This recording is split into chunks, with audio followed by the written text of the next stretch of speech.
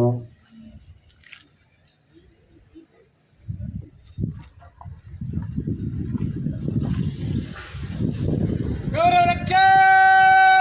ಸಾವಧಾನ.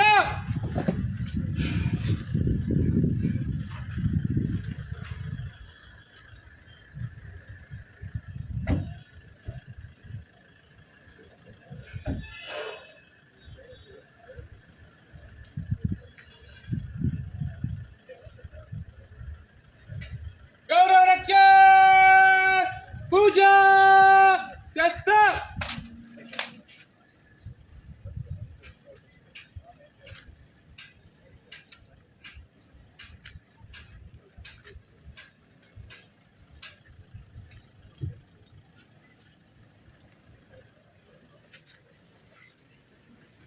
ಗೌರವ ರಕ್ಷೆ ವಂದನಾ ಶಸ್ತ್ರ.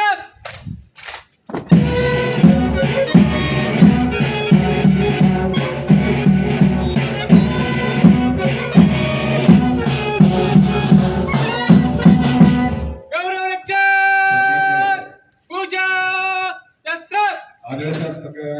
ಗೌರವ ರಕ್ಷೆ ಎಲ್ಲ ಗೌರವ ರಕ್ಷೆ ವಿಸರ್ಜನೆ. ಆ ಕಾರ್ಯಕ್ರಮ ಮುಗಿದ ತಕ್ಷಣ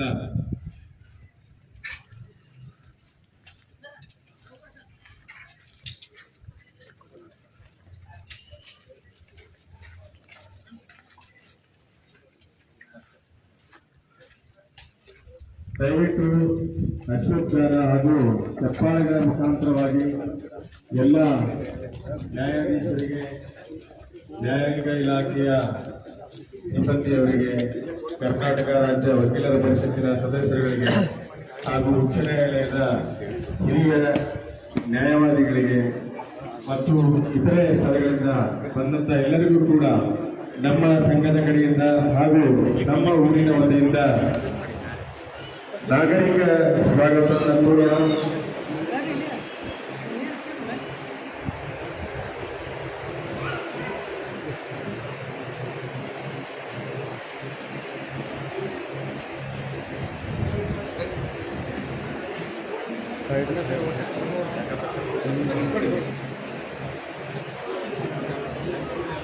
ದಯವಿಟ್ಟು ಎಲ್ಲರೂ ಬೇಗನೆ ಬಂದು ಶಾಂತ ರೀತಿಯಾಗಿ ತಮ್ಮ ಆಸನಗಳನ್ನು ಸ್ವೀಕರಿಸಿ ಕರ್ನಾಟಕ ಉಚ್ಚ ನ್ಯಾಯಾಲಯದ ನ್ಯಾಯಾಧೀಶರು ಹಾಗೂ ರಾಯಚೂರು ಜಿಲ್ಲಾ ಆಡಳಿತಾತ್ಮಕ ನ್ಯಾಯಮೂರ್ತಿಗಳಾಗಿದ್ದ ಶ್ರೀ ES ಇಂದ್ರೇಶ್ ಸಾಹೇಬರು ಆಲ್ರೆಡಿ ವೇದಿಕೆ ಮುಂಭಾಗದಲ್ಲಿ ಬಂದಿದ್ದಾರೆ, ಆಸೀನರಾಗಿದ್ದಾರೆ. ಕಾರಣ ಅವರೊಟ್ಟಿಗೆ ಹೆಚ್ಚುವರಿ ಸಿವಿಲ್ ನ್ಯಾಯಾಧೀಶರಾಗಿರ್ತಕ್ಕಂಥ ಶ್ರೀ BB ಜಕಾತಿ ಸಾಹೇಬರು ಹಾಗೂ ಜಿಲ್ಲಾ ಕಾನೂನು ಸೇವೆಗಳ ಪ್ರಾಧಿಕಾರದ ಸದಸ್ಯ ಕಾರ್ಯಾಧ್ಯಕ್ಷರಾಗಿರ್ತಕ್ಕಂಥ ಶ್ರೀ ದಯಾನಂದ್ ಸಾಹೇಬರು, ಶ್ರೀ ಪ್ರಭು ಹತ್ತಿಕಾಳ್ ಎರಡನೇ ಹೆಚ್ಚುವರಿ ಜಿಲ್ಲಾ ಮತ್ತು ಸತ್ರ ನ್ಯಾಯಾಧೀಶರು ಹಾಗೂ ಶ್ರೀಮತಿ ಶ್ವೇತಾ ಸಿಂಗ್ ಎರಡನೇ ಹೆಚ್ಚುವರಿ ಹಿರಿಯ ಸಿವಿಲ್ ನ್ಯಾಯಾಧೀಶರು ವೇದಿಕೆ ಮುಂಭಾಗದಲ್ಲಿ ಆಸೀನರಾಗಿದ್ದಾರೆ. ಅದೇ ರೀತಿಯಾಗಿ BB ಶ್ರೀನಿವಾಸ್ ಸಾಹೇಬರು ಹಾಗೂ N ಕೋಟೇಶ್ವರ ಸಾಹೇಬರು ಕರ್ನಾಟಕ ರಾಜ್ಯ ವಕೀಲ ಪರಿಷತ್ ಸದಸ್ಯರು ಹಾಗೂ S ಶಂಕರಪ್ಪ ಹಿರಿಯ ನ್ಯಾಯವಾದಿಗಳು, ಅಮಿತ್ ಕುಮಾರ್ ದೇಶಪಾಂಡೆ ಸಾಹೇಬರು, ಶಿವಕುಮಾರ್ ದೇಶಮುಖ್ ಸಾಹೇಬರು ಎಲ್ಲರೂ ಆಸೀನರಾಗಿದ್ದಾರೆ.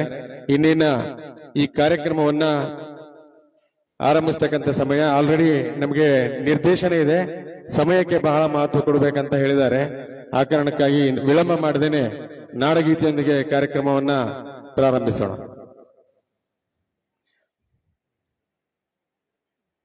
ದಯವಿಟ್ಟು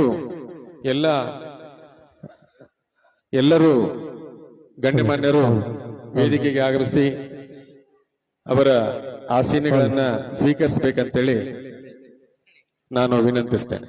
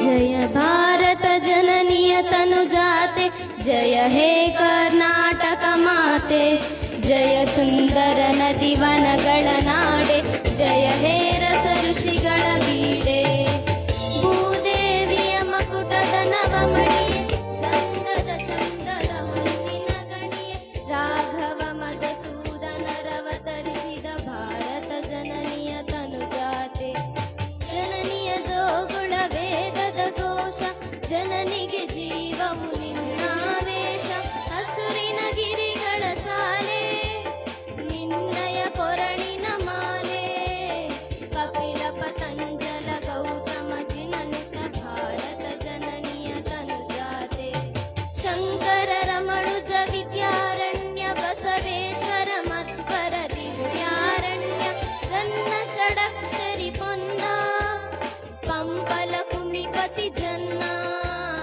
ಕುಮಾರ ವ್ಯಾಸರ ಮಂಗಳಧಾಮ, ಕವಿ ಕೋಗಿಲೆಗಳ ಪುಣ್ಯಾರಾಮ, ನಾನಕ ರಾಮಾನಂದ ಕಬೀರರ ಭಾರತ ಜನನಿಯ ತನು ಜಾತೆ, ಕೈನಪ ಹೊಯ್ಸಳರಾಳಿದ ನಾಡೆ, ಟಂಕಣ ಜಕಣರ ನೆಚ್ಚಿನ ಬೀಡೆ, ಕೃಷ್ಣ ಶರಾವತಿ ತುಂಗ, ಕಾವೇರಿಯವರ ರಂಗ, ಚೈತನ್ಯ ಪರಮಹಂಸ ವಿವೇಕರ ಭಾರತ ಜನನಿಯ ತನು ಜಾತೆ, ಸರ್ವ ಜನಾಂಗದ ಶಾಂತಿಯ ತೋಟ, ರಸಿಕರ ಕಂಗಳ ಸೆಳೆಯುವ ನೋಟ, ಹಿಂದೂ ಕ್ರೈಸ್ತ ಮುಸಲ್ಮಾನ, ಪಾರಸಿಕ ಜೈನರು ಉದ್ಯಾನ, ಜನಕನ ಹೋಲುವ ದೊರೆಗಳ ಧಾಮ, ಗಾಯಕ ವೈಣಿಕರ ರಾಮ, ಕನ್ನಡ ನುಡಿ ಕುಣಿದಾಡುವ ಗೇಹ, ಕನ್ನಡ ತಾಯಿಯ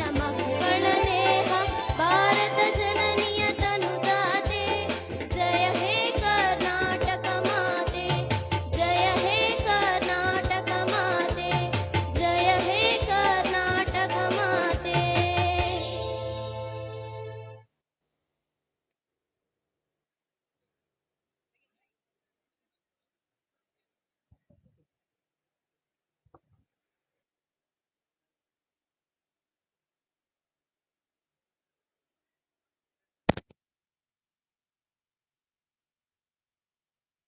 ಈಗ ಎರಡನೇದಾಗಿ ಪ್ರಾರ್ಥನೆ ಗೀತೆಯನ್ನ ಹಾಡ್ತಕ್ಕಂಥ ಮಕ್ಕಳು ಬೇಗ, ಸಮಯ ಆಗಿದೆ, ಬೇಗ ಪ್ರಾರ್ಥನೆಯನ್ನ ಮಾಡಿ ಬಂ.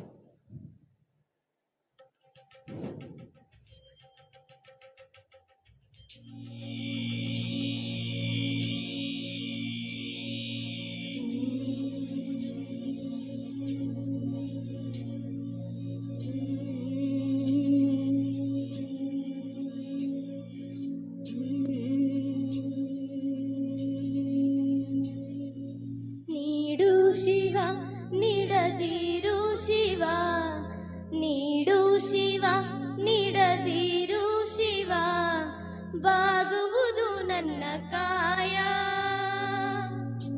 ಬಾಗುವುದು ನನ್ನ ಕಾಯ,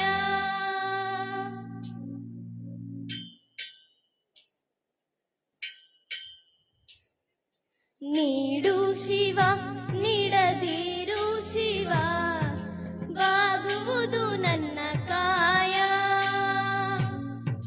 ನೀಡು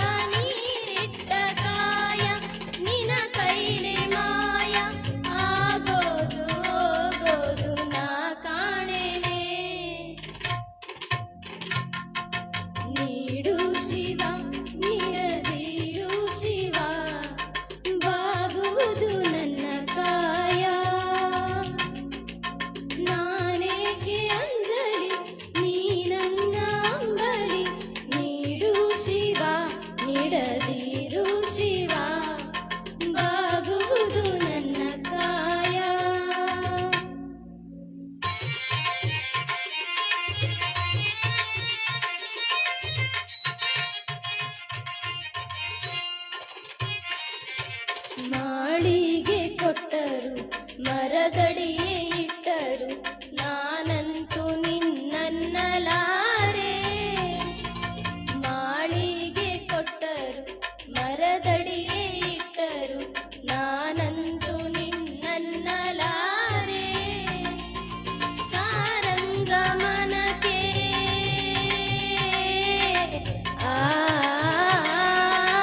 ಸಾರಂಗಮನಕ್ಕೆ ನೂರಾರು ಬಯಕೆ ಮುಂದಿಟ್ಟು ರಮಿಸೋದು ನಾ ಕಾಣೆನೆ. ನೀಡು ಶಿವ ನೀಡದಿರು ಶಿವ ಬಾಗುವುದು ನನ್ನ ಕಾಯ. ನಾನೇಕೆ ಅಂಜಲಿ ನೀ ನನ್ನ ಅಂಬಲಿ. ನೀಡು ಶಿವ ನೀಡದಿರು ಶಿವ ಬಾಗುವುದು ನನ್ನ ಕಾಯ. ಬಾಗುವುದು ನನ್ನ ಕಾಯ. ಬಾಗುವುದು ನನ್ನ ಕಾಯ.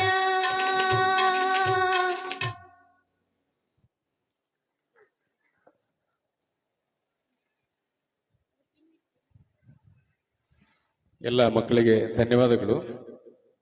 ಈಗ ಮುಂದಿನ ಕಾರ್ಯಕ್ರಮ ಎಲ್ಲ ಅತಿಥಿ ಅಭ್ಯಾಗತರನ್ನ ನೃತ್ಯ ರೂಪಕದ ಮೂಲಕ, ಭರತನಾಟ್ಯದ ಮೂಲಕ ಅವರಿಗೆ ವೇದಿಕೆಗೆ ಆಲ್ರೆಡಿ ಆಸೀನ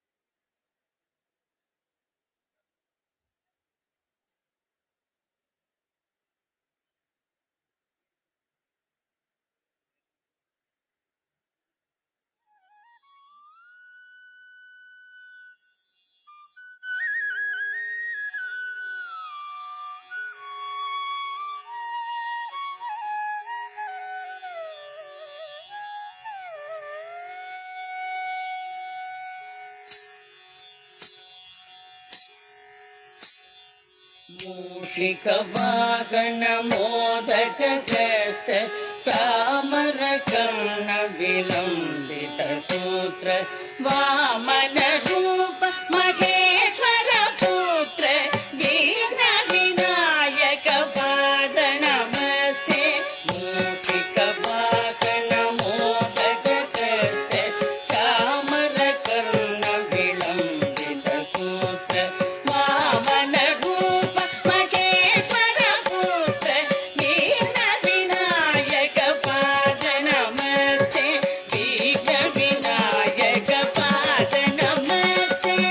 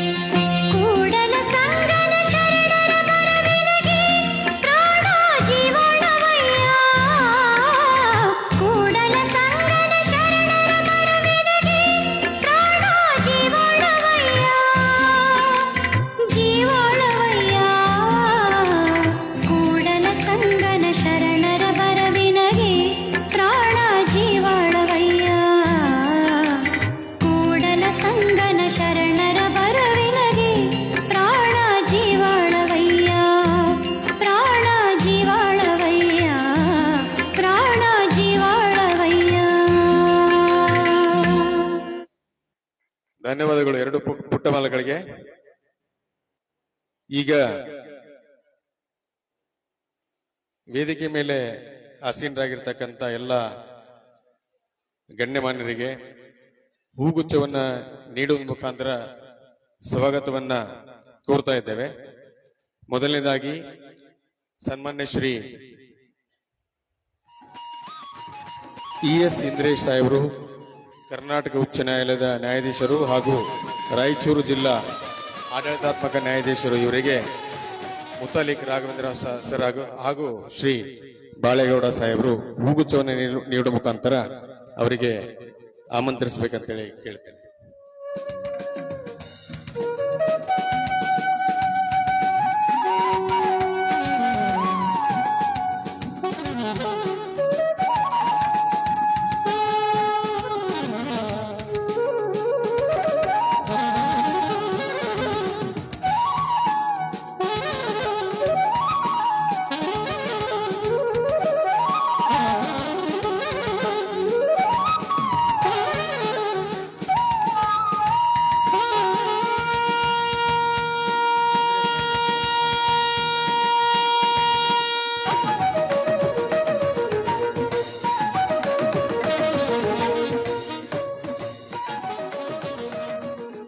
ಅದೇ ರೀತಿಯಾಗಿ ನಮ್ಮ ಹೆಚ್ಚುವರಿ ಜಿಲ್ಲಾ ಮತ್ತು ಸತ್ರ ನ್ಯಾಯಾಲಯದ ನ್ಯಾಯಾಧೀಶರಾಗಿರ್ತಕ್ಕಂಥ ಶ್ರೀ BB ಜಕಾತಿ ಸಾಹೇಬರಿಗೆ KCS ಸಾಹೇಬರು ಹಾಗೂ H ಮುದುಕಪ್ಪ ಇವರು ಹೂಗುಚ್ಛವನ್ನು ನೀಡಬೇಕಂತೇಳಿ ಕೋರ್ತೇನೆ.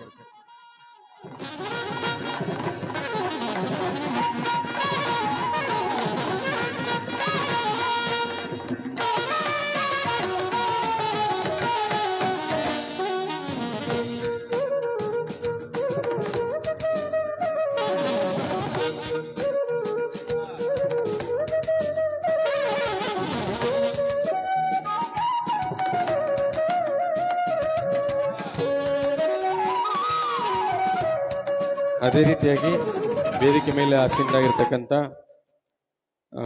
ಕರ್ನಾಟಕ ರಾಜ್ಯ ವಕೀಲರ ಪರಿಷತ್ತಿನ ಹಿರಿಯ ಸದಸ್ಯರಾದಂಥ ಶ್ರೀ N ಕೋಟೇಶ್ವರ ಸಾಹೇಬರಿಗೆ ಮಹಾಲಿಂಗಪ್ಪ ಅವರು ಹಾಗೂ ಗಂಗನಗೌಡ ಬಿರದವರು ಪುಷ್ಪಗುಚ್ಛವನ್ನು ಕೊಡಬೇಕಂತ ಕೇಳ್ತೇನೆ. ಮುಂದುವರೆದು ಇನ್ನೊಬ್ಬ ಕರ್ನಾಟಕ ರಾಜ್ಯ ವಕೀಲರ ಪರಿಷತ್ತಿನ ಸದಸ್ಯರಾಗಿರುವಂತಹ ಶ್ರೀ ಶ್ರೀನಿವಾಸ್ BV ಅವರಿಗೆ ಶಂಶುದ್ದೀನ್ ಹಾಗೂ B ಬಸವರಾಜ್ ಅವರವರು ಹೂಗುಚ್ಛವನ್ನ ಕೊಡಬೇಕಂತ ಕೇಳ್ಕೊತೇನೆ.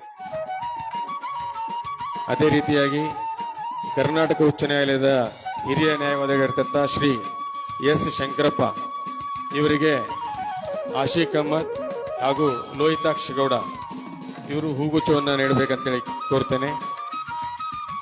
ಹಾಗೆ ಕರ್ನಾಟಕ ಉಚ್ಚ ನ್ಯಾಯಾಲಯದ ಇನ್ನೊಬ್ಬ ಹಿರಿಯ ನ್ಯಾಯವಾದಿಗಳಿರ್ತಕ್ಕಂಥ ಶ್ರೀ ಅಮಿತ್ ಕುಮಾರ್ ದೇಶಪಾಂಡೆ ಇವರಿಗೆ ಮಾಣಿಕ್ ಕುಪ್ಪಣ್ಣ ಹಾಗೂ ಹಾಜಿ ಬಾಬಾ ವಕೀಲರು ಹೂಗುಚ್ಛವನ್ನು ನೀಡಬೇಕಂತೇಳಿ ಕೋರ್ತೇನೆ.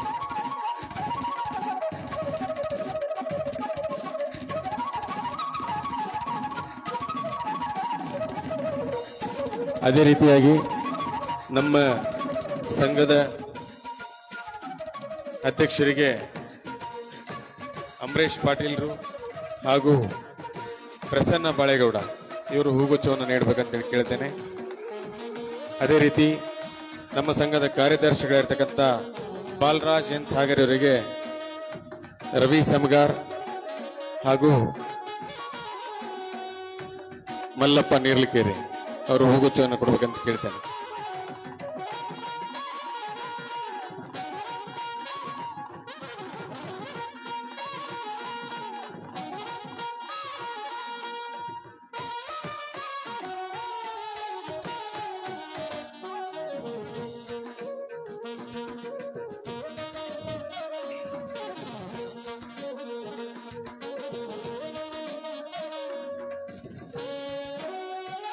ಎಲ್ಲರಿಗೂ ಧನ್ಯವಾದಗಳು. ಈಗ ಕಾರ್ಯಕ್ರಮದ ಕುರಿತು ಪ್ರಾಸ್ತಾವಿಕವಾಗಿ ನಮ್ಮ ನ್ಯಾಯವಾದಿಗಳ ಸಂಘದ ಅಧ್ಯಕ್ಷರಾಗಿರ್ತಕ್ಕಂಥ ಶ್ರೀ ಭೂಪನಗೌಡ ವಿ ಪಾಟೀಲ್ರು ಪ್ರಾಸ್ತಾವಿಕ ನುಡಿಗಳನ್ನ ಆಡ್ಬೇಕಂತೇಳಿ ಅವ್ರ ಹತ್ರ ಕೋರ್ತೇನೆ.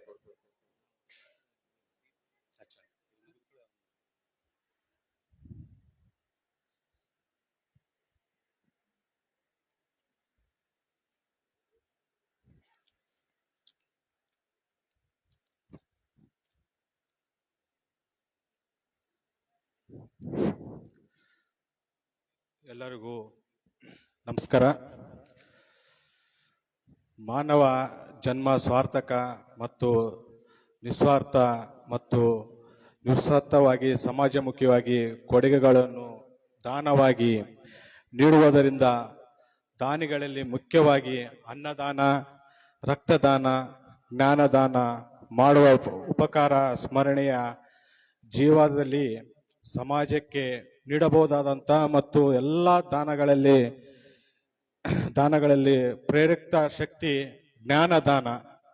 ಅದರಲ್ಲಿ ಕೂಡ ವಿಶೇಷವಾಗಿ ಕಾನೂನು ಜ್ಞಾನವಾಗಿ ಈ ನಿಟ್ಟಿನಲ್ಲಿ ತಾಲೂಕು ನ್ಯಾಯವಾದಿಗಳ ಸಂಘದ ಅಧ್ಯಕ್ಷನಾಗಿ ಚುಕ್ಕಾಣಿ ಹಿಡಿದ ಮೊದಲನೇ ದಿನದಿಂದಲೂ ನನ್ನ ಹಲವಾರು ಮಿತ್ರರೊಂದಿಗೆ ಹಿರಿಯರೊಂದಿಗೆ ಚರ್ಚಿಸಿ ನನ್ನ ಹಿರಿಯರ ಮಾರ್ಗದರ್ಶನ ಮತ್ತು ನನ್ನ ಜಿಲ್ಲೆಯ ಪ್ರಧಾನ ಜಿಲ್ಲಾ ಮತ್ತು ಸತ್ರ ನ್ಯಾಯಾಧೀಶರು ಸೂಕ್ತ ಮಾರ್ಗದರ್ಶನ ಮತ್ತು ಸಲಹೆ ಹಾಗೆ 3ನೇ ಹೆಚ್ಚುವರಿ ಜಿಲ್ಲಾ ಮತ್ತು ಸತ್ರ ನ್ಯಾಯಾಧೀಶರಾದ ಹಿತಾಸಕ್ತಿ ಮತ್ತು ಹಿರಿಯ ಸಿವಿಲ್ ಹಾಗೂ ಪ್ರಧಾನ ಸಿವಿಲ್ JMFC ನ್ಯಾಯಾಧೀಶರುಗಳು ನಿರಂತರವಾಗಿ ಸಲಹೆ ಕಾರ್ಯಕ್ರಮ ರೂಪರೇಷೆಗಳ ಬಗ್ಗೆ ಶಿಸ್ತಿನ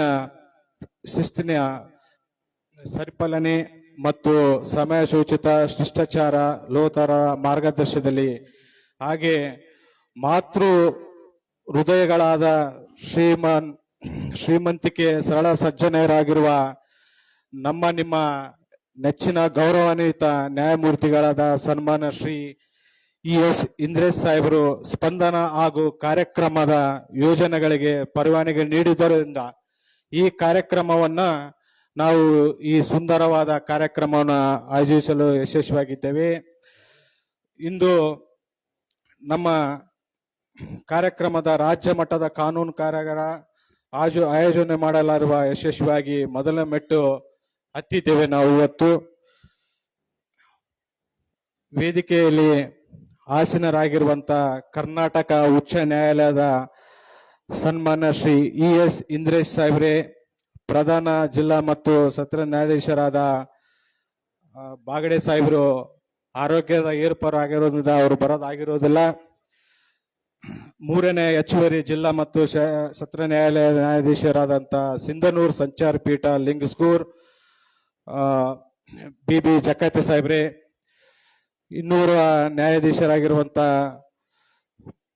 ಚಂದ್ರಶೇಖರ್ PD ಸಾಹೇಬ್ರೆ, ನಿಮ್ಮ ಎಲ್ಲರ ನೆಚ್ಚಿನ ನಮಗೆ ಮಾರ್ಗದರ್ಶನ ಆಗಿರುವಂತ ಶಿವಕುಮಾರ್ ದೇಶಮುಖ್ ಸಾಹೇಬ್ರೆ, ಪ್ರಧಾನ ಮತ್ತು ಸಿವಿಲ್ ನ್ಯಾಯಾಧೀಶರೇ, ಈ ಕಾರ್ಯಕ್ರಮವನ್ನ ನಾವು ಆಯೋಜನೆ ಮಾಡಬೇಕಾದ್ರೆ ಪೂರ್ವದಲ್ಲಿ ನಾವು ಪ್ರಪ್ರಥಮವಾಗಿ ನಾವು ಶಿವಕುಮಾರ್ ಸಾಹೇಬ್ರನ್ನ ಒಂದು ಎಲ್ಲರೂ ಕೋರ್ಟ್ ಮುಗಿದ ತಕ್ಷಣ ಒಂದು ಕಾರ್ಯಕ್ರಮದಲ್ಲಿ ಭಾಗವಹಿಸಿ, ಸರ್ ನಾವು ಹಿಂಗ ಕಾರ್ಯಕ್ರಮ ಮಾಡ್ತಾ ಇದೀವಿ, ಅದರ ರೂಪರೇಷೆಗಳು ಹೇಳ್ಬೇಕು, ಈ ತರ ನಾವು ಕಾರ್ಯಕ್ರಮ ಮಾಡ್ತಿದ್ವಿ, ನಮ್ಮ ಹತ್ರ 22 ವರ್ಷ ಆಯ್ತು ಆಗಿಲ್ಲ ಅಂತ ಕೇಳಿದಾಗ ಬಹಳ ಖುಷಿಲಿಂದ ಹೇಳಿದ್ರು, ಇಲ್ಲ PVP ನೀವು ಮಾಡ್ರಿ, ನಿಮ್ಮ ಸಹಕಾರ ಸಹಾಯ ನಾವೆಲ್ಲ ಇರ್ತೀವಿ, ನಿಮ್ ನಿಟ್ಟಿವಿ.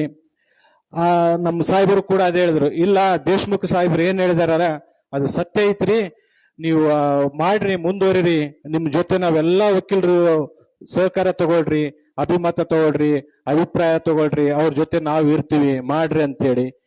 ಅದೇ ತರ PDJ ಸಾಹೇಬ್ರ ಹತ್ರ ಹೋಗಿ ಕೇಳಿದಾಗ ಆಯ್ತು ಒಳ್ಳೇದಾಗಿದೆ ಮಾಡ್ರಿ, ಒಳ್ಳೇದ ಕಾರ್ಯಕ್ರಮ ಮಾಡ್ರಿ ಅಂತ ಕೂಡ ಅವ್ರು ಹೇಳಿದ್ರು.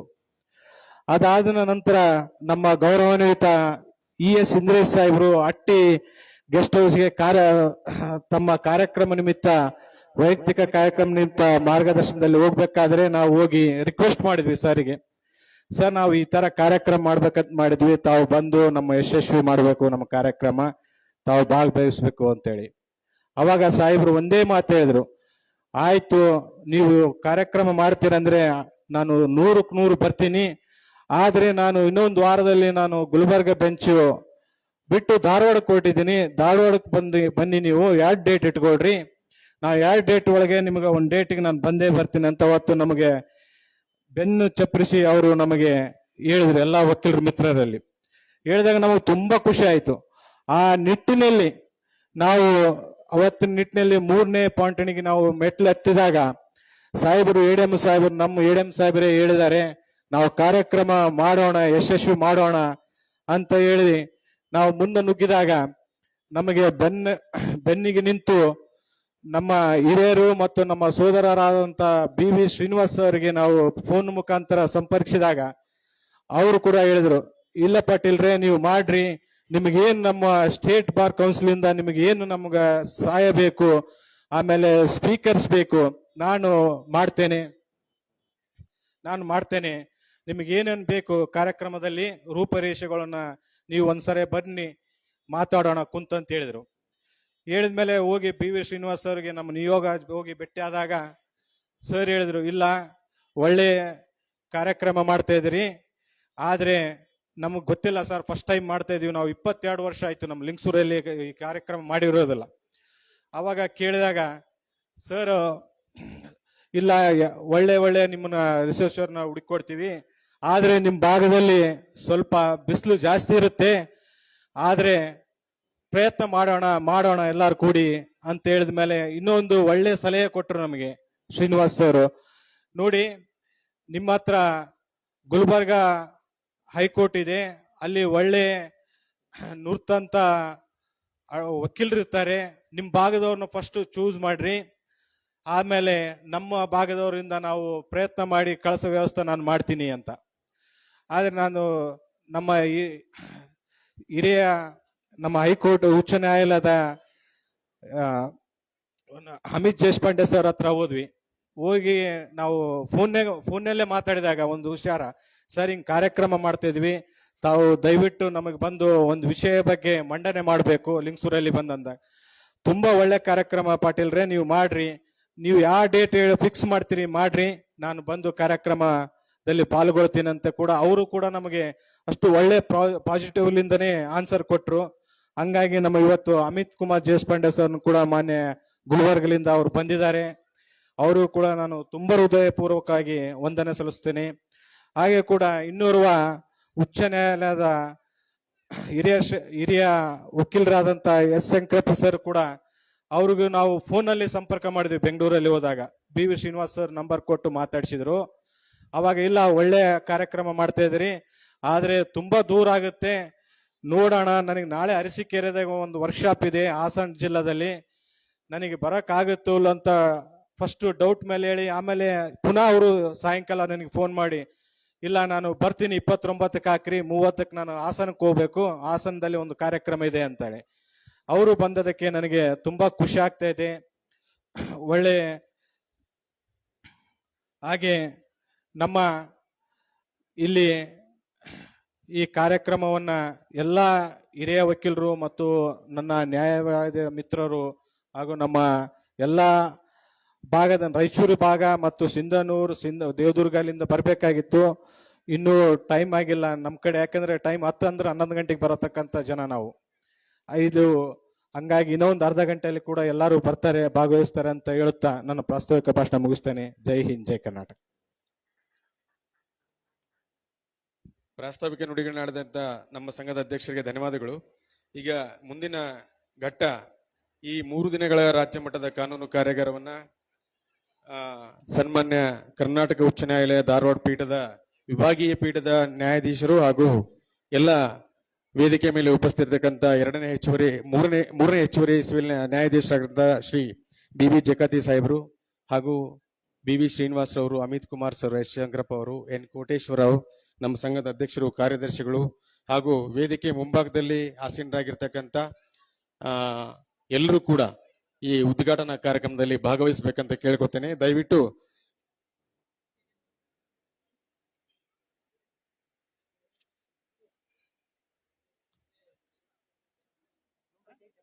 ಅಲ್ಲೇ ಒಂದೇ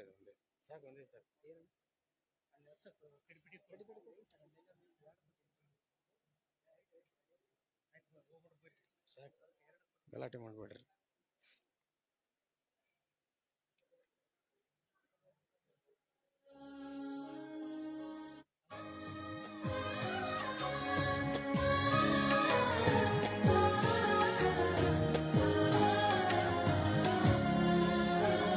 ಬಹುದಿನಗಳಿಂದ ಮೈಮರೆಯಿಂದ ಕೂಡಿರುವ ಕೊಳೆಯ ಕೊಚ್ಚೇವು ಎಲ್ಲೆಲ್ಲಿ ಕನ್ನಡದ ಕಂಪು ಸೂಸಲು ಅಲ್ಲಲ್ಲಿ ಕನ್ನಡ ಚಾಚೇವು ಬಹುದಿನಗಳಿಂದ ಮೈಮರೆಯಿಂದ ಕೂಡಿರುವ ಕೊಳೆಯ ಕೊಚ್ಚೇವು ಎಲ್ಲೆಲ್ಲಿ ಕನ್ನಡದ ಕಂಪು ಸೂಸಲು ಅಲ್ಲಲ್ಲಿ ಕನ್ನಡ ಚಾಚೇವು ನಡುನಾಡಿರಲಿ ಗಡಿನಾಡಿರಲಿ ಕನ್ನಡದ ಕಡೆಯ ಕೆಚ್ಚೇವು ನಡುನಾಡಿರಲಿ ಗಡಿನಾಡಿರಲಿ ಕನ್ನಡದ ಕಡೆಯ ಕೆಚ್ಚೇವು ಮರೆತೇವು ಮರೆವ ತೆರೆದೇವು ಮನವ ಎಳೆದೇವು ಒಲವ ಹಿಡಿನೆನಪ ನರ ನರವನೆಲ್ಲ ಹುರಿಗೊಳಿಸಿ ಹೊಸೆದು ಹಚ್ಚೇವು ಕನ್ನಡದ ದೀಪ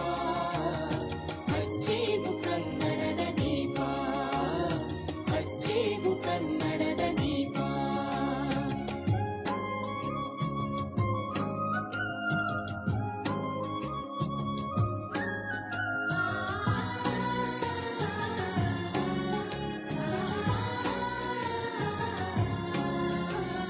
ಕಲ್ಪನೆಯ ಕಣ್ಣು ಹರಿವನಕ ಸಾಲು ದೀಪಗಳ ಬೆಳಕ ಬೀರೇವು ಹಚ್ಚಿರುವ ದೀಪದಲ್ಲಿ ತಾಯ ರೂಪ ಅಚ್ಚಳಿಯದಂತೆ ಕೋರೇವು ಕಲ್ಪನೆಯ ಕಣ್ಣು ಹರಿವನಕ ಸಾಲು ದೀಪಗಳ ಬೆಳಕ ಬೀರೇವು.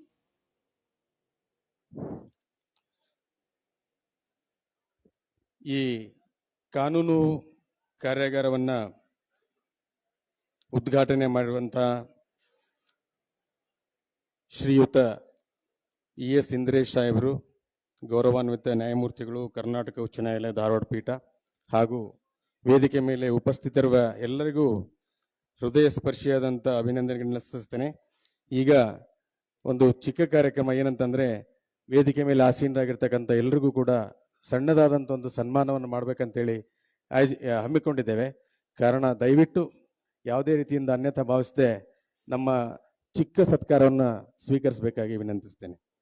ಮೊದಲನೇದಾಗಿ ಶ್ರೀ ES ಇಂದ್ರೇಶ್ ಸಾಹೇಬರು, ಕರ್ನಾಟಕ ಉಚ್ಚ ನ್ಯಾಯಾಲಯ ಧಾರವಾಡ ಪೀಠ ಇವರಿಗೆ, ಹಾಗೂ ರಾಯಚೂರು ಜಿಲ್ಲಾ ಆಡಳಿತಾತ್ಮಕ ನ್ಯಾಯಮೂರ್ತಿಗಳು ಇವರಿಗೆ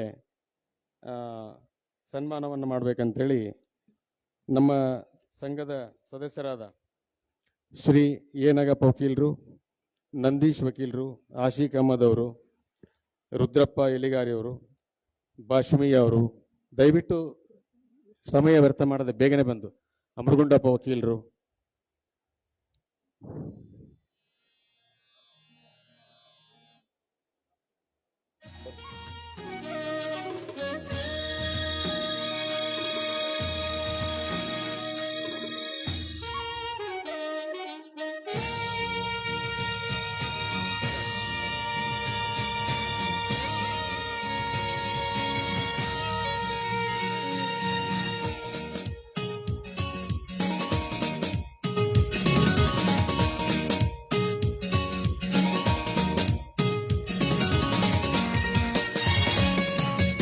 ಎರಡನೇದಾಗಿ ಶ್ರೀ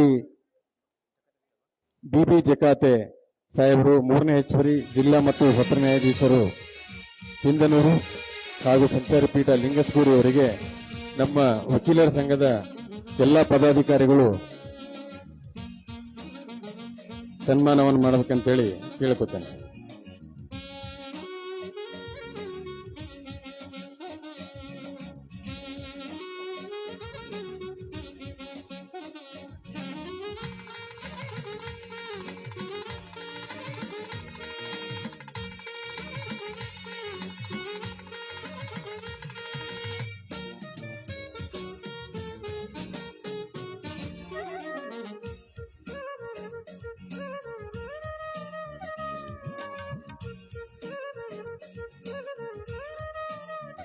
ಶ್ರೀ ಅಮಿತ್ ಕುಮಾರ್ ದೇಶಪಾಂಡೆ ಹಿರಿಯ ನ್ಯಾಯವಾದಿಗಳು ಉಚ್ಚ ನ್ಯಾಯಾಲಯ ಕಲಬುರಗಿ ಅವರಿಗೆ ಎಚ್ ಮುದುಕಪ್ಪ ವಕೀಲರು, ಸೈಯದ್ ಶಂಶುದ್ದೀನ್ ವಕೀಲರು, ಜಂಬಣ್ಣ ಎಸ್ ಮಂಚಾಲಿ, ಪ್ರಭುಗೌಡ ಕನ್ಸಾವಿ, ವಿಶ್ವನಾಥ್ ಹಾಗೂ ಆಂಜನೇಯ ದೇಸಾಯಿ ವಕೀಲರು ಸನ್ಮಾನ ಮಾಡಬೇಕಂತ ಕೇಳ್ಕೊತೇನೆ. ಮುಂದಿನದಾಗಿ ಶ್ರೀ ಎಸ್ ಶಂಕರಪ್ಪ ಹಿರಿಯ ನ್ಯಾಯಾಲಯಗಳು ಕರ್ನಾಟಕ ಉಚ್ಚ ನ್ಯಾಯಾಲಯ ಬೆಂಗಳೂರು ಅವರಿಗೆ ಮಹಾಲಿಂಗಪ್ಪ ವಕೀಲರು, ಮೊಹಮ್ಮದ್ ಹುಸೇನ್, ಮಲ್ಲಪ್ಪ ಜೋಗಿನ್, ಚನ್ನಬಸವ ಸೊಪ್ಪಿಮಠ, ಈಶ್ವರ ಜಾಧವ್, ಶಶಿಧರ್ ಜಿ, ಅಮಿತ್ ಕುಮಾರ್.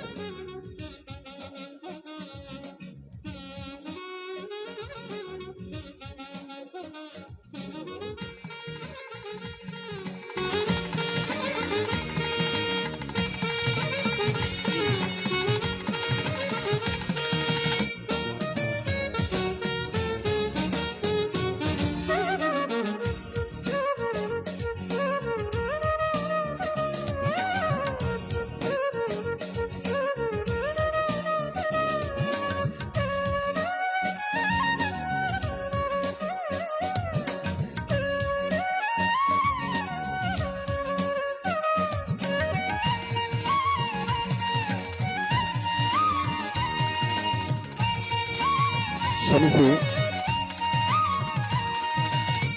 ಮೂರನೇ ಹೆಚ್ಚುವರಿ ಜಿಲ್ಲಾ ಮತ್ತು ಸತ್ರ ನ್ಯಾಯಾಧೀಶರಾಗಿರ್ತಕ್ಕಂಥ ಶ್ರೀ ಬಿ ಜಕಾತಿ ಸಾಹೇಬರಿಗೆ ರಾಘವೇಂದ್ರ ಮುತಾಲಿಕ್ ವಕೀಲರು, ಹನುಮಂತಪ್ಪ ವೈ ವಕೀಲರು, ಶ್ರೀ ಬಿ ಬಸವರಾಜ್ ಸೂರ್ಯಚಂದ್ರ ವಕೀಲರು, ಅಡವೇಶ್ ಮೇಟಿ, ನಿಂಗಪ್ಪ ಹಟ್ಟಿ ಅವರು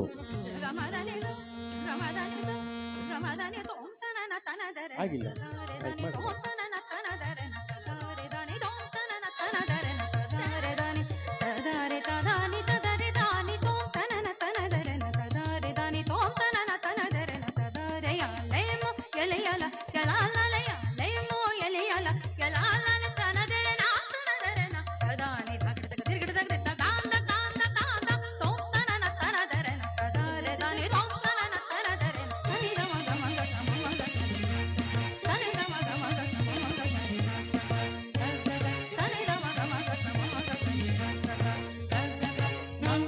ಈಗ ಶ್ರೀ ಬಿ ಜಕಾತೆ ಸಾಹೇಬರು ಮೂರನೇ ಹೆಚ್ಚುವರಿ ಜಿಲ್ಲಾ ಮತ್ತು ಸತ್ರ ನ್ಯಾಯಮೂರ್ತಿಗಳು, ರಾಯಚೂರು ಪೀಠ ಸಿಂಧನೂರು ಹಾಗೂ ಸಂಚಾರ ಪೀಠ ಲಿಂಗಸಗೂರು ಅವರಿಗೆ ರಾಘವೇಂದ್ರ ಮುತಾಲಿಕ್ ಹಾಗೂ ಹನುಮಂತಪ್ಪ, ಬಿ ಬಸವರಾಜ್, ಸೂರ್ಯಚಂದ್ರ ವಕೀಲರು ಇತರರು ಸನ್ಮಾನವನ್ನು ಮಾಡಬೇಕಂತೇಳಿ ಕೇಳಿಕೊತೇನೆ.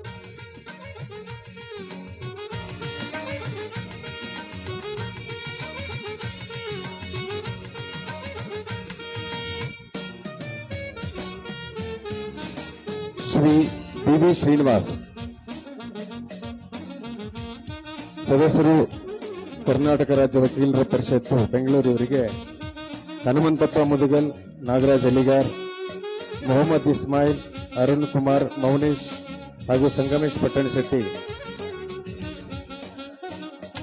ಇವರು ಸನ್ಮಾನ ಮಾಡಬೇಕಂತೇಳಿ ಕೇಳ್ತೇನೆ. ದಯವಿಟ್ಟು ಶ್ರೀ ಬಿ ಶ್ರೀನಿವಾಸ್ ಅವರಿಗೆ, ಬಿ ಶ್ರೀನಿವಾಸ್ ಕರ್ನಾಟಕ ರಾಜ್ಯ ವಕೀಲರ ಪರಿಷತ್ ಸದಸ್ಯರು, ಇವರಿಗೂ ಕೂಡ ದಯವಿಟ್ಟು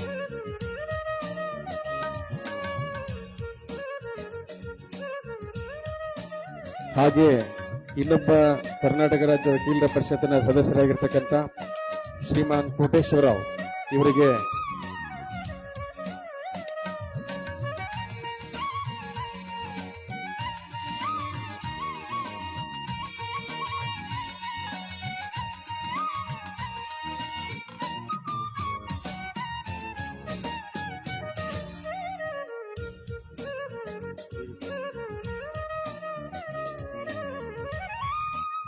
ಶಾಲು, ಆಮೇಲೆ ಇದು ಹಾರ.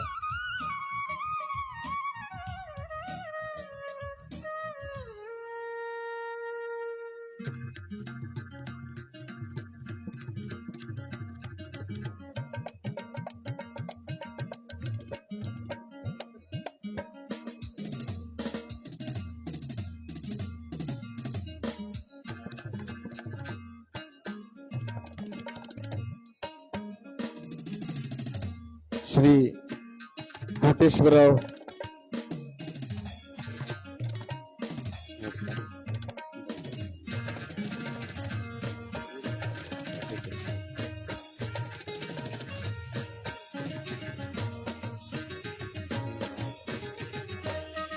ಅದೇ ರೀತಿಯಾಗಿ ಶ್ರೀ ಭೂಪನಗೌಡ ವಿ ಪಾಟೀಲ್ ಅಧ್ಯಕ್ಷರು ತಾಲೂಕಾ ವಕೀಲರ ಸಂಘ ಲಿಂಗಸ್ಕೂರು ಇವರಿಗೆ ಬಸವರಾಜ್ ದಿನ್ನಿಬಾಯಿ, ಮೋಯಿನ್ ಪಟೇಲ್, ಶಿವರಾಜ್ ಗೌಡ, ಶ್ರೀ ಕೋಟೇಶ್ವರರಾವ್ ಕರ್ನಾಟಕ ರಾಜ್ಯ ವಕೀಲರ ಪರಿಷತ್ತಿನ ಸದಸ್ಯರು ಇವರಿಗೆ ಕುಪ್ಪಣ್ಣ ಮಾಣಿಕ್, ಲೋಹಿತಾಕ್ಷ ಗೌಡ, ಕುಪ್ಪಣ್ಣ ಕೂಟ, ಸುರೇಶ್ ತಾರಿವಾಳ್, ಬಸವರಾಜ್ ಅನ್ವರಿ, ಜಗದೀಶ್ ದೇಶಮುಖ್ ವಕೀಲರುಗಳು ದಯವಿಟ್ಟು ಸನ್ಮಾನ ಮಾಡಬೇಕಂತೇಳಿ ವಿನಂತಿಸ್ತೇನೆ.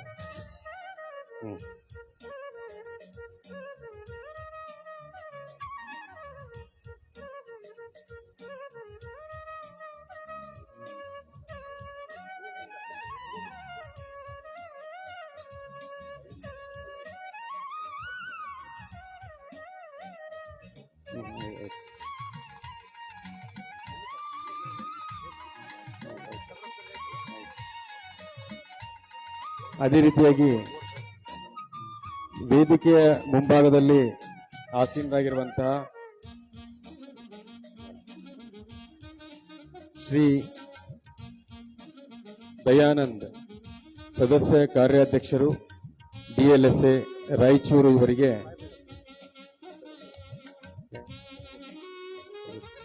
ಕ್ಷಮಿಸಿ, ಶ್ರೀ ಪ್ರಭು ಹತ್ತಿಕಾಳ್ ಎರಡನೆಯ ಹೆಚ್ಚುವರಿ ಜಿಲ್ಲಾ ಮತ್ತು ಸತ್ರ ನ್ಯಾಯಾಧೀಶರು ದಯವಿಟ್ಟು ವೇದಿಕೆ ಮೇಲೆ ಆಗಮಿಸಬೇಕಂತೇಳಿ ಕೋರ್ತೇನೆ.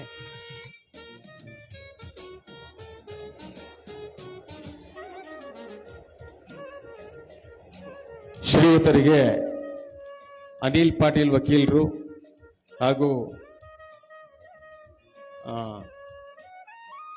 ಮಾನಪ್ಪ ವಾಲ್ಮೀಕಿಯವರು ಹಾಗೂ ST ಕಲ್ಮಠ್ ಅವರು, ನಂದೀಶ್ ವಕೀಲರು ಸನ್ಮಾನ ಮಾಡಬೇಕಂತೇಳಿ ವಿನಂತಿಸ್ತೇನೆ.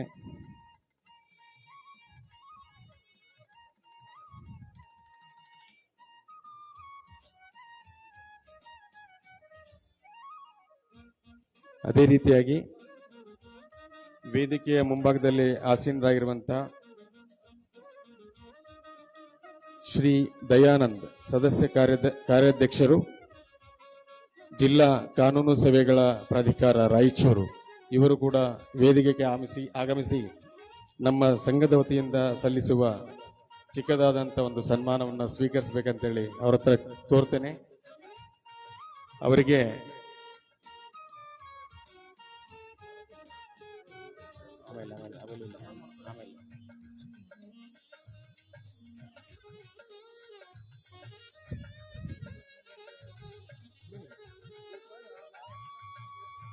ಶ್ರೀಯುತ ಪ್ರಭು ಹತ್ತಿಕಾಳ್ ಸಾಹೇಬರು ದಯವಿಟ್ಟು ವೇದಿಕೆಯನ್ನು ಅಲಂಕರಿಸಬೇಕಂತೇಳಿ ಕೋರ್ತೇನೆ.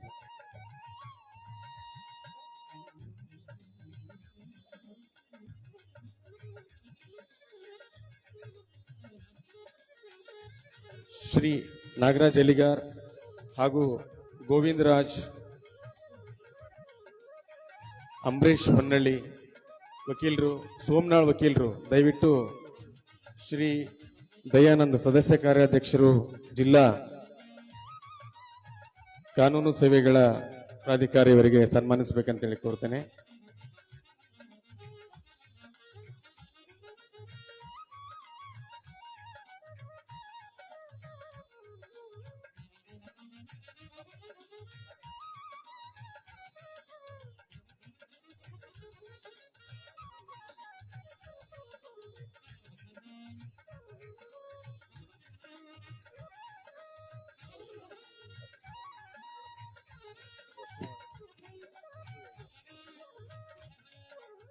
ಅದೇ ರೀತಿಯಾಗಿ ವೇದಿಕೆ ಮುಂಭಾಗದಲ್ಲಿ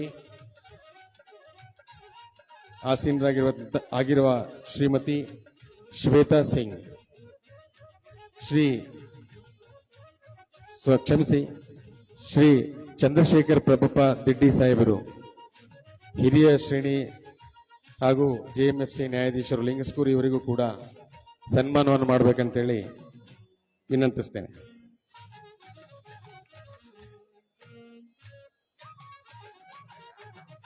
ಅರುಣ್ ಕುಮಾರ್ ಪಾಟೀಲ್ ಹಾಗೂ ಶ್ರೀ ರಾಮನಗೌಡ ವಕೀಲರು, ಹನುಮಂತ ರೆಡ್ಡಿ ವಕೀಲರು, ಸುಗುರೇಶ್ ವಕೀಲರು ದಯವಿಟ್ಟು ಸಾಹೇಬರಿಗೆ ಸನ್ಮಾನವನ್ನು ಮಾಡಿಸ್ಬೇಕಂತ ಕೇಳ್ತೇನೆ.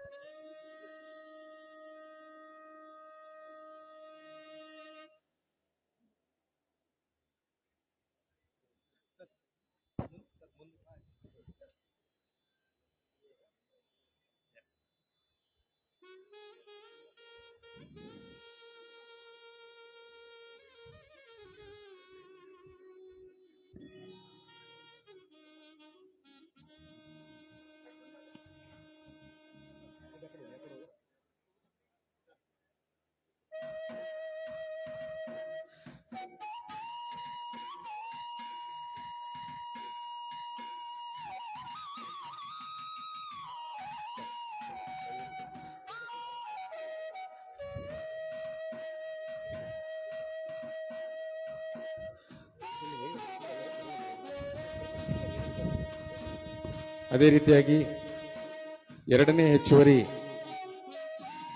ಸೀನಿಯರ್ ಸಿವಿಲ್ ಜಡ್ಜ್ ಹಾಗೂ ಜೆಎಂಎಫ್ಸಿ ನ್ಯಾಯಾಧೀಶರಾಗಿರುವಂತಹ ಶ್ರೀಮತಿ ಶ್ವೇತಾ ಸಿಂಗ್ ಇವರು ಕೂಡ ವೇದಿಕೆಗೆ ಆಗಮಿಸಬೇಕು ಹಾಗೂ ಸನ್ಮಾನವನ್ನು ಸ್ವೀಕರಿಸಿ ವೇದಿಕೆ ಅಲಂಕರಿಸಬೇಕಂತೇಳಿ ಕೇಳ್ತೇನೆ. ಅವರಿಗೆ ಸನ್ಮಾನವನ್ನ ಮಾಡಲಿಕ್ಕೆ ಶ್ರೀಮತಿ ಪ್ರೇರಣಾ ಡಿ ರಾಮನಗೌಡರು, ಶ್ರೀಮತಿ ಮಂಜುಳಾ ವಕೀಲರು, ಶ್ರೀಮತಿ ಚೋಳಮ್ಮ ಅವರು ಹಾಗೂ ಶ್ರೀಮತಿ ಶ್ರೀದೇವಿ ಪಾಟೀಲ್ ವಕೀಲರು ವೇದಿಕೆಗೆ ಆಗಮಿಸಿ ಸನ್ಮಾನಿಸಬೇಕಂತೇಳಿ ಕೋರ್ತೇನೆ.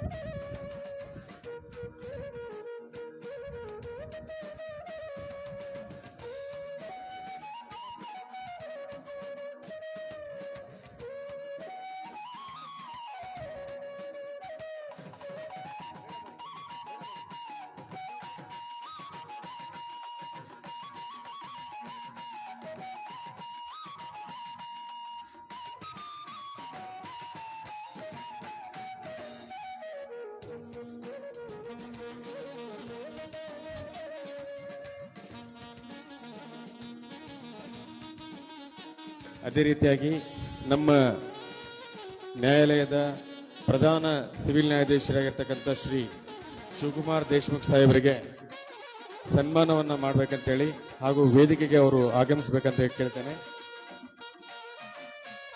ಅಂಬರೀಶ್ ಆಶಿಯಾಳ ತಾಂಡ, ಮಂಜುನಾಥ್ ಪಾಟೀಲ್ ಐದನಾಳ್, ಶ್ರೀ ಎಸ್.ಎಚ್. ಸೋಮನಾಳ್, ಶ್ರೀ ಅಂಬರೀಶ್ ಕೋರೆ ವಕೀಲರು ಹಾಗೂ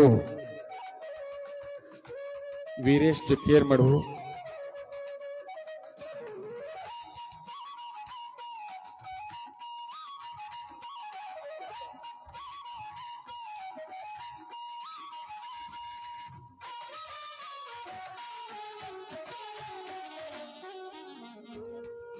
ಶ್ರೀ ಪಂಪಾಪತಿ ವಕೀಲರು ಕೂಡ ವೇದಿಕೆಗೆ ಆಗಮಿಸಬೇಕಂತ ಹೇಳಿ ಕೇಳ್ತೇನೆ.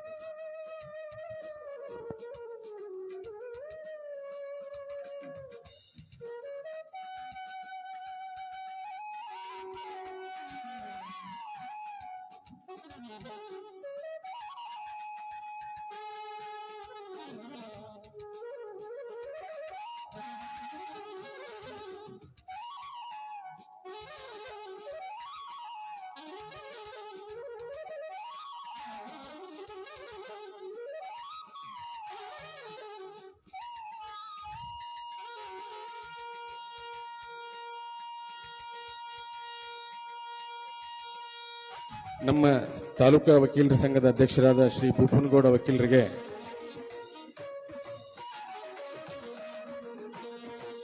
ಅರುಣ್ ಕುಮಾರ್, ಶಿವಕುಮಾರ್, ಆದಪ್ಪ, ಆಮೇಲೆ ಪೀರ್ ಸಾಬ್ ವಕೀಲರು, ಸೋಮಲೆಪ್ಪ ರಾಠೋಡ್ ವಕೀಲರು ಸನ್ಮಾನ ಮಾಡಬೇಕಂತೇಳಿ ಕೋರ್ತೇನೆ.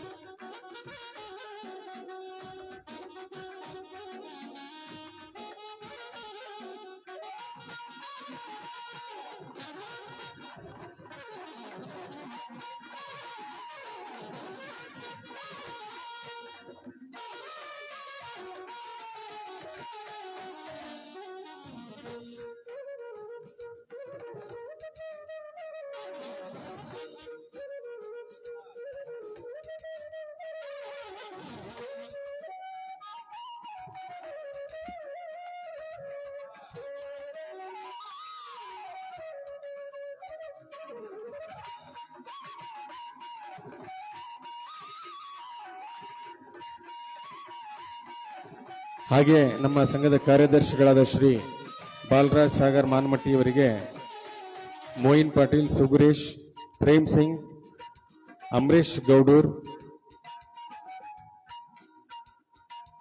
ಬೇಗನೆ ಬಂದು ಸನ್ಮಾನ ಕಾರ್ಯಕ್ರಮವನ್ನು ಮುಕ್ತಾಯ ಮಾಡೋಣ, ಯಾಕಂದ್ರೆ ಸಮಯ ತುಂಬಾ ಆಗಿದೆ.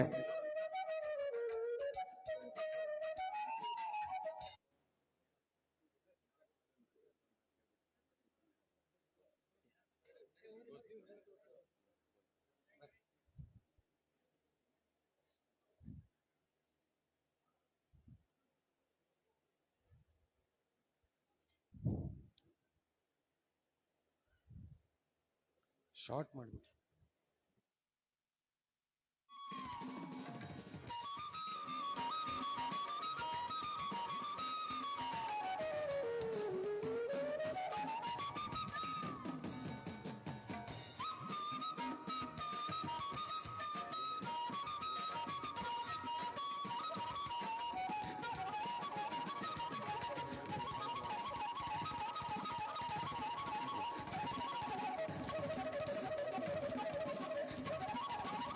ಇದೀಗ ತಾನೇ ಈ ರಾಜ್ಯ ಮಟ್ಟದ ಕಾನೂನು ಕಾರ್ಯಕ್ರಮಕ್ಕೆ ಆಗಮಿಸಿರುವ ಸುರಪುರ್ ವಕೀಲರ ಸಂಘದ ಸದಸ್ಯರಿಗೆ ಹಾಗೂ ಮಸ್ಕಿ ಸದಸ್ಯರ ವಕೀಲರ ಸಂಘದ ಸದಸ್ಯರುಗಳಿಗೆ ಹಾಗೂ ಇತರೆ ಬೇರೆ ಕಡೆಗಳಿಂದ ಆಗಮಿಸಿರುವ ಎಲ್ಲ ನನ್ನ ವಕೀಲ ಮಿತ್ರರಿಗೆ ಈ ವೇದಿಕೆಗೆ ಆಹ್ವಾನಿಸುತ್ತಿದ್ದೇನೆ.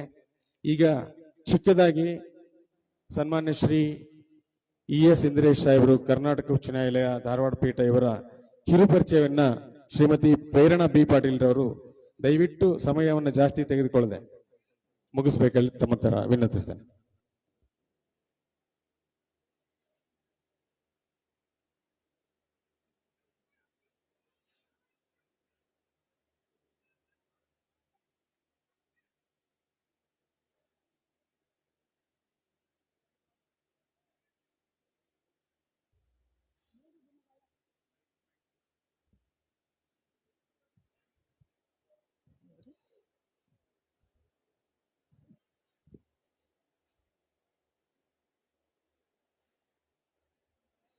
ಮೂರು ದಿನಗಳ ಕಾನೂನು ಕಾರ್ಯಾಗಾರದ ಔಚಿತ್ಯಪೂರ್ಣವಾದ ಈ ಸಂದರ್ಭದಲ್ಲಿ ವೇದಿಕೆಯ ಮೇಲೆ ಆಸೀನರಾಗಿರುವ ಈ ಕಾರ್ಯಕ್ರಮದ ಉದ್ಘಾಟಕರು ಹಾಗೂ ಮೊದಲನೆಯ ಗೋಷ್ಠಿಯ ವಿಷಯ ಬೋಧಕ ಸಂಪನ್ಮೂಲ ವ್ಯಕ್ತಿಗಳಾಗಿರುವ ಕರ್ನಾಟಕ ಉಚ್ಚ ನ್ಯಾಯಾಲಯ ವಿಭಾಗೀಯ ಪೀಠ ಧಾರವಾಡ ಗೌರವಾನ್ವಿತ ನ್ಯಾಯಮೂರ್ತಿಗಳು ಹಾಗೂ ರಾಯಚೂರು ಜಿಲ್ಲಾ ಆಡಳಿತಾತ್ಮಕ ನ್ಯಾಯಾಧೀಶರಾಗಿರುವ ಮಾನ್ಯ ಶ್ರೀ ES ಇಂದ್ರೇಶ್ ಸಾಹೇಬರೇ,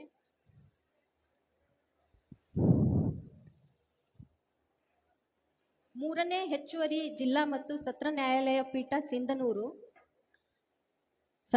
ಸಂಚಾರಿ ಪೀಠ ಲಿಂಗಸುಗೂರು ನ್ಯಾಯಾಧೀಶರು ಆಗಿರುವ ಮಾನ್ಯ ಶ್ರೀ BV ಜಕಾತಿ ಸಾಹೇಬರೇ, ಲಿಂಗಸುಗೂರಿನ ಹಿರಿಯ ಸಿವಿಲ್ ಮತ್ತು JMFC ನ್ಯಾಯಾಧೀಶರಾಗಿರುವ ಶ್ರೀ ಚಂದ್ರಶೇಖರ್ ದಿಡ್ಡಿ ಸಾಹೇಬರೇ, ಲಿಂಗಸೂರು ಪ್ರಧಾನ ಸಿವಿಲ್ ಮತ್ತು JMFC ನ್ಯಾಯಾಧೀಶರಾಗಿರುವ ಶ್ರೀಮಾನ್ ದೇಶ್ಮುಖ್ ಸಾಹೇಬರೇ, ಶ್ರೀಮಾನ್ ನ್ಯಾಯಾಧೀಶರಾಗಿರುವ ಪ್ರಭು ಹತ್ತಿಕಾಳ್ ಸಾಹೇಬರೇ, ಶ್ರೀಮತಿ ನ್ಯಾಯಾಧೀಶೆ ಶ್ವೇತಾ ಮೇಡಮ್ ಅವರೇ, ಶ್ರೀಯುತ ದಯಾನಂದ್ ಸರ್ ಅವರೇ, ಮುಖ್ಯ ಅತಿಥಿಗಳಾಗಿರುವ ಶ್ರೀ ವಿಶಾಲ್ ರಘು HL, ಅಧ್ಯಕ್ಷರು ಕರ್ನಾಟಕ ರಾಜ್ಯ ವಕೀಲರ ಪರಿಷತ್ತು ಬೆಂಗಳೂರು, ಶ್ರೀ ಶ್ರೀನಿವಾಸ್ BV, ಸದಸ್ಯರು ಕರ್ನಾಟಕ ರಾಜ್ಯ ವಕೀಲರ ಪರಿಷತ್ತು ಬೆಂಗಳೂರು, ಹಾಗೆ ಇನ್ನೋರ್ವ ಮಹನೀಯರಾದ ಅಮಿತ್ ಕುಮಾರ್ ದೇಶಪಾಂಡೆ ಸರ್ ಅವರೇ, ಕೋಟೇಶ್ವರ್ ಸರ್ ಅವರೇ, ಶಂಕರಪ್ಪ ಸರ್ ಅವರೇ, ನಮ್ಮ ಸಂಘದ ಅಧ್ಯಕ್ಷರೇ, ಪದಾಧಿಕಾರಿಗಳೇ, ಕಾರ್ಯಕಾರಿ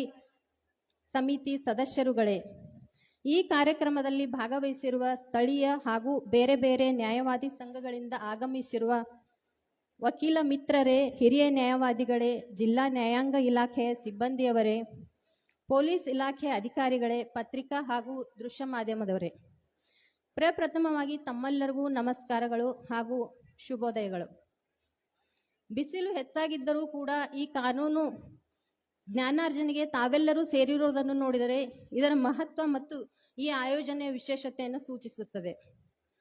ಹೆಚ್ಚಿನ ಸಮಯವನ್ನು ತೆಗೆದುಕೊಳ್ಳದೆ ನನಗೆ ಗೌರವಾನ್ವಿತ ಕರ್ನಾಟಕ ಉಚ್ಚ ನ್ಯಾಯಾಲಯ ವಿಭಾಗೀಯ ಪೀಠದ ನ್ಯಾಯಮೂರ್ತಿಗಳು, ರಾಯಚೂರು ಜಿಲ್ಲಾ ಆಡಳಿತಾತ್ಮಕ ನ್ಯಾಯಾಧೀಶರಾಗಿರುವ ಮಾನ್ಯ ಶ್ರೀ ES ಇಂದ್ರೇಶ್ ಸಾಹೇಬರ ಪರಿಚಯವನ್ನು ತಮ್ಮೆಲ್ಲರಿಗೂ ಮಾಡಿಸಿಕೊಡುವ ಕರ್ತವ್ಯಕ್ಕೆ ಅಣಿಯಾಗಿರುತ್ತೇನೆ. ಶ್ರೀಯುತರು ಇಂಗಳಗುಪ್ಪೆ ಸೀತಾರಾಮಯ್ಯ ಹಾಗೂ ಶ್ರೀಮತಿ ಪ್ರೇಮಮ್ಮ ಇವರ ಗರ್ಭ ಸಂಜಾತರಾಗಿ ನಮ್ಮ ಕರ್ನಾಟಕದ ಮಂಡ್ಯ ಜಿಲ್ಲೆಯ ಪಾಂಡವಪುರ ತಾಲೂಕಿನ ಇಂಗಳಗುಪ್ಪೆಯಲ್ಲಿ ಏಪ್ರಿಲ್ 16, 1972ರಂದು ಭಾನುವಾರದ ದಿನದಂದು ವಿದ್ಯಾವಂತ ಮತ್ತು ಸುಸಂಸ್ಕೃತದ ಮನೆತನದಲ್ಲಿ ಜನಿಸಿ ತಮ್ಮ ಆರಂಭಿಕ ಶಿಕ್ಷಣವನ್ನು ಪಾಂಡವಪುರ ಪಟ್ಟಣದಲ್ಲಿ ಮುಗಿಸಿದರು. ಶ್ರೀಯುತರು BSc ಪದವಿಯನ್ನು ಮೈಸೂರಿನ ಯುವರಾಜ ಕಾಲೇಜಿನಲ್ಲಿ ಪಡೆದು ಕಾನೂನು ಪದವಿಯನ್ನು ಶಾರದಾ ವಿಲೇಶ್ ಕಾಲೇಜು ಮೈಸೂರಿನಲ್ಲಿ ಹಾಗೂ ಕಾನೂನು ಸ್ನಾತಕೋತ್ತರ ಪದವಿ LLM ಅನ್ನು ಮೈಸೂರು ವಿಶ್ವವಿದ್ಯಾಲಯದಲ್ಲಿ ವಿಶೇಷವಾಗಿ ಸಂವಿಧಾನ ಕಾನೂನು ವಿಭಾಗದಲ್ಲಿ ಪ್ರಥಮ ರ್ಯಾಂಕಿನೊಂದಿಗೆ ತೇರ್ಗಡೆಯಾಗಿರುತ್ತಾರೆ. ಜೀವನದ ಅತ್ಯಂತ ಮಹತ್ವದ ಮುಖ್ಯ ಘಟ್ಟವಾದ ವಕೀಲ ವೃತ್ತಿ ಆರಂಭಕ್ಕಾಗಿ ಕರ್ನಾಟಕ ರಾಜ್ಯ ವಕೀಲರ ಪರಿಷತ್ತಿನ ಸದಸ್ಯರಾಗಿ ದಿನಾಂಕ 12/1/1996ರಂದು ವಕೀಲರಾಗಿ ನೋಂದಾಯಿತರಾಗಿ ಪ್ರಸ್ತುತ ಸುಪ್ರೀಂ ಕೋರ್ಟಿನ ಗೌರವಾನ್ವಿತ ನ್ಯಾಯಮೂರ್ತಿಗಳಾಗಿರುವ ಶ್ರೀಮತಿ BV ನಾಗರತ್ನ ಮೇಡಮ್ ಅವರವರ ಕಚೇರಿಗೆ ಸೇರಿಕೊಳ್ಳುತ್ತಾರೆ. ಕಾನೂನಿನ ವಿವಿಧ ವಿಭಾಗಗಳಲ್ಲಿ ಉದಾಹರಣೆಗೆ ಸೇವಾ ಸಂಬಂಧಿತ ಪ್ರಕರಣಗಳು, ಕಾರ್ಮಿಕ ವಿಷಯಗಳು ಹಾಗೂ ಶಿಕ್ಷಣ ಮತ್ತು ಶೈಕ್ಷಣಿಕ ಇತ್ಯಾದಿ ವಿಷಯಗಳಲ್ಲಿ ವೃತ್ತಿ ಸೇವೆಯನ್ನೊಳಗೊಂಡಂತೆ Mysuru sugar company, KSFC, Karnataka marketing federation, oriental ಹಾಗೂ ಯುನೈಟೆಡ್ ವಿಮಾ ಕಂಪನಿಗಳು ಇತ್ಯಾದಿ ಪ್ಯಾನಲ್ ವಕೀಲರಾಗಿ ಕೂಡ ಸೇವೆ ಸಲ್ಲಿಸುತ್ತಾರೆ. ಜೊತೆಗೆ ಅವರು ವಿದ್ಯಾರ್ಜನೆ ಮಾಡಿದ ಮೈಸೂರು ಶಾರದಾ ಕಾನೂನು ಕಾಲೇಜಿನಲ್ಲಿ ಅರೆಕಾಲಿಕ ಉಪನ್ಯಾಸಕರಾಗಿ, ನಂತರ ಹಾವನೂರು ಕಾನೂನು ಕಾಲೇಜ್ ಬೆಂಗಳೂರು ಮತ್ತು ಬೆಂಗಳೂರು ಕಾನೂನು ಅಧ್ಯಯನ ಸಂಸ್ಥೆಯಲ್ಲಿ ಸೇವೆ ಸಲ್ಲಿಸಿರುತ್ತಾರೆ. ಶ್ರೀಯುತರು ಕರ್ನಾಟಕ ಪೊಲೀಸ್ ಅಕಾಡೆಮಿಯ ಖಾಯಂ ಬೋಧಕರಾಗಿದ್ದು ಪ್ರಿವೆಂಟಿವ್ ಡಿಟೆನ್ಷನ್ ವಿಷಯ, ಗೂಂಡಾ ಆಕ್ಟ್ ಮತ್ತು conversation of foreign exchange and prevention of smuggling activities ಆಕ್ಟ್ನ 1974ರ ಬಗ್ಗೆ ಹಲವಾರು ಉಪನ್ಯಾಸಗಳನ್ನು ಕೂಡ ನೀಡಿರುತ್ತಾರೆ. ವೃತ್ತಿ ಜೀವನದ ಮಹತ್ವದ ಘಟ್ಟಗಳಾಗಿ ಸರ್ಕಾರಿ ಪ್ಲೀಡರ್ ಆಗಿ ಮತ್ತು ಹೆಚ್ಚುವರಿ ಸರ್ಕಾರಿ ವಕೀಲರಾಗಿ 2009ನೇ ಸಾಲಿನಿಂದ ಹೈಕೋರ್ಟಿನ ನ್ಯಾಯಮೂರ್ತಿಗಳಾಗಿ ನಿಯುಕ್ತರಾಗುವವರೆಗೆ ಸೇವೆಗೈದಿರುತ್ತಾರೆ. ಗೌರವಾನ್ವಿತರು ಕರ್ನಾಟಕ ಉಚ್ಚ ನ್ಯಾಯಾಲಯದ ಹೆಚ್ಚುವರಿ ನ್ಯಾಯಮೂರ್ತಿಗಳಾಗಿ 17ನೇ ಜನವರಿ 2020ರಂದು ನಿಯುಕ್ತಿ ಹೊಂದಿರುತ್ತಾರೆ. ಹಾಗೆಯೇ ಕರ್ನಾಟಕ ಉಚ್ಚ ನ್ಯಾಯಾಲಯದ ಖಾಯಂ ನ್ಯಾಯಾಧೀಶರಾಗಿ 25ನೇ ಸೆಪ್ಟೆಂಬರ್ 2021ರಿಂದ ಯಶಸ್ವಿಯಾಗಿ ಕಾರ್ಯನಿರ್ವಹಿಸುತ್ತಿದ್ದಾರೆ. ಪ್ರಸ್ತುತ ಧಾರವಾಡ ಉಚ್ಚ ನ್ಯಾಯಾಲಯದ ವಿಭಾಗೀಯ ಪೀಠ ಹಾಗೂ ರಾಯಚೂರು ಜಿಲ್ಲಾ ಆಡಳಿತಾತ್ಮಕ ನ್ಯಾಯಮೂರ್ತಿಗಳಾಗಿ ಸೇವೆ ಸಲ್ಲಿಸುತ್ತಿದ್ದಾರೆ. ಶ್ರೀಯುತರು ಹಲವಾರು ಮಹತ್ವದ ತೀರ್ಪುಗಳನ್ನು ನೀಡಿರುತ್ತಾರೆ. ಉನ್ನತ ಸ್ಥಾನದಲ್ಲಿದ್ದರೂ ಕೂಡ ಸರಳ ಸಜ್ಜನಿಕೆ, ಜ್ಞಾನಾರ್ಜನೆಯ ನಿಲ್ಲದ ಹಂಬಲ, ಹೃದಯ ಶ್ರೀಮಂತಿಕೆಯ ಔದಾರ್ಯ ವ್ಯಕ್ತಿಯಾಗಿರುವ ಶ್ರೀಮಾನ್ ES ಇಂದ್ರೇಶ್ ಸಾಹೇಬರು ಇಂದು ನಿಮ್ಮ ಮಧ್ಯದಲ್ಲಿ ಇರುವುದು ನಮ್ಮ ಸುದಯವೇ ಸರಿ. ಅವರಿಗೆ ದೇವರು ಆಯುರಾರೋಗ್ಯ, ಕಾನೂನಿನ ಉನ್ನತ ಪದವಿಯಲ್ಲಿ ಅವರನ್ನು ಸ್ಥಾಪಿಸಿ ಅವರನ್ನು ನೋಡಬೇಕೆಂಬ ನಮ್ಮ ಹೃದಯಾಂತರಾಳದ ಬೇಡಿಕೆಯನ್ನು ಈಡೇರಿಸಲೆಂದು ಇಲ್ಲಿ ನೆರೆದಿರುವ ನಿಮ್ಮೆಲ್ಲರ ಪರವಾಗಿ ಹಾಗೂ ನಮ್ಮ ನ್ಯಾಯವಾದಿಗಳ ಸಂಘದಿಂದ ಮತ್ತು ನ್ಯಾಯಾಂಗ ಇಲಾಖೆಯ ಸಿಬ್ಬಂದಿಗಳ ಪರವಾಗಿ ವಿಶೇಷವಾಗಿ ಪ್ರಾರ್ಥಿಸಿ ಅವರಿಗೆ ಹೃದಯಪೂರ್ವಕವಾಗಿ ಅಭಿನಂದಿಸಿ ವಂದಿಸಿ ಈ ಸಂದರ್ಭದಲ್ಲಿ ನನಗೆ ಮಾತನಾಡಲು ಅವಕಾಶವನ್ನು ಕಲ್ಪಿಸಿದ ನಮ್ಮ ಸಂಘದ ಸರ್ವ ಸದಸ್ಯರಿಗೂ ಪದಾಧಿಕಾರಿಗಳಿಗೂ ವಂದಿಸಿ ನನ್ನ ಮಾತಿಗೆ ವಿರಾಮ ನೀಡುತ್ತೇನೆ. ಜೈ ಹಿಂದ್, ಜೈ ಕರ್ನಾಟಕ. Thank you. ಹೃದಯ ಸ್ಪರ್ಶಿ ಕಿರುಪರಿಚಯ ಮಾಡಿರ್ತಕ್ಕಂಥ ಸಹೋದರಿ ಪ್ರೇರಣಾ ಅವರಿಗೆ ಧನ್ಯವಾದಗಳು. ಈಗ ಮಸ್ಕಿ ಸಂಘದ ಸದಸ್ಯರು ದಯವಿಟ್ಟು ಬೇಗನೆ, ಸಮಯ ಆಗಿದೆ, ಎಲ್ಲರೂ ಒಂದೇ ಸಾರಿಗೆ ಬಂದು ಒಟ್ಟಿಗೆ ಈಶಪ್ಪ ದೇಸಾಯಿ ಅಧ್ಯಕ್ಷರು ಹಾಗೂ ಇತರರು ಬಂದು ಆಡಳಿತಾತ್ಮಕ ನ್ಯಾಯಮೂರ್ತಿಗಳಾದ ಶ್ರೀ ಸನ್ಮಾನ್ಯ ES ಇಂದ್ರೇಶ್ ಸಾಹೇಬರಿಗೆ ಸನ್ಮಾನವನ್ನು ಮಾಡ್ಬೇಕಂತೇಳಿ ಕೇಳ್ತೇನೆ.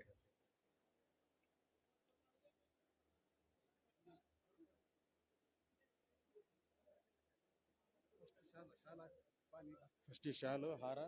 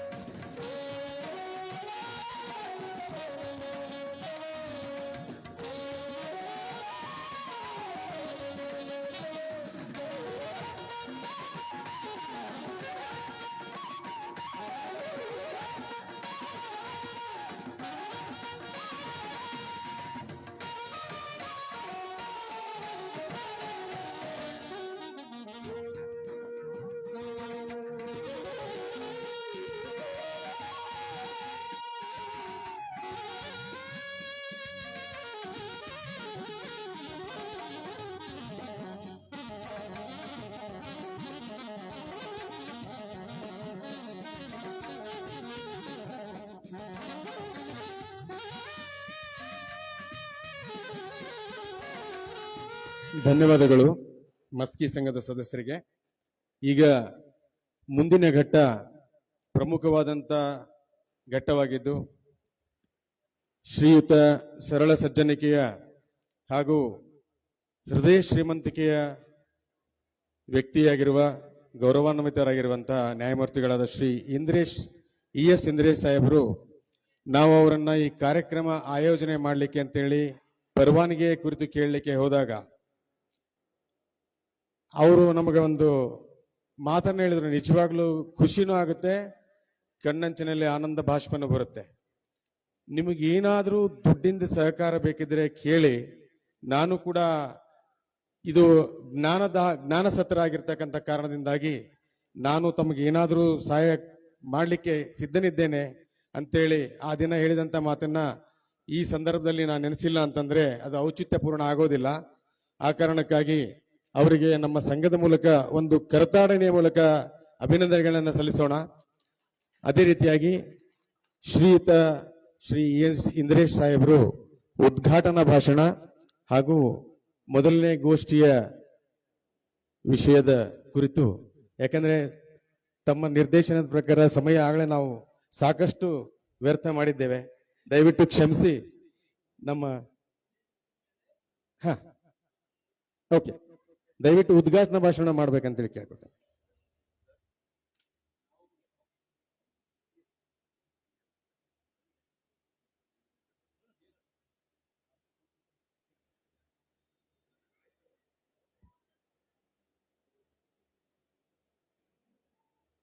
ಈ ಸಭೆಯಲ್ಲಿ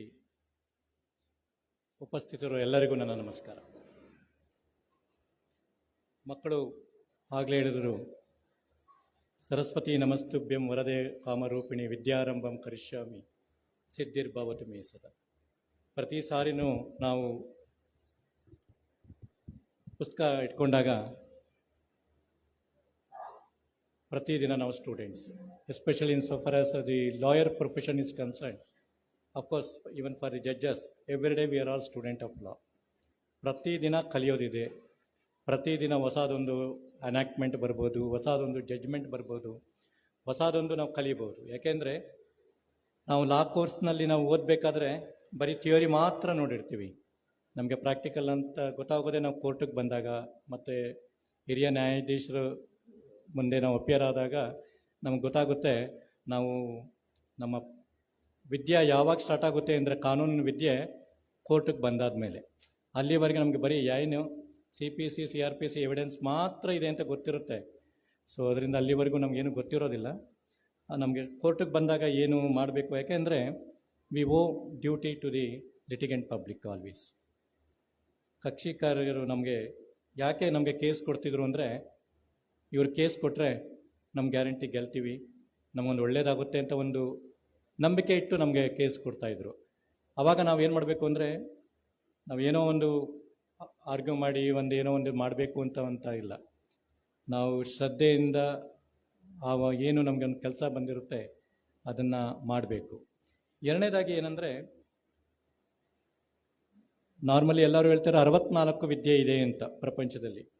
ಎಲ್ಲ ವಿದ್ಯೆಗಿಂತ ಈಸಿಯಾಗಿರೋ ವಿದ್ಯೆ, ಈವನ್ ಭರತನಾಟ್ಯ ಮಾಡೋದು ಕಷ್ಟ, ಒಂದು ರಂಗೋಲಿ ಬಿಡೋದು ಕಷ್ಟ. ಈಸಿಯಾಗಿರೋ ವಿದ್ಯೆ ಯಾವುದು ಅಂದರೆ ಪುಸ್ತಕ ಓದ್ಬಿಟ್ಟು ಪರೀಕ್ಷೆ ಬರೆಯೋದು. ಅದರಷ್ಟು ಈಸಿಯಾಗಿರೋ ಯಾವುದೂ ಇಲ್ಲ. ಪರೀಕ್ಷೆ ಪಾಸ್ ಆದಮೇಲೆ ಏನು ಮಾಡಬೇಕು ಅನ್ನೋದು professionalism. See when we opted for this legal fraternity, ಈ ಪ್ರೊಫೆಷನ್ ಬಂದಾದಮೇಲೆ ಫಸ್ಟು ನಮಗೇನೆಂದರೆ ಓದಿರ್ತೀವಿ, ಮಿನಿಮಮ್ ಯಾರಾದರೂ ಒಂದು 3 to 4 years ಒಬ್ಬರು ಸೀನಿಯರ್ ಅಡ್ವೊಕೇಟ್ ಹತ್ರ ಪ್ರಾಕ್ಟೀಸ್ ಮಾಡಬೇಕು. ಪ್ರಾಕ್ಟೀಸ್ ಮಾಡಿದ್ರೇ ನಮಗೆ ಗೊತ್ತಾಗೋದು. ಇಲ್ಲಾಂದರೆ ಖಂಡಿತ ಈಗ ಎಷ್ಟೋ ಸಾರಿ ಬೆಂಗಳೂರಿನಲ್ಲಿ 1 ವರ್ಷಕ್ಕೆಲ್ಲ ಸೀನಿಯರ್ ಆಗಿರ್ತಾರೆ, 6 ತಿಂಗಳು ಜೂನಿಯರ್ ಇಟ್ಕೊಂಡಿರ್ತಾರೆ ಅವರು. Is not correct actually. ಎಷ್ಟು ಅಂದರೆ ನಾವು ಒಂದು 10 ವರ್ಷ ಆದ್ರೂ ಯಾವುದಾದ್ರೂ ಒಂದು ಟೇಕ್ ಫಾರ್ ನನ್ನ 22 ವರ್ಷ ನಾನು ಅಡ್ವೊಕೇಟ್ ಆಗಿದ್ದಾಗ ಗೊತ್ತಾಯಿತು. ಈವನ್ ಇವಾಗಲೂ ಕೂಡ ಯಾರಾದರೂ ಏನಾದರೂ ಒಂದು ಕ್ವಶನ್ ಕೇಳಿದ್ರೆ ನಮ್ಗೆ ಗೊತ್ತೇ ಇರೋದಿಲ್ಲ ಎಷ್ಟೋ ಸಾರಿ. ಆವಾಗ ಶಂಕರಪ್ಪನ ಅಂತ ಇರಲಿ ಅಥವಾ ಅಮಿತ್ ದೇಶಪಾಂಡೆ ಅವರು ಅಂತ ಇರಲಿ, ಇಂಥವ್ರು ಕೇಳ್ಕೊತೀವಿ. ಸೀನಿಯರ್ ಅಡ್ವೊಕೇಟ್ಸ್ ಯಾರು ಕೋರ್ಟಲ್ಲಿ ಇರ್ತಾರೆ, ಏನು ಸರಿನಾ ಏನು ತಪ್ಪು, ಯಾಕೆಂದರೆ ತಪ್ಪಾಗಬಾರ್ದಲ್ಲ. ಕಾನ್ಸ್ಟಿಟ್ಯೂಷನಲ್ ಕೋರ್ಟಲ್ಲಿ ನಾವು ಜಡ್ಜ್ಮೆಂಟ್ ಬರಿಬೇಕಾದ್ರೆ ಬಿಕಾಸ್ ಬೈಂಡಿಂಗ್ನೆಸ್ ಇರ್ತದೆ. ಸೊ ಅವಾಗ ನಾವುಗಳು ಯಾರೂ ಕೂಡ ಬೃಹಸ್ಪತಿ ಅಲ್ಲ. Every day we are student of law. Every day we have to learn certain things in your life. In so for as professional is concerned, see it is a dynamic profession namdu. See even Supreme Court in many judgments say that what is equality today may not become equality for tomorrow. So every day we have to learn many things by watching the proceedings in the court, by looking into how the learned senior advocates will argue the matter. ನೀವು ಬೆಂಗಳೂರಿನಲ್ಲಿ ಏನಾದ್ರು criminal court division ಬೆಂಚಲ್ಲಿ ಶಂಕರಪ್ಪ ಅವರು argue ಮಾಡೋದು ಕೇಳಿದ್ರೆ you learn many things actually. ನಾನು ಕೂಡ ಅವ್ರ ಕೋರ್ಟಲ್ಲಿ ನಾನು ಹೇಬಿಯಸ್ ಕಾರ್ಪಸ್ಗೆ ಬರ್ತಾ ಇದ್ದೆ, ಅಫ್ಕೋರ್ಸ್ ಅಪೋಸ್ ಮಾಡ್ತಿದ್ದೆ ಅವ್ರನ್ನ. ಇಟ್ಸ್ ವೆರಿ ಡಿಫಿಕಲ್ಟ್ ಬಿಕಾಸ್ ಯಾಕೆಂದರೆ ಎವ್ರಿ ಇಯರ್ ನಾವು ಏನೋ ಒಂದನ್ನು ಕಲಿತಾ ಇರ್ತೀವಿ ನಮ್ಮ ಜೀವನದಲ್ಲಿ. ನಾನು ಕೂಡ ಆ್ಯಕ್ಚುಲಿ ನಾನು ಫಸ್ಟ್ ಸೇರ್ಕೊಂಡಾಗೆ ಆಗಿದ್ದೆ. 10 ವರ್ಷ ಆದಮೇಲೆ ಏನಾಯಿತು, 20 ವರ್ಷಕ್ಕೆ ಯಾವ ರೀತಿ how I have modified my knowledge, how I have equipped with the constraints in law as such. ಇದನ್ನೆಲ್ಲ ನಾವು ಕಲಿಯೋದು ಯಾಕೆ ಅಂದರೆ ಮೆನಿ ಥಿಂಗ್ಸ್ ಇನ್ನೊಬ್ಬರು ನೋಡಿ ಕಲಿತೀವಿ.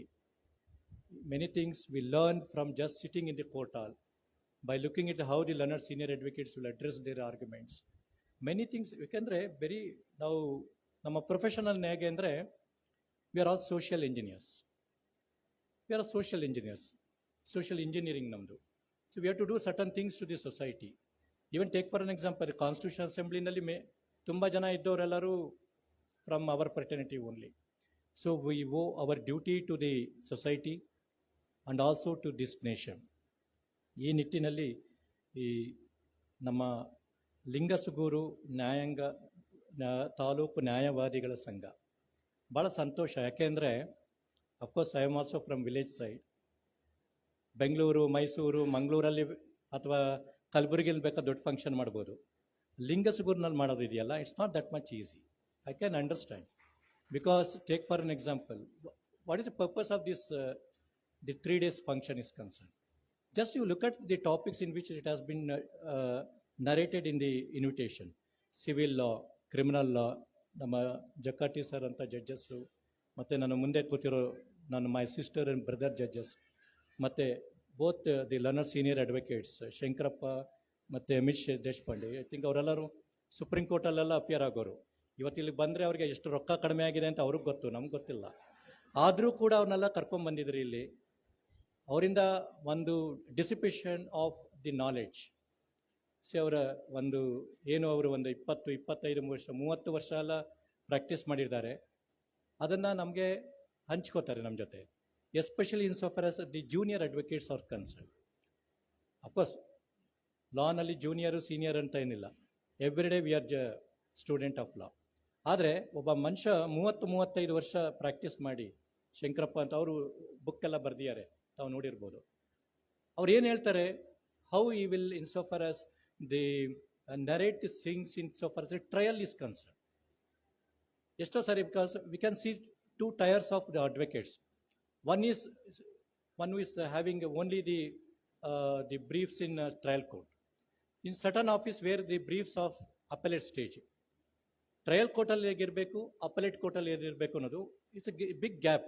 ಈ SLC PUC ಇದ್ದಾಗೆ ಅದು ಬಿಗ್ ಗ್ಯಾಪ್. ಅದು ಆ ಗ್ಯಾಪ್ನ how they will filled up, how they will ಏನು ನಮಗೆಲ್ಲ ಹೇಗೆ ನಮ್ಮ ಎಂಟೈರ್ ನಮ್ಮ ರಾಯಚೂರು ಎಲ್ಲ ವಕೀಲರ ಸಂಘದವರು ಬಂದಿದ್ದೀರಿ. ಸೊ ಅವರು ಏನು ಅವ್ರ ಜ್ಞಾನ ಹೇಳ್ತಾರೆ ಅದನ್ನೆಲ್ಲ ನಾವು ತಿಳ್ಕೊಳ್ಳೋಣ. ನಾನು appeal to the all the advocates of our my district is concern. ಪ್ರತಿ ವರ್ಷ ಈ ಥರದ್ದು ಒಂದೊಂದು ಫಂಕ್ಷನ್ನು ಒಂದೊಂದು ತಾಲೂಕಲ್ಲಿ ಮಾಡಿ, ಇಂಥವ್ರನ್ನ ಹಿರಿಯರನ್ನ ಬರೇಳಿ. ನೀವು ಅವರು ಕೂಡ, ನಾವು ಸುಮ್ಮನೆ ಯಾರೊಬ್ಬರು ಲೆಕ್ಚರ್ ಬರ್ತಾರೆ ಅಂದರೆ ಸುಮ್ಮನೆ ಲೆಕ್ಚರ್ ಮಾಡೋಕ್ಕಾಗಲ್ಲ. ಅವರು ಕೂಡ 3-4-5 ಅವರ್ಸ್ ವರ್ಕ್ ಮಾಡಿಕೊಂಡೇ ಬರೋದು. ಆಮೇಲೆ ಏನಾಗುತ್ತೆ ಅಂದರೆ ನಾಲೆಡ್ಜ್ ಶೇರಿಂಗ್ ಆಗುತ್ತೆ. ನಾಲೆಡ್ಜ್ ಯಾವಾಗ ಶೇರಿಂಗ್ ಆಗುತ್ತೆ, then it is a development of the bar is concern. ಯಾವಾಗ ಬಾರ್ ಇಂಪ್ರೂವ್ ಆಗುತ್ತೆ, because any judgement will be rendered by the court or the learned judges, it is only from the assistance given by the learned advocates. ಯಾವಾಗ ಒಳ್ಳೆ ನಮಗೆ satisfied arguments will be addressed by the learned advocates, then only we can write the good judgments. ನಾವು judgment ಬರಿಬೇಕು ಅಂದರೆ judge ಇಂದನೇ ಬರಿಬೇಕು ಅಂತ ಏನಿಲ್ಲ. ಅದು ಬರಿಬೇಕು ಅಂದರೆ ನಮಗೆ ಒಳ್ಳೆ ಅಡ್ವೊಕೇಟ್ಸ್ ಇಂದ ಬರಬೇಕು. ಯಾವಾಗ ಒಳ್ಳೆ ಅಡ್ವೊಕೇಟ್ಸ್ ಬರ್ತಾರೆ ಅಂದರೆ ಎವ್ರಿ ಡೇ ನಾವು ಯಾವಾಗ ನಮಗೆ ನಾವೇ ಒಂದು ಇಂಟ್ರೋಸ್ಪೆಕ್ಷನ್ ಮಾಡ್ಕೋಬೇಕು. ನಾವು ಹೋದ ವರ್ಷ ಎಷ್ಟು ಕಲ್ತಿದ್ದೆ, ಈ ವರ್ಷ ಎಷ್ಟು ಕಲ್ತಿದ್ದೀನಿ, ಎಷ್ಟು ಲಾ ನಾನು ತಿಳ್ಕೊಂಡಿದ್ದೀನಿ, ಎಷ್ಟು ಎನಾಕ್ಟ್ಮೆಂಟ್ಸ್, ಏನು ಟ್ರಯಲಲ್ಲಿ. ಬಿಕಾಸ್ ಒಂದು 50 ಕೇಸು ನಾವು ಮಾಡ್ಬೋದು, 50 ಕೇಸು ಗೆಲ್ಲಲ್ಲ, ಅಥವಾ 50 ಕೇಸು ಕೂಡ ಸೋಲಲ್ಲ. ಆದರೆ ಪ್ರತಿಯೊಂದು ಕೇಸಲ್ಲೂ ನಾವು ಏನೋ ಒಂದು ಕಲ್ತ್ಕೊಂಡಿರ್ತೀವಿ. ಅದನ್ನು ನೆಕ್ಸ್ಟ್ ಕೇಸಲ್ಲಿ ನಾವು ಹಿಂದಿನ ಕೇಸಲ್ಲಿ ಏನು ತಪ್ಪು ಮಾಡಿರ್ತೀವಿ ಮಾಡಬಾರ್ದು. ಸೊ ಅದರಿಂದ ಈ 3 ದಿನದ ಒಂದು ಕ್ರಮವನ್ನು ಲಿಂಗಸುಗೂರು ತಾಲೂಕು ಅಧ್ಯಕ್ಷರು ಮತ್ತು ಎಲ್ಲ ನನ್ನ ಆಫೀಸ್ ಬೇರರ್ಸು ಮತ್ತು ಅಡ್ವೊಕೇಟ್ಸು ಎಲ್ಲರೂ ಇಟ್ಕೊಂಡಿದ್ರಿ. ಈ 3 ದಿನ ಕಾರ್ಯಕ್ರಮ ಚೆನ್ನಾಗಿ ನಡೀಲಿ. ಯಾಕೆಂದರೆ ಒಂದಂತೂ ಸತ್ಯ, ಯಾವ ಹೊತ್ತು ಯಾವ ಮನುಷ್ಯ ಏನಾಗ್ತಾನೆ ಅಂತ ದೇವರಿಗೆ ಗೊತ್ತು. ನಿಮ್ಮಲ್ಲೂ ಕೂಡ ಯಾರೋ ಒಬ್ಬರು ಸೀನಿಯರ್ ಅಡ್ವೊಕೇಟ್ ಆಗಿ ಸುಪ್ರೀಂ ಕೋರ್ಟ್ಗೆ ಹೋಗ್ಬೋದು, ಅಥವಾ ಇಲ್ಲಿಂದನೇ ಜಡ್ಜು ಕೂಡ ಆಗ್ಬೋದು ಕಾನ್ಸ್ಟಿಟ್ಯೂಷನಲ್ ಕೋರ್ಟ್ಗೆ. ಅದರಿಂದ ಕಲಿಯೋದ್ರಲ್ಲಿ ನಾವು ಯಾವತ್ತೂ ಮುಂಚೂಣಿಯಲ್ಲಿರಬೇಕು. ಪ್ರತಿದಿನ ನಾವು ಸ್ಟೂಡೆಂಟ್ ಆಫ್ ಲಾ ಇದ್ದಾಗೆ ಇಷ್ಟನ್ನು ಹೇಳಿ ಏನುವೆ ಕಾರ್ಯಕ್ರಮ ಇರೋದ್ರಿಂದ ಸಾಕಷ್ಟು topics, just look at the topics in which it has been pleadings, civil trial, so far as the other aspect is concerned, conveyancing. Gautam Chand ಅವರು ಕೂಡ ಬರ್ತಾರೆ, ಹಿಂದೂ ಲಾ ಫಾಸ್ಟ್ ಅಂತ. ಸೊ ಭಾಳ ಲಿಂಗಸುಗೂರು ತಾಲೂಕು ವಕೀಲರ ಸಂಘದವರು ಒಳ್ಳೆ ಅರೇಂಜ್ ಮಾಡಿದ್ದಾರೆ. ಸೊ ನಾವೆಲ್ಲರೂ ಕೂಡ ಅದರ ಉಪಯೋಗ ಪಡೋಣ ಅಂತ ಹೇಳಿ ನನ್ನ ಮಾತನ್ನು ಮುಗಿಸ್ತೀನಿ. ಎಲ್ಲರಿಗೂ ನನ್ನ ನಮಸ್ಕಾರ.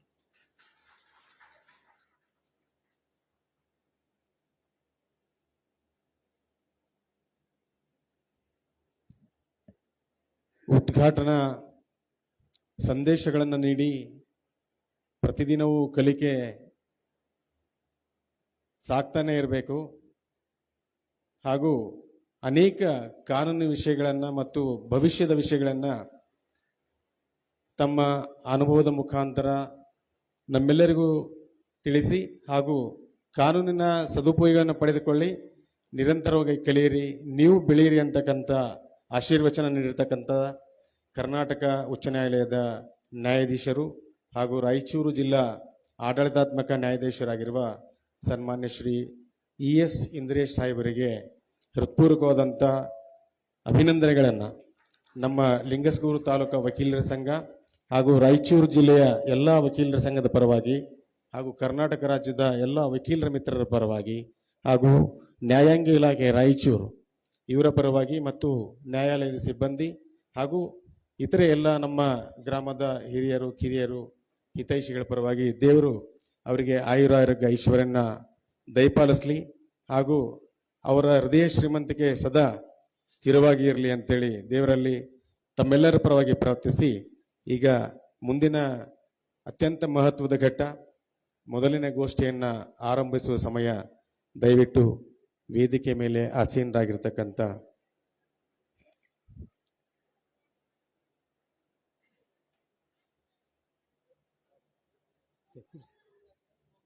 ಎಸ್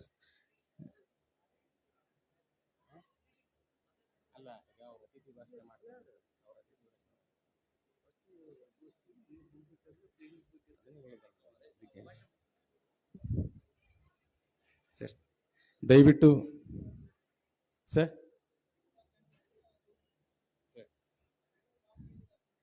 ಸರಿ ಸರಿ ದಯವಿಟ್ಟು ಕ್ಷಮಿಸಿ, ಕಾರ್ಯಕ್ರಮದಲ್ಲಿ ಕೊಂಚ ಬದಲಾವಣೆ, ಸಮಯ ಇರದೇ ಇರೋದ್ರಿಂದ ಅತಿಥಿ ಭಾಷಣವನ್ನ ಸನ್ಮಾನ್ಯ ಶ್ರೀ ಎನ್ ಕೋಟೇಶ್ವರರಾಯ ಸಾಹೇಬರು ಕೆಲವೇ ನಿಮಿಷಗಳಲ್ಲಿ ಮುಗಿಸ್ಬೇಕಂತೇಳಿ ವಿನಂತಿಸ್ತೇನೆ.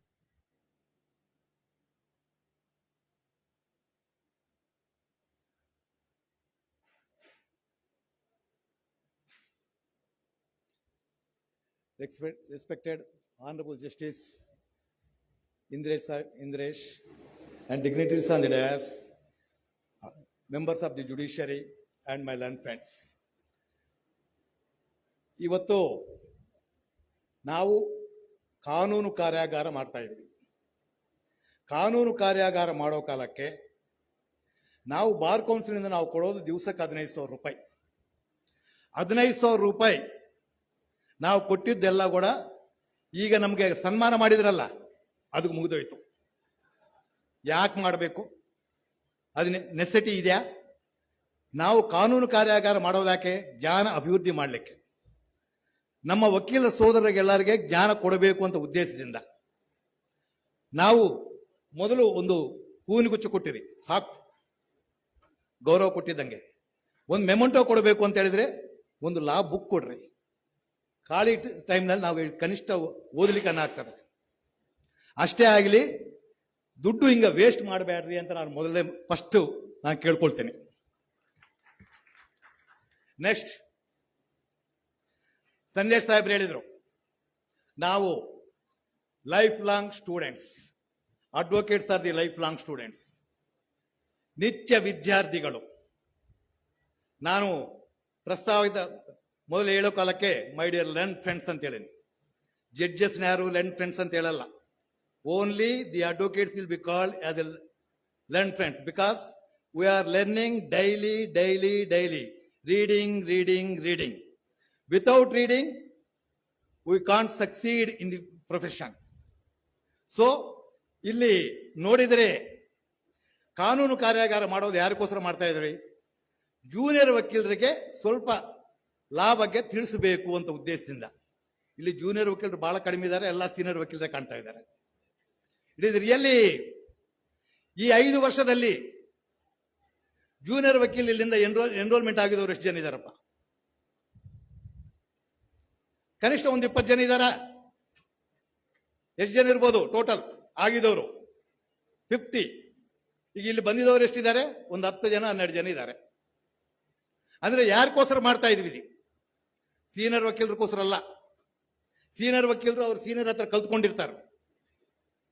ಜೂನಿಯರ್ ವಕೀಲರು ಇವಾಗ ಬಂದಿದ್ದ ತಕ್ಷಣ ಅವ್ರಿಗೆ ಹೆಂಗಿದೆ ಅಂದ್ರೆ, ನಾವು ಕರೆ ಕೋಟ್ ಹಾಕಿವಿ ಅಂದ್ರೆ ನನ್ನಂತವ್ರು ಇಲ್ಲ, ನಾನೇ ರಾಜ. 4 ದಿವಸ ಆಗಿದ ಮೇಲೆ ಗೊತ್ತಾಗ್ತದೆ.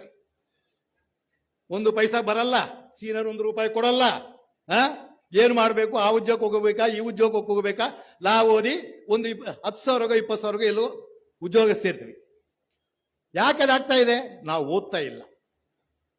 First we have to learn. ಈಗ ಕಾನೂನು ನಮ್ಗೆ ಗೊತ್ತಿಲ್ಲ ಅಂತ ಹೇಳಿದ್ರೆ ಜಡ್ಜ್ ಮುಂದೋಗಿ, ಅಯ್ಯ ಸ್ವಾಮಿ ನಮ್ಮ ಕ್ಲೈಂಟ್ಗೆ ಬಹಳ ಕಷ್ಟ ಇದೆ, ಇಲ್ಲಾಂದ್ರೆ ಬೀದಿಗೆ ಬೀಳ್ತಾನೆ, ಹೆಂಗನ ಬೇಲ್ ಕೊಡು ಸ್ವಾಮಿ, ಇಲ್ಲಾಂದ್ರೆ ಇಂಜೆಕ್ಷನ್ ಕೊಡು ಸ್ವಾಮಿ ಅಂತ ಕೇಳಬೇಕು. Once you know the subject on your grips, you can dictate the terms to the judge. ಕಾನೂನು ಹಿಂಗಿದೆ, ನೀವು ಹಿಂಗೆ ಮಾಡಬೇಕು ಅಂತ ನಾವು ಡಿಕ್ಟೇಟ್ ಮಾಡ್ಬೋದು. ಅದು ಯಾವಾಗ ಬರ್ತದೆ ನಮಗೆ? ನಾವು ಓದಿದ ಕಾಲಕ್ಕೆ ಮಾತ್ರ ಬರ್ತದೆ.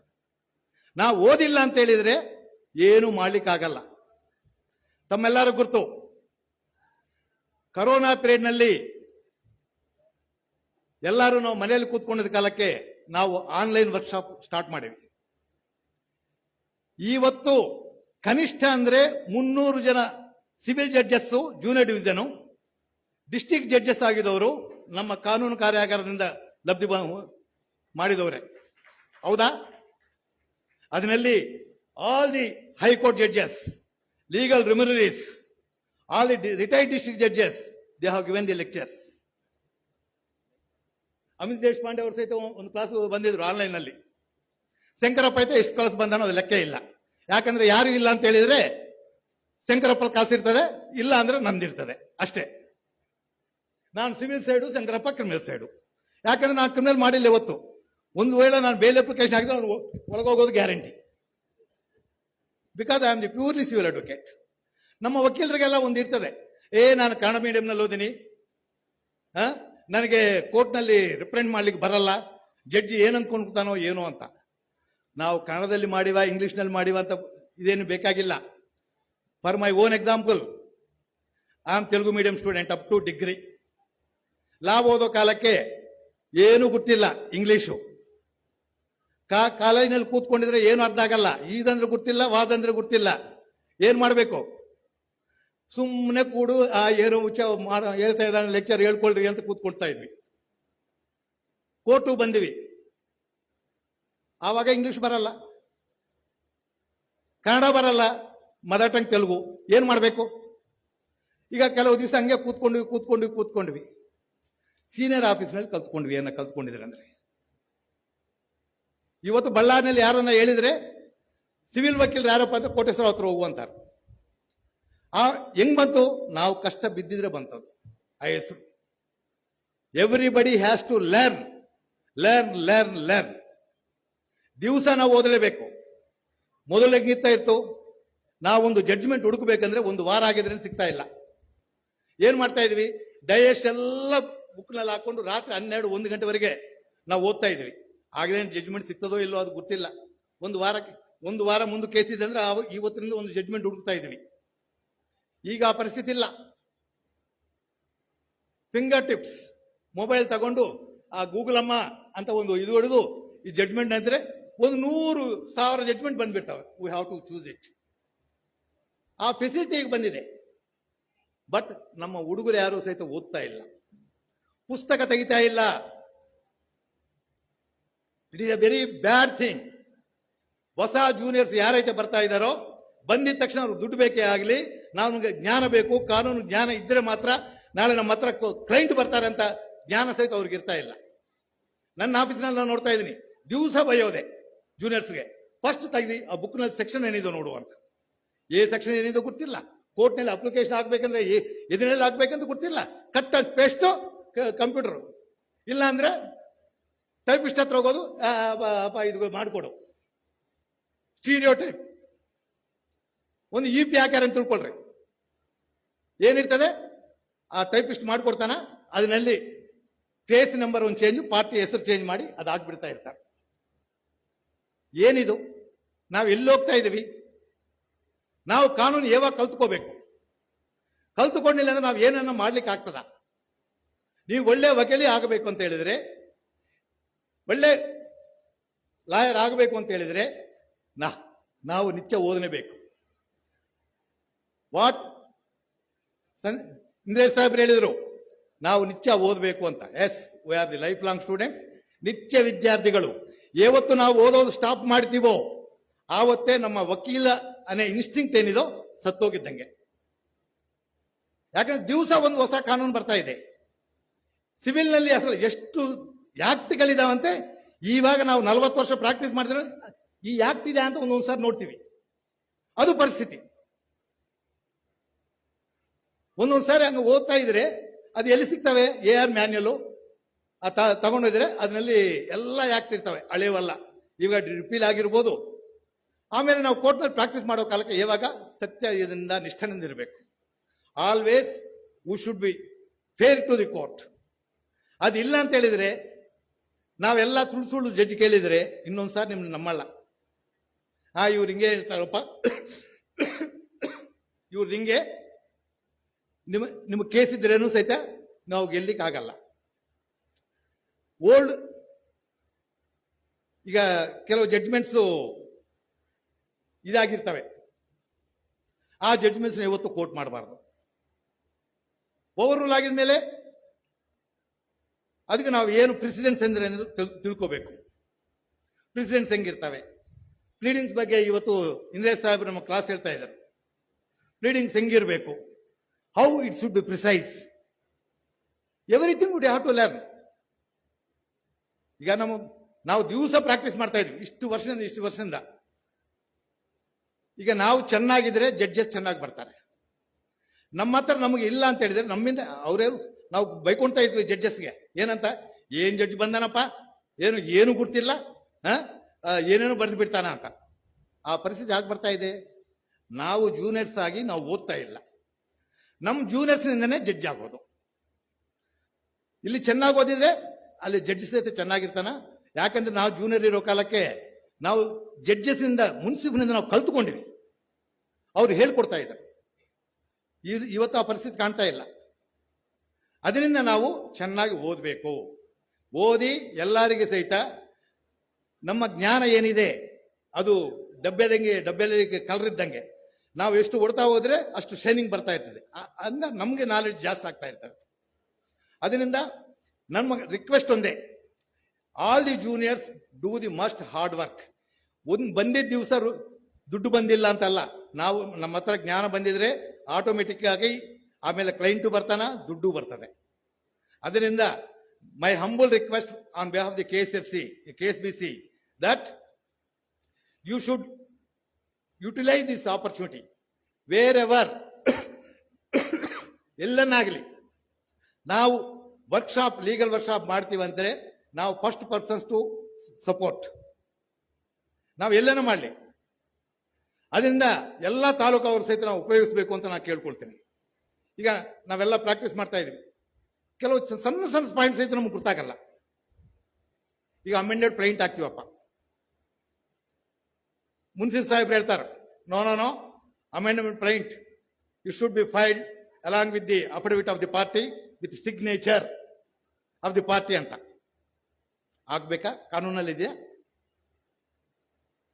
There is no provision for filing the amended plaint.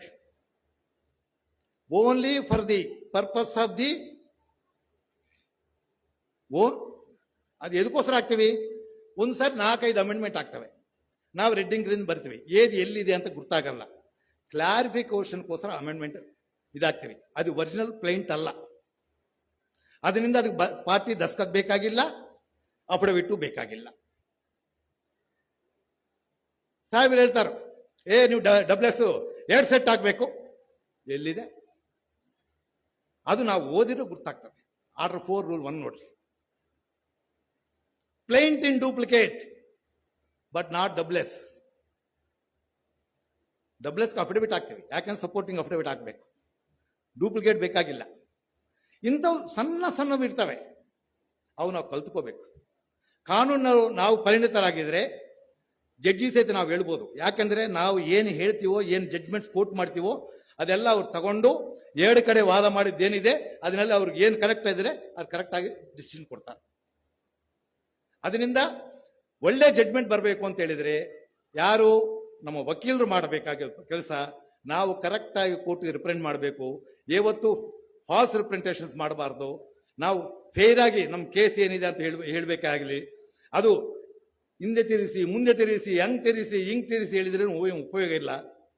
ಅದರಿಂದ ಎಲ್ಲರೂ ಈ ಕಾನೂನು ಕಾರ್ಯಾಗಾರನ ಸದುಪಯೋಗ ಮಾಡ್ಕೋಬೇಕು.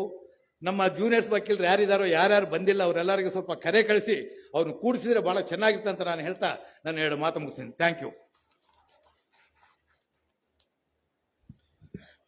ಶ್ರೀ ಕೋಟೇಶ್ವರರಾವ್ ಸರ್ಗೆ ಅನಂತ ವಂದನೆಗಳು.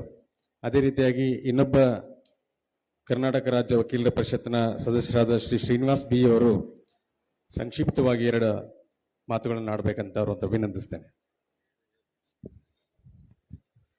ಸಮಯದ ಅಭಾವದಿಂದ ವೇದಿಕೆ ಮೇಲೆ ಅಸೆಂಟ್ ಆಗಿರ್ತಕ್ಕಂತಹ ಆನರಬಲ್ ಜಸ್ಟಿಸ್ ಇಂದ್ರೇಶ್ ಸಾಹೇಬ್ರೆ, ನಮ್ಮ ನೆಚ್ಚಿನ ಈ ಭಾಗದ ಲಿಂಗಸಗೂರಿನ ಅಧ್ಯಕ್ಷರು, ಸ್ನೇಹಿತರು ಆದಂತಹ BV ಪಾಟೀಲ್ ಸಾಹೇಬ್ರೆ, ಹಾಗೂ ವೇದಿಕೆ ಮೇಲೆ ಅಸೆಂಟ್ ಆಗಿರ್ತಕ್ಕಂಥ ನ್ಯಾಯಾಧೀಶರೇ ಮತ್ತು ನ್ಯಾಯವಾದಿಗಳು, ಮುಂದೆ ಕುಳಿತಿರ್ತಕ್ಕಂಥ ಎಲ್ಲ ನನ್ನ ಆತ್ಮೀಯ ಸ್ನೇಹಿತರು, ನ್ಯಾಯಾಧೀಶರುಗಳೇ,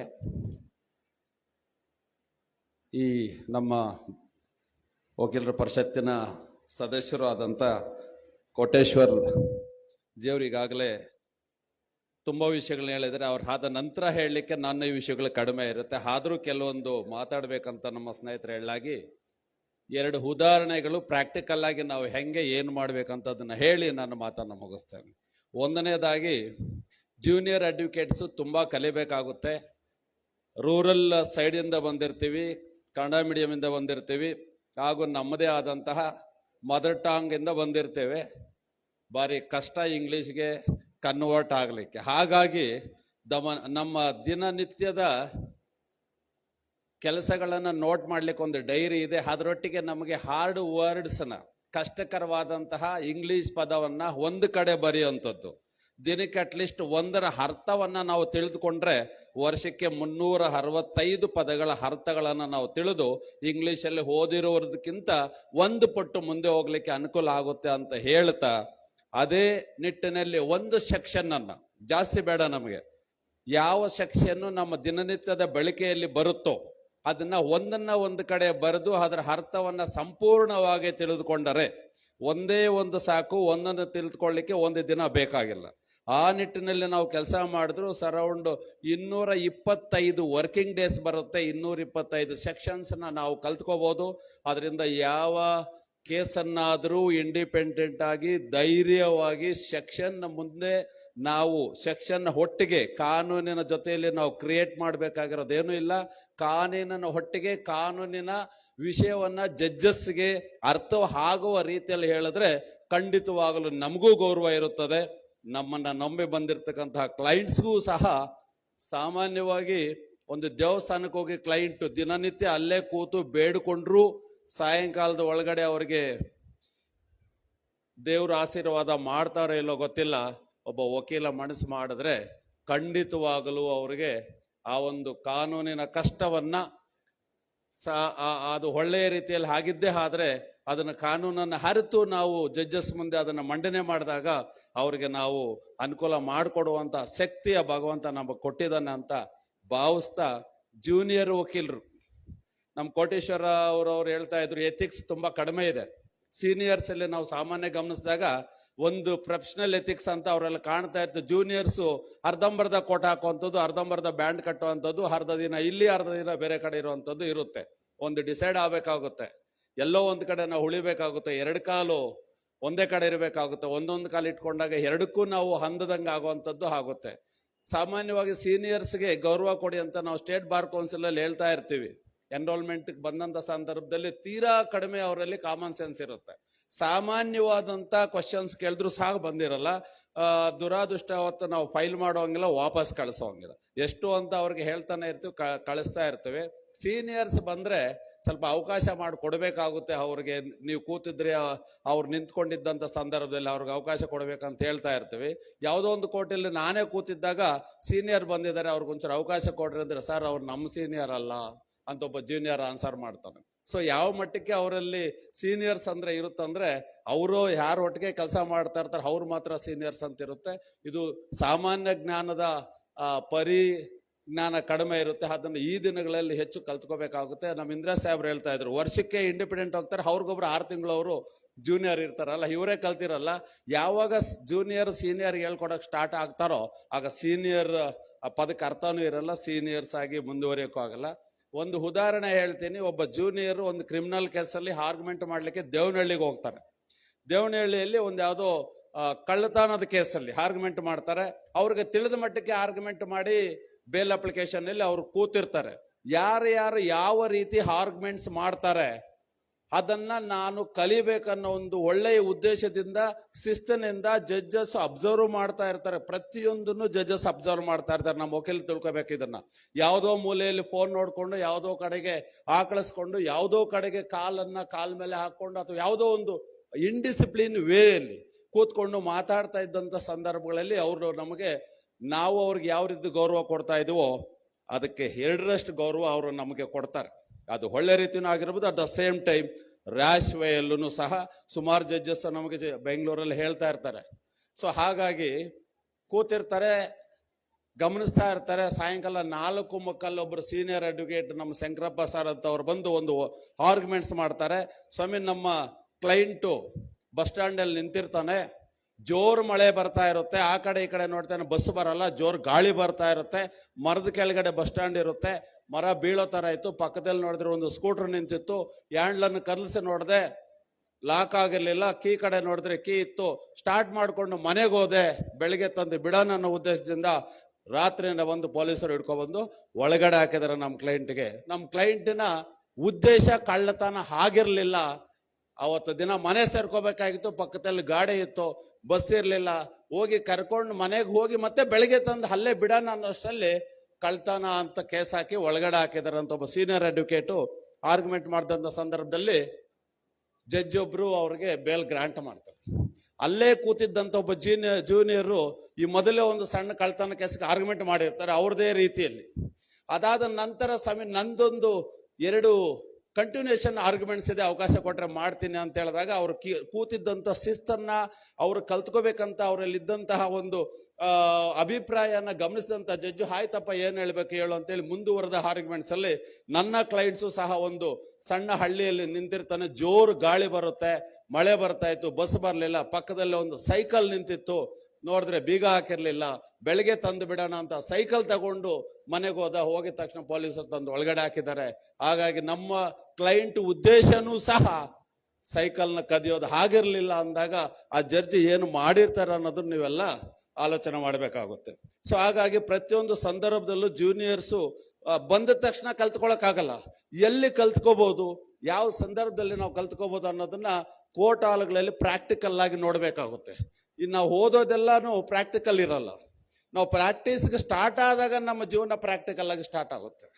ಸಾಮಾನ್ಯವಾಗಿ ಎಲ್ಲ ಜೂನಿಯರ್ ಅಡ್ವೊಕೇಟ್ಸು, ಸೀನಿಯರ್ ಅಡ್ವೊಕೇಟ್ಸು ಸಹ ಅವ್ರಿಗೆ ಅಡ್ವೈಸ್ ಮಾಡೋಂಥದ್ದನ್ನ ಹೆಚ್ಚಿನ ರೀತಿಯಲ್ಲಿ ಇರಬೇಕಾಗುತ್ತೆ. ನಾವು ಬೆಂಗಳೂರಲ್ಲಿ ಪ್ರಾಕ್ಟೀಸ್ ಮಾಡಬೇಕಾಗಿದ್ರೆ ಈಗ ಒಬ್ರು ಜಡ್ಜಸ್ ಆದಾಗ ಹೆಚ್ಚು ನೀವು ಎಲ್ಲೇ ಹೋದ್ರು ಅವ್ರಿಗೆ ನಮಸ್ಕಾರ ಆಗ್ತಾರ.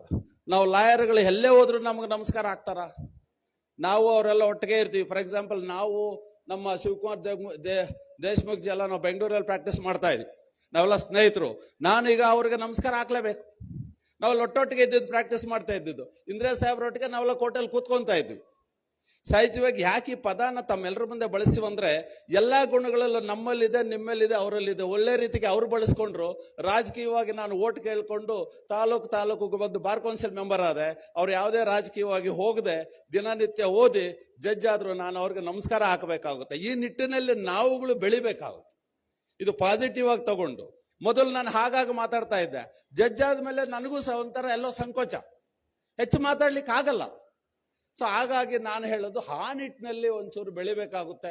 ಸೀನಿಯರ್ ಅಡ್ವೊಕೇಟ್ಸ್ನು ಸಹ ಒಂದು ಸಣ್ಣ ಉದಾಹರಣೆ. ನಾನೇ ಮೊನ್ನೆ ಕೋರ್ಟಲ್ಲಿ 24ರಲ್ಲಿ ಜಡ್ಜ್ ಹೆಸರು ಬೇಡ, ಒಂದು 20ನೇ ತಾರೀಕು ಮಾರ್ಚಲ್ಲಿ ಒಂದು ಕೇಸ್ ನಡೀತಾ ಇರುತ್ತೆ. ಒಂದು ಡಿಸ್ಚಾರ್ಜ್ ಅಪ್ಲಿಕೇಶನ್ ಮೇಲೆ ಆರ್ಗ್ಯುಮೆಂಟ್ ಮಾಡ್ತಾ ಇರ್ತೇನೆ. TDR ಮೇಲೆ ನಮಗೊಂದು 11 ಕೋಟಿ ದುಡ್ಡು ನಮ್ಮ ಕ್ಲೈಂಟ್ಸ್ ಲ್ಯಾಂಡ್ ಓನರ್ಸ್ ತಗೊಂಡಿರ್ತಾರೆ. ಅದರಲ್ಲಿ ನಮ್ಮವರು 1 to 5 ನಮ್ಮ ಕ್ಲೈಂಟ್ಸ್ ಇರ್ತಾರೆ. 6 to 11 ಇನ್ನೊಬ್ರು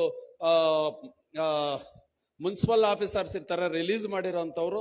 ಅದ್ರ ಜೊತೆಗೆ ಒಬ್ರು ರಿಲೀಸ್ ಮಾಡಿಕೊಟ್ಟಿರೋರು ಇಬ್ಬರು ರಿಯಲ್ ಎಸ್ಟೇಟ್ ಅವ್ರು ಇರ್ತಾರೆ. 11 ಜನದಲ್ಲಿ 5 ಜನ ಕಾಪೀರ್ ಆಗಿರ್ತೀವಿ. ಅಲ್ಲಿ ಲ್ಯಾಂಡ್ ವೈಡ್ನಿಂಗ್ ಅಲ್ಲಿ 2 ಮನೆಗಳು ಹೊಡೆದಿರ್ತಾರೆ. ನಮ್ಮದು 6 ಮನೆ ಹೋಗಿರುತ್ತೆ, ಇನ್ನೊಬ್ರದ್ದು 2 ಮನೆ ಹೋಗಿರುತ್ತೆ. 2 ಮನೆಯವ್ರಿಗೆ TDR ಅಮೌಂಟ್ ಬಂದಿಲ್ಲ ಅನ್ನೋಂಥದ್ದು ಈ ಕೇಸು. ನಾನು ಡಿಸ್ಚಾರ್ಜ್ ಅಪ್ಲಿಕೇಶನ್ ಮೇಲೆ ವಾದ ಮಾಡ್ತಾ ಇರ್ಬೇಕಾದ್ರೆ ಒಬ್ಬರು ಸಾಹೇಬ್ರು ಹೇಳ್ತಾ ಇರ್ತಾರೆ, ನನಗೆ ಕೊಟ್ಟಿರೋ ಅಂತ ದುಡ್ಡು ನಂದು ಇನ್ನೂ ಜಾಗ ಇದೆ ಸ್ವಾಮಿ, ಬೇರೆಯವ್ರಿಗೆ ಸಂಬಂಧಪಟ್ಟಿದ್ದಲ್ಲ, ನನ್ನ ದುಡ್ಡು ಮಾತ್ರ ನಾನು ಕೊಟ್ಟಿದ್ರೆ ಪಕ್ಕದಲ್ಲಿ ಕಟ್ಟಿರೋ ಅಂತವ್ರು ನಮ್ಮ ಜಾಗದಲ್ಲಿ ಇಲ್ಲ, ಅವರು ನಿಮ್ಮ ಜಾಗದಲ್ಲೇ ಬರ್ತಾರೆ. ಇಲ್ಲ ಸ್ವಾಮಿ ಅಂದಾಗ ನೀವು ಇಲ್ಲ ಅಂತ ಎಲ್ಲಾದ್ರೂ ಕಂಪ್ಲೇಂಟ್ ಕೊಟ್ಟಿದ್ದೀರಾ ಅಂತಾರೆ. ನಾನು ಕಂಪ್ಲೇಂಟ್ ಕೊಟ್ಟಿಲ್ಲ. ಕಂಪ್ಲೇಂಟ್ ಕೊಡಕ್ ಹೋದ್ರೆ ಅಷ್ಟು ಈಸಿಯಾಗಿ ಡಿಪಾರ್ಟ್ಮೆಂಟ್ಸ್ ಅವ್ರು ತಗೊಳ್ಳಲ್ಲ. ಇದು ಸಿವಿಲ್ ನೇಚರ್ ಬರುತ್ತೆ ಅಂತ ಹೋಗಿ ವಾಪಸ್ ಕಳಿಸ್ತಾರೆ. ಹಾಗಾಗಿ ನೋಟಿಸ್ ನನಗೆ ಬಂದಿದೆ, ನಾವು ಅಮೌಂಟನ್ನು ರಿಲೀಸ್ ಮಾಡಿಸ್ಕೊಂಡಿದ್ವಿ ಅಷ್ಟೇ ಅಂದಾಗ ವಾದ ಮುಂದುವರಿತಾ ಅವ್ರದ್ದೇ ಅಲ್ಲ ಅಂತ ನೀವು ಹೆಂಗೆ ಹೇಳ್ತೀರ ಅಂದ್ರೆ, ಅವ್ರದ್ದು ಆಗಿದ್ದಿದ್ರೆ ಅವ್ರು ಕಂಪ್ಲೇಂಟ್ ಕೊಟ್ಟವ್ರ ಅಂತ ನಾನು ಕೇಳ್ತೀನಿ. ಅವ್ರದ್ದೇ ಜಾಗ ಆದ್ರೆ ಅವ್ರು ಕಂಪ್ಲೇಂಟ್ ಕೊಟ್ಟಿರ್ಬೋದಿತ್ತಲ್ವಾ, ನಮ್ಮನ್ನು ಕೇಳಿದ ಕ್ವಶನ್ ಅವ್ರಿಗೂ ಅಪ್ಲೈ ಆಗುತ್ತಲ್ವಾ ಅಂದಾಗ ಸಾಹೇಬ್ರು ಹೇಳ್ತಾರೆ, ಯಾರು ಗೌರವ ಕೊಡ್ತಾರೆ ವಕೀಲರ, ಈಗ ಕಾಸು ಕೊಡದೆ ಯಾವುದೇ ಡಿಪಾರ್ಟ್ಮೆಂಟ್ ಕಂಪ್ಲೇಂಟ್ ತಗೊಳ್ಳಲ್ಲ. ಪ್ರತಿಯೊಂದು ಡಿಪಾರ್ಟ್ಮೆಂಟು ಸಹ ತೊಂದರೆ ಮಾಡ್ತಾ ಹೋಗುತ್ತೆ, ಬಡವ್ರಿಗೆ ತೊಂದರೆ ಕೊಡುತ್ತೆ, ಸಾಮಾನ್ಯ ಜನರಿಗೆ ತೊಂದರೆ ಕೊಡುತ್ತೆ, ಯಾವುದೇ FIR ತಗೊಳ್ಳಲ್ಲ, ಹಂಗೆ ಮಾಡುತ್ತೆ, ಎಲ್ಲರೂ ಸಹ ಕರಪ್ಷನ್ ಜಾಸ್ತಿ ಇದೆ ಅಂತ ಹೇಳ್ತಾರೆ. ಲಾಸ್ಟ್ಗೆ ನಾನು ಹೇಳ್ತೀನಿ, ನಂದು ಆರ್ಗ್ಯುಮೆಂಟ್ಸ್ ಮುಗೀತು ಸ್ವಾಮಿ ಅಂತ. ಯಾಕೆ ಅಂತಾರೆ, ತಾವೇನು ಹೇಳಿದ್ರೆ ಆ ನಿಟ್ಟಿನಲ್ಲಿ FIR ಆಗಿದೆ, ತಾವೇನು ಹೇಳಿದ್ರೆ ಆ ನಿಟ್ಟಿನಲ್ಲಿ ಚಾರ್ಜ್ ಶೀಟ್ ಆಗಿದೆ, ಯಾವುದು ಕರೆಕ್ಟ್ ಇಲ್ಲ, ದಯವಿಟ್ಟು FIR ಮೇಲೆ ನಮ್ಮನ್ನು ಡಿಸ್ಚಾರ್ಜ್ ಮಾಡಬೇಕಾಗುತ್ತಾ ಅಂತೇಳಿ ನಾನು ಆರ್ಗ್ಯುಮೆಂಟ್ ಮುಗಿಸ್ತೀನಿ. ಇಲ್ಲ ನೀವು ಇನ್ನೂ ಸ್ವಲ್ಪ ಮಾತಾಡ್ಬೇಕಂತ ಏಪ್ರಿಲ್ 6ನೇ ತಾರೀಕು ಕೊಟ್ಟಿದ್ದಾರೆ.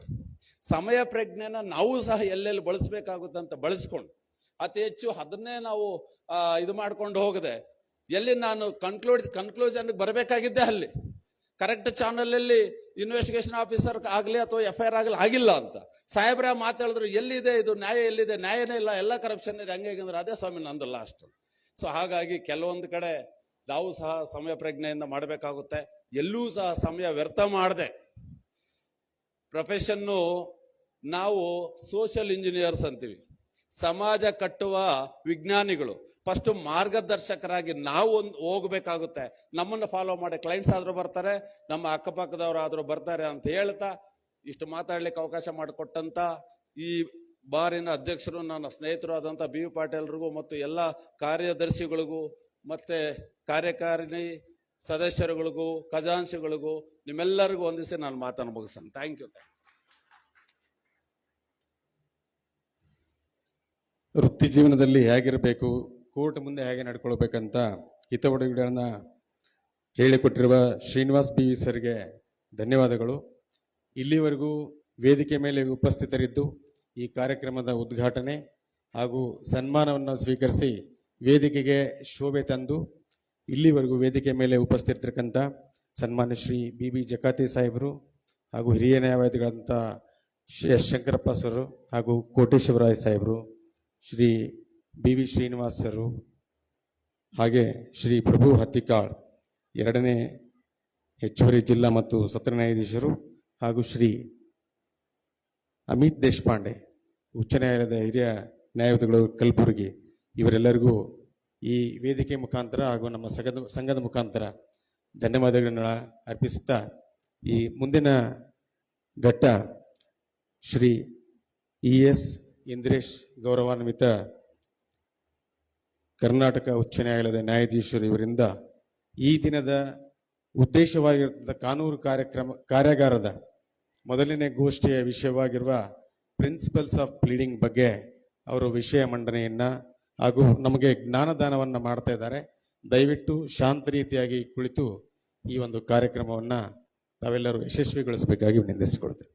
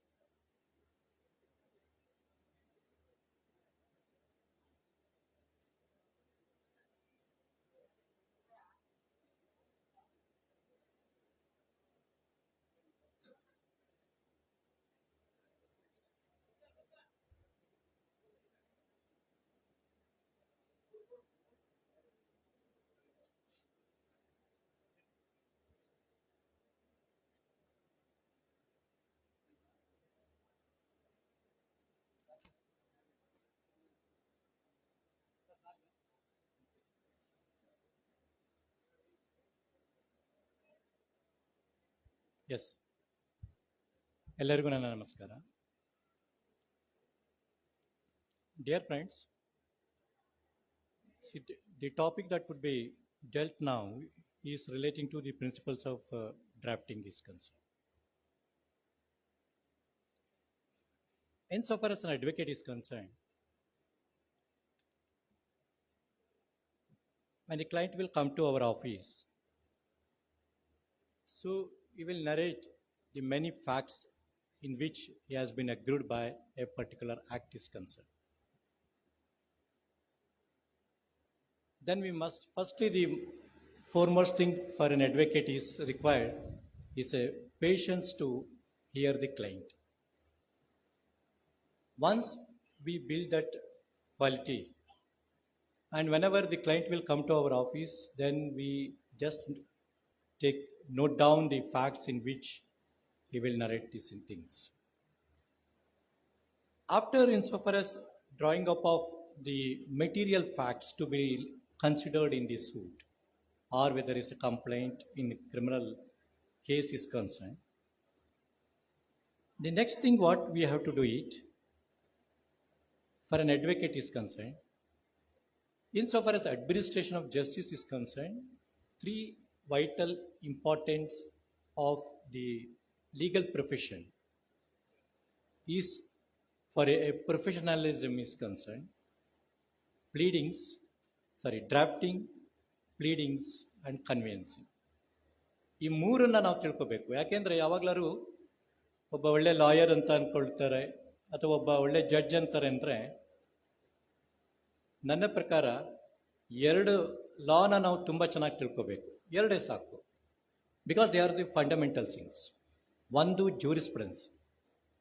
ಯಾರಿಗೆ ಚೆನ್ನಾಗಿ ಜೂರಿಸ್ಪ್ರುಡೆನ್ಸ್ ಗೊತ್ತಿರ್ತದೆ ಅವ್ರಿಗೆ ಕಾನ್ಸೆಪ್ಟ್ಸ್ ಆ್ಯಂಡ್ ಡಾಕ್ಟ್ರಿನ್ಸ್ ಚೆನ್ನಾಗಿ ಗೊತ್ತಿರುತ್ತೆ. Whether it is from Austin ಇರ್ಬೋದು, pure theory of Kelsen's theory ಇರ್ಬೋದು, ಆರ್ಸ್ ಅನಾಲಿಸಿಸ್ ಇರ್ಬೋದು ಆಫ್ ಪ್ರೈಮರಿ, ಆರ್ ಏನೂ ಇಲ್ಲ ಅಂದರೂ ನಾವು ಲಾನಲ್ಲಿ guarantee Salmond's fourth edition of Fitzgerald ಓದಿರ್ತೀವಿ. That we will know what the fundamentals are what is the essential feature in so for as the legal aspect is concern. Next one is interpretation of statutes. ಒಂದು jurisprudence, ಇನ್ನೊಂದು interpretation of statutes. Whether you can follow from Vepa Sarathi, Maxwell, or in so for as GP Singh, ಯಾವುದಾದ್ರೂ ಸರಿ, interpretation of statutes is concern. ಅದನ್ನು ಎರಡನ್ನ ನಾವು ಯಾವಾಗ ಚೆನ್ನಾಗಿ ತಿಳ್ಕೊತೀವಿ ಅವಾಗ ಮಾತ್ರ ನಾವು ಒಳ್ಳೆ ವಕೀಲರಾಗೋದಕ್ಕೆ ಅಥವಾ ಒಳ್ಳೆ ನ್ಯಾಯಾಧೀಶರಾಗಿರೋದು ಕಾರಣ. They are two basic essential what we require. In our pleadings is concern, it is a creation and composition of the facts is concerned. Pleadings andre enu? It's very simple insofar as if you look at the entire the pleadings chapter insofar as the CPC is concerned, order 6, order 7, order 8. ಈ ಮೂರು ಆರ್ಡರ್ಸನ್ನು ನಾವು ನೋಡಿದ್ರೆ ನಮಗೆ ಗೊತ್ತಾಗುತ್ತೆ pleadings ಅಂದರೆ ಏನು ಅಂತ. If you look at insofar as the order 6 is concerned, pleading ಅಂದ್ರೆ ಏನು ಅಂದರೆ very beautifully it is was drafted. So far as the civil procedure is concerned, unlike IPC drafted by Macaulay, but CPC is a consolidation of the act. ಇದು ಯಾವ draft ಮಾಡಿದ್ರು ಅಂತ ಗೊತ್ತಿಲ್ಲ. This is A consolidation of acts. ತುಂಬ ಹಿಂದಿನಿಂದ ಏನು amendment ಮಾಡ್ತಾ ಇದ್ರು, ಕನ್ಸಾಲಿಡೇಷನ್ ಮೆನಿ ಆ್ಯಕ್ಟ್ಸ್ ಎಲ್ಲ ಸೇರಿಕೊಂಡು 1908 ಈ ಒಂದು CPC ನಮಗೆ ಬಂತು. Just you look at order 6 says pleading shall means mandatory, means it's not includes, only mean plaint or written statement. That's all.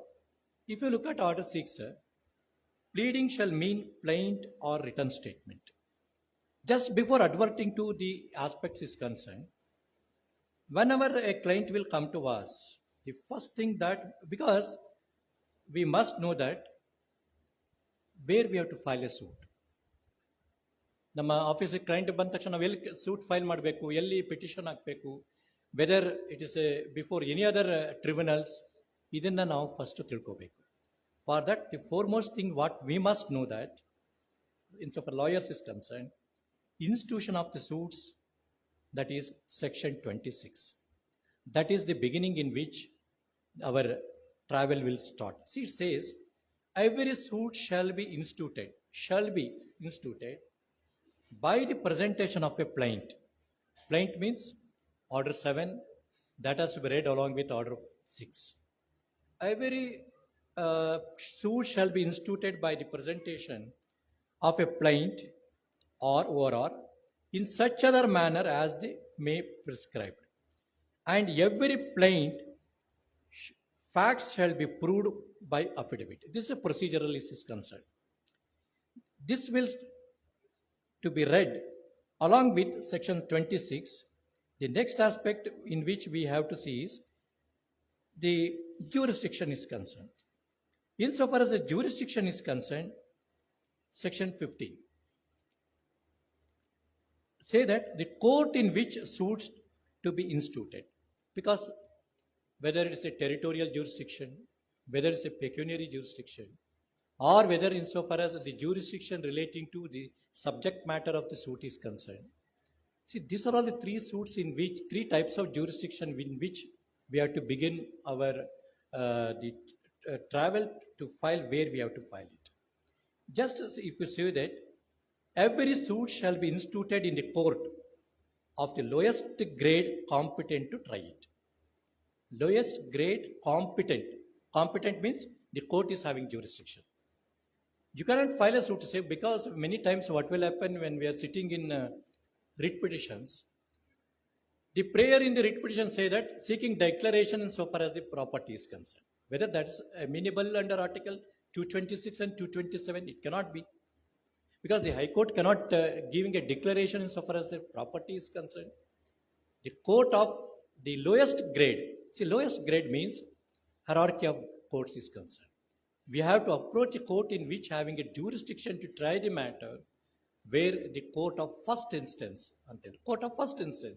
in which, because take for an example, election petition is concerned. The court of first instance will be the High Court.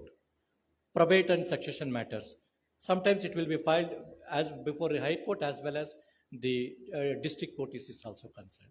Certain matters in which, take for an example, the jurisdiction wise the court will be having the jurisdiction to hear the matter. Therefore, we have to look into the subject matter. We have to look into the cause of action in which it has arisen. We have to look into the court in which having a lowest grade competent to try it, where the suit has to be filed. ಇದನ್ನ ನಾವು section 15, 16, 26 ಇದನ್ನ first ನಾವು ಅರ್ಥ ಮಾಡಿಕೊಂಡು then we have to travel to the pleadings. Pleadings, dear friends, normally in our state itself, because we used to sit in principal bench Bangalore or in Dharwad or Kalburgi is concerned, many a times when civil matters will come, of course same thing as far criminal aspect is concerned, ಇಲ್ಲಿ plaint ಅಂತೀವಿ ಅಲ್ಲಿ complaint, because all criminal matters will be commenced with a complaint. So far as the first thing ನಾವು ನೋಡ್ತೀವಿ, appeal ಬಂದಾಗ weather is RFA ಆಗಿರ್ಬೋದು ಅಥವಾ RSC ಆಗಿರ್ಬೋದು, sometimes the learned counsel representing the appellant is concerned, he raised an objection saying that the court has no jurisdiction to entertain the petition, entertain the suit. Suit ಮುಗಿದೇ ಹೋಗಿರ್ತದೆ. First ಅಪೀಲಲ್ಲಿ ಅಥವಾ second ಅಪೀಲಲ್ಲಿ ಹೇಳ್ತಾರೆ ಆ ಕೋರ್ಟ್ಗೆ jurisdiction ಇಲ್ಲ, decree ಮಾಡಿಬಿಟ್ಟಿದ್ದಾರೆ. Of course 1950 SC 340, please read that judgement. Any judgement rendered by the court having no jurisdiction is nullity in law. 1954 SC 340. Because why I have great affinity towards the first 7 judges of the Honorable Supreme Court is that if you look at the name of the judges, starting from the M.H. Kania, Vivian Bose, Patanjali Shastri, Venkatramayya, if you look at any development of law is concerned in India is concerned, we got extremely best jurists in our country were appointed then for the Supreme Court. If you look at entire judgments rendered by 1950 to 60, 60 to 70, take for an example, Justice Matthew, Hidayatullah, Justice many, ತುಂಬಾ ಜನ judges, Coca Subrao, ಎಷ್ಟು ಜಡ್ಜ್ಮೆಂಟ್ಗಳೆಲ್ಲ ಅವ್ರು ಬರೆದ್ರು ಅಂದರೆ they laid A foundation today. ಇವತ್ತು ನಮಗೆ judgements ಇನ್ಸೋಫಾರ್ ಅಡ್ವೊಕೇಟ್ಸ್ಗಾರು ಸರಿ ಅಥವಾ ಜಡ್ಜಸ್ಗಾರು ಸರಿ, many things is handmade for us, because they were the judges who have very well versed insofar as the foundation is concerned. They have given everything for us. Only thing is we have to develop according to the new technology is concerned. Except that insofar we owe everything to our the judges, former judges of the Supreme Court as well as the High Courts is concerned. Check for an example, whenever a objection is raised by the learner counsel appealing for the appellant in RSA and RFA, ಅವ್ರು ಏನ್ ಹೇಳ್ತಾರೆ, ಆ trial ಕೋರ್ಟ್ಗೆ jurisdiction ಇರಲಿಲ್ಲ, judgment ಮಾಡಿಬಿಟ್ಟಿದ್ದಾರೆ ಅಂತ. Then the important provision, normally we missed it, is section 21 of CPC. Section 21 of CPC ಏನು ಹೇಳ್ತೆ ಅಂದ್ರೆ objection to jurisdiction. Then we put a question to the learner counsel. Have you raised this plea before the trial court at the first instance?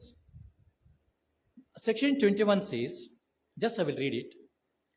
No objection to the place of suing, no objection, it starts with negative, shall be allowed, it's a mandatory, by any appellate or revisional court unless such objection was taken in the court of first instance.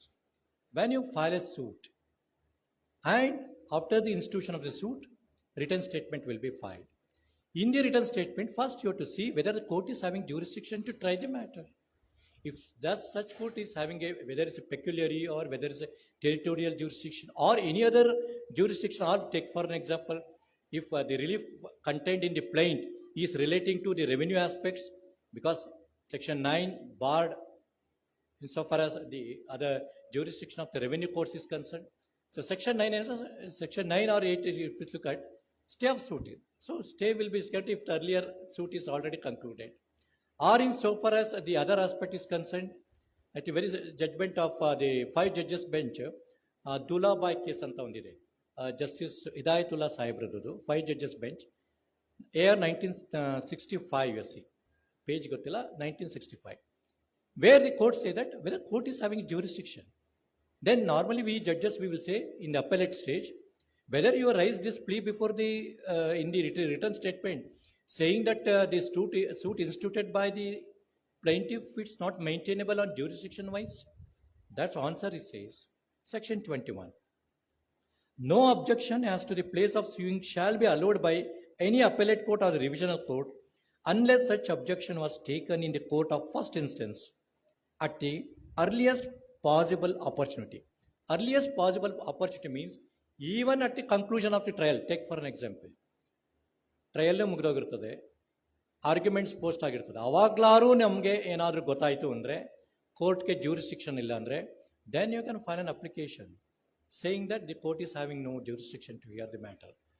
That plea that you cannot rise in the appellate stage. In the event if you rise it, then it is very difficult for the appellate court to give a finding on a particular the plea made by the arguments advanced by the learned counsel in the appellate stage. Even so far revision is concerned, before such settlement and unless there has been a consequent failure of justice. That's one aspect. Section 21 clause 2, that's also equally important. No objection as to the competence of the court with reference to the pecuniary limits. So pecuniary limits, senior division file madbeka, junior division madbeka. These are all the things before we filing we have to thought of. Whether subject matter of the suit another way, valuation nodbeku. See, very important aspect. Normally what will happen in the course is concerned, I think of course when I was the student of law at Mysore, we have rules of practice. ನಮಗೆಲ್ಲ 15 ಮಾರ್ಕ್ಸ್ಗೆ ನಾನು ಓದಬೇಕಾದ್ರೆ rules of practice ಇತ್ತು. Criminal rules of practice, civil rules of practice. It is very unfortunate that our university ಅದನ್ನು ಡಿಲೀಟೇ ಮಾಡಿಬಿಟ್ಟಿದ್ದಾರೆ ಸಿಲೆಬೈಯಿಂದ. See you cannot learn anything in the absence of rules of practice. Rules of ಪ್ರಾಕ್ಟೀಸ್ನ small ದೊಡ್ಡ ಪುಸ್ತಕ ಇಲ್ಲ. ನಾನು ಆಲ್ ಬಾಲ್ ಅಸೋಸಿಯೇಷನ್ ರಿಕ್ವೆಸ್ಟಿಂಗ್ ಒಂದು 15 ಕಾಪಿ ಇಟ್ಬಿಡಿ. ರೂಲ್ಸ್ ಆಫ್ ಪ್ರಾಕ್ಟೀಸ್ ಕಲಿಯೋಣ. Civil rules of practice, criminal rules of practice ಅದೆರಡು ಕಲ್ತ್ಬಿಟ್ರೆ ಐ ಥಿಂಕ್ ಲಿಮಿಟೇಷನ್ ಯಾವಾಗ ರೈಸ್ ಮಾಡಬೇಕು, ಪೆಕ್ಯುನಿಯರಿ ಜ್ಯೂರಿಸ್ಡಿಕ್ಷನ್ ಬಗ್ಗೆ ಯಾವಾಗ, ಟೆರಿಟೋರಿಯಲ್ ಯಾವಾಗ, because limitation, see if you look at limitation section 3, limitation only in so for as in the first instance that we have to rice.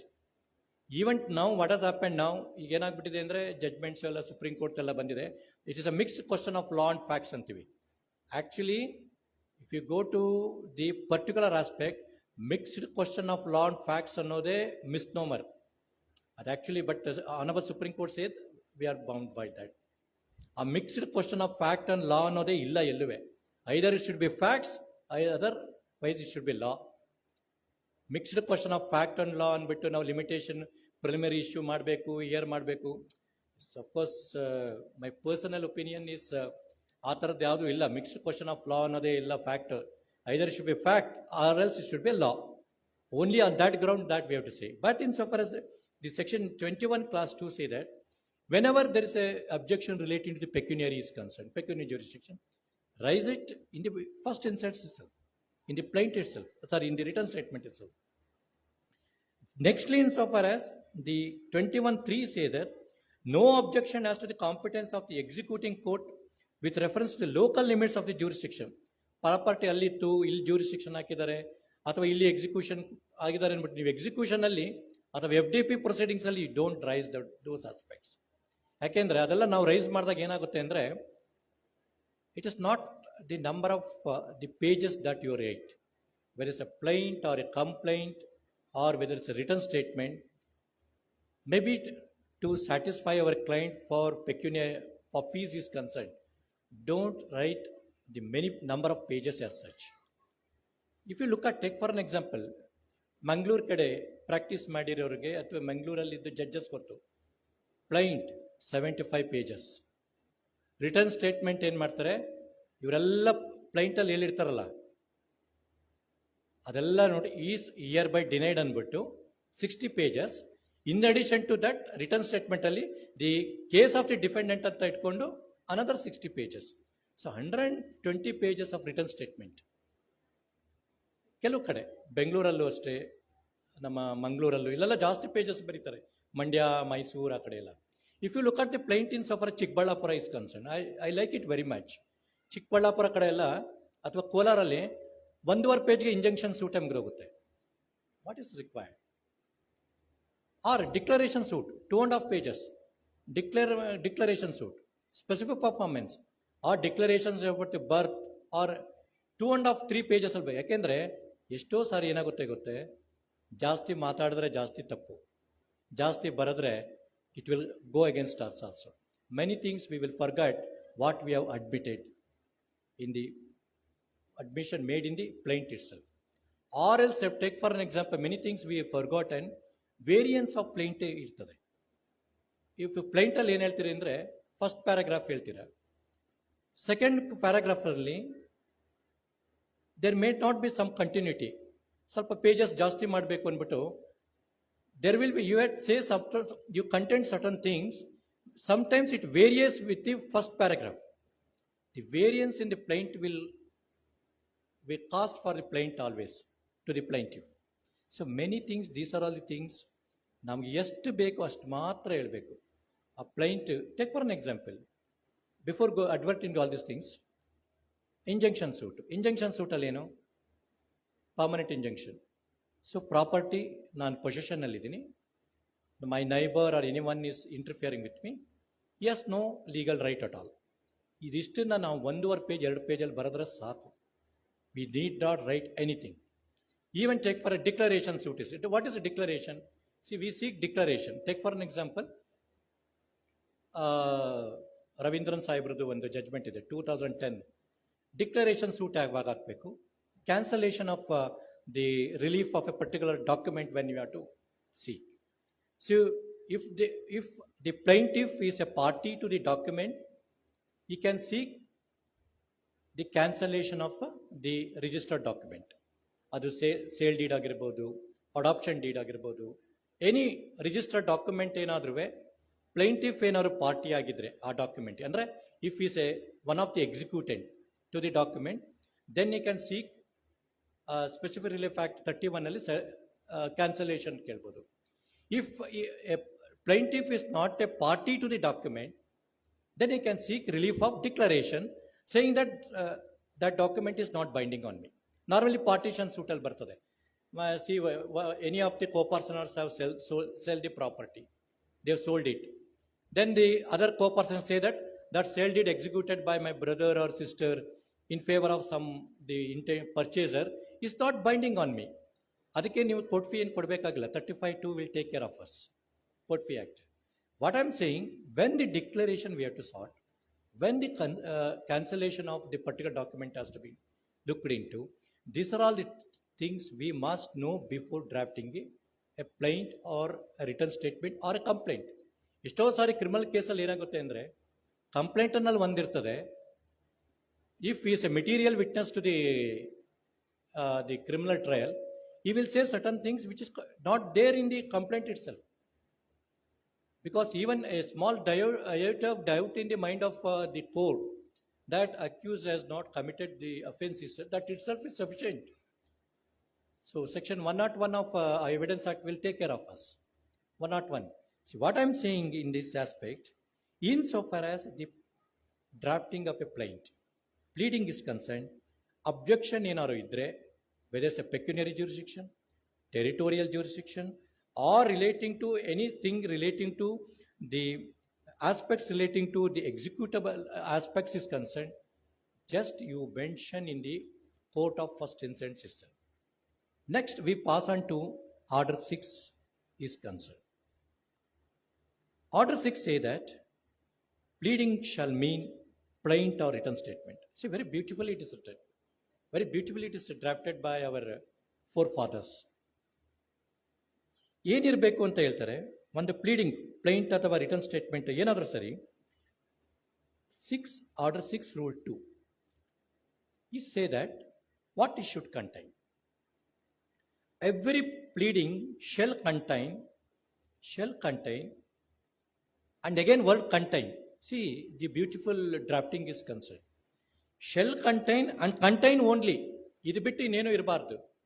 What is that means? A statement in a concise form of the material facts. A concise form. See, maintain a brevity in your drafting. Concise. Just material, concise of material facts. ಆ ಕೇಸ್ಗೆ ಏನು ಬೇಕು ಅದು ಮಾತ್ರ ಹೇಳಿ. Take for an example, partition suit.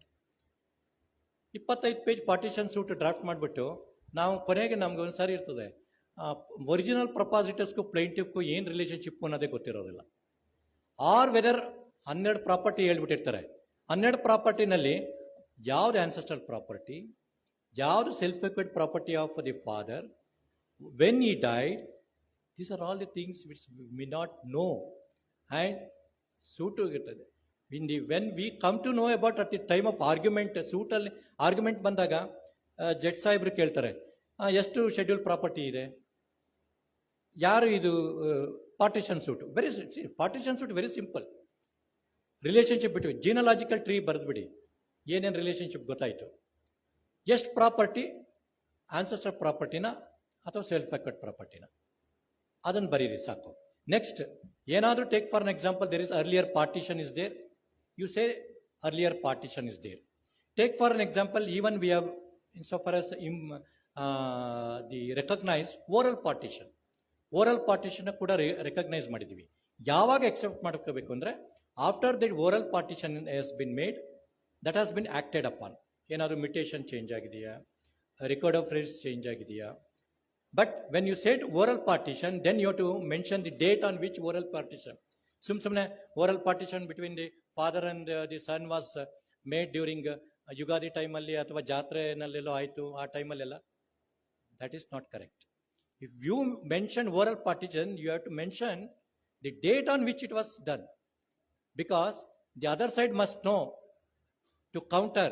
Avattu ನಮ್ಮ ಮನೇಲಿ ಯಾರು ಸೇರೇ ಇರಲಿಲ್ಲ. Many things will happen. Many things. Because take for an example, in one of the cases I have seen in Kadburgi last time, the Tahsildar has affected the mutation on the 15th August. And the 15th August ರಜಾ ಅಲ್ಲ 1962ರಲ್ಲಿ. ಅವನು ತಹಸೀಲ್ದಾರ್ ಹೆಂಗೆ ಮಾಡಿದ್ರು ಅಂತ ಕೇಳಿದ್ರೆ 15th August. ಅಲ್ಲಪ್ಪ, ನಾವು ಯಾರು ಕೆಲಸನೇ ಮಾಡಲ್ಲ 15th August ಸ್ವಾತಂತ್ರ್ಯ ದಿನಾಚರಣೆ. How you are very very so honest workman of this country.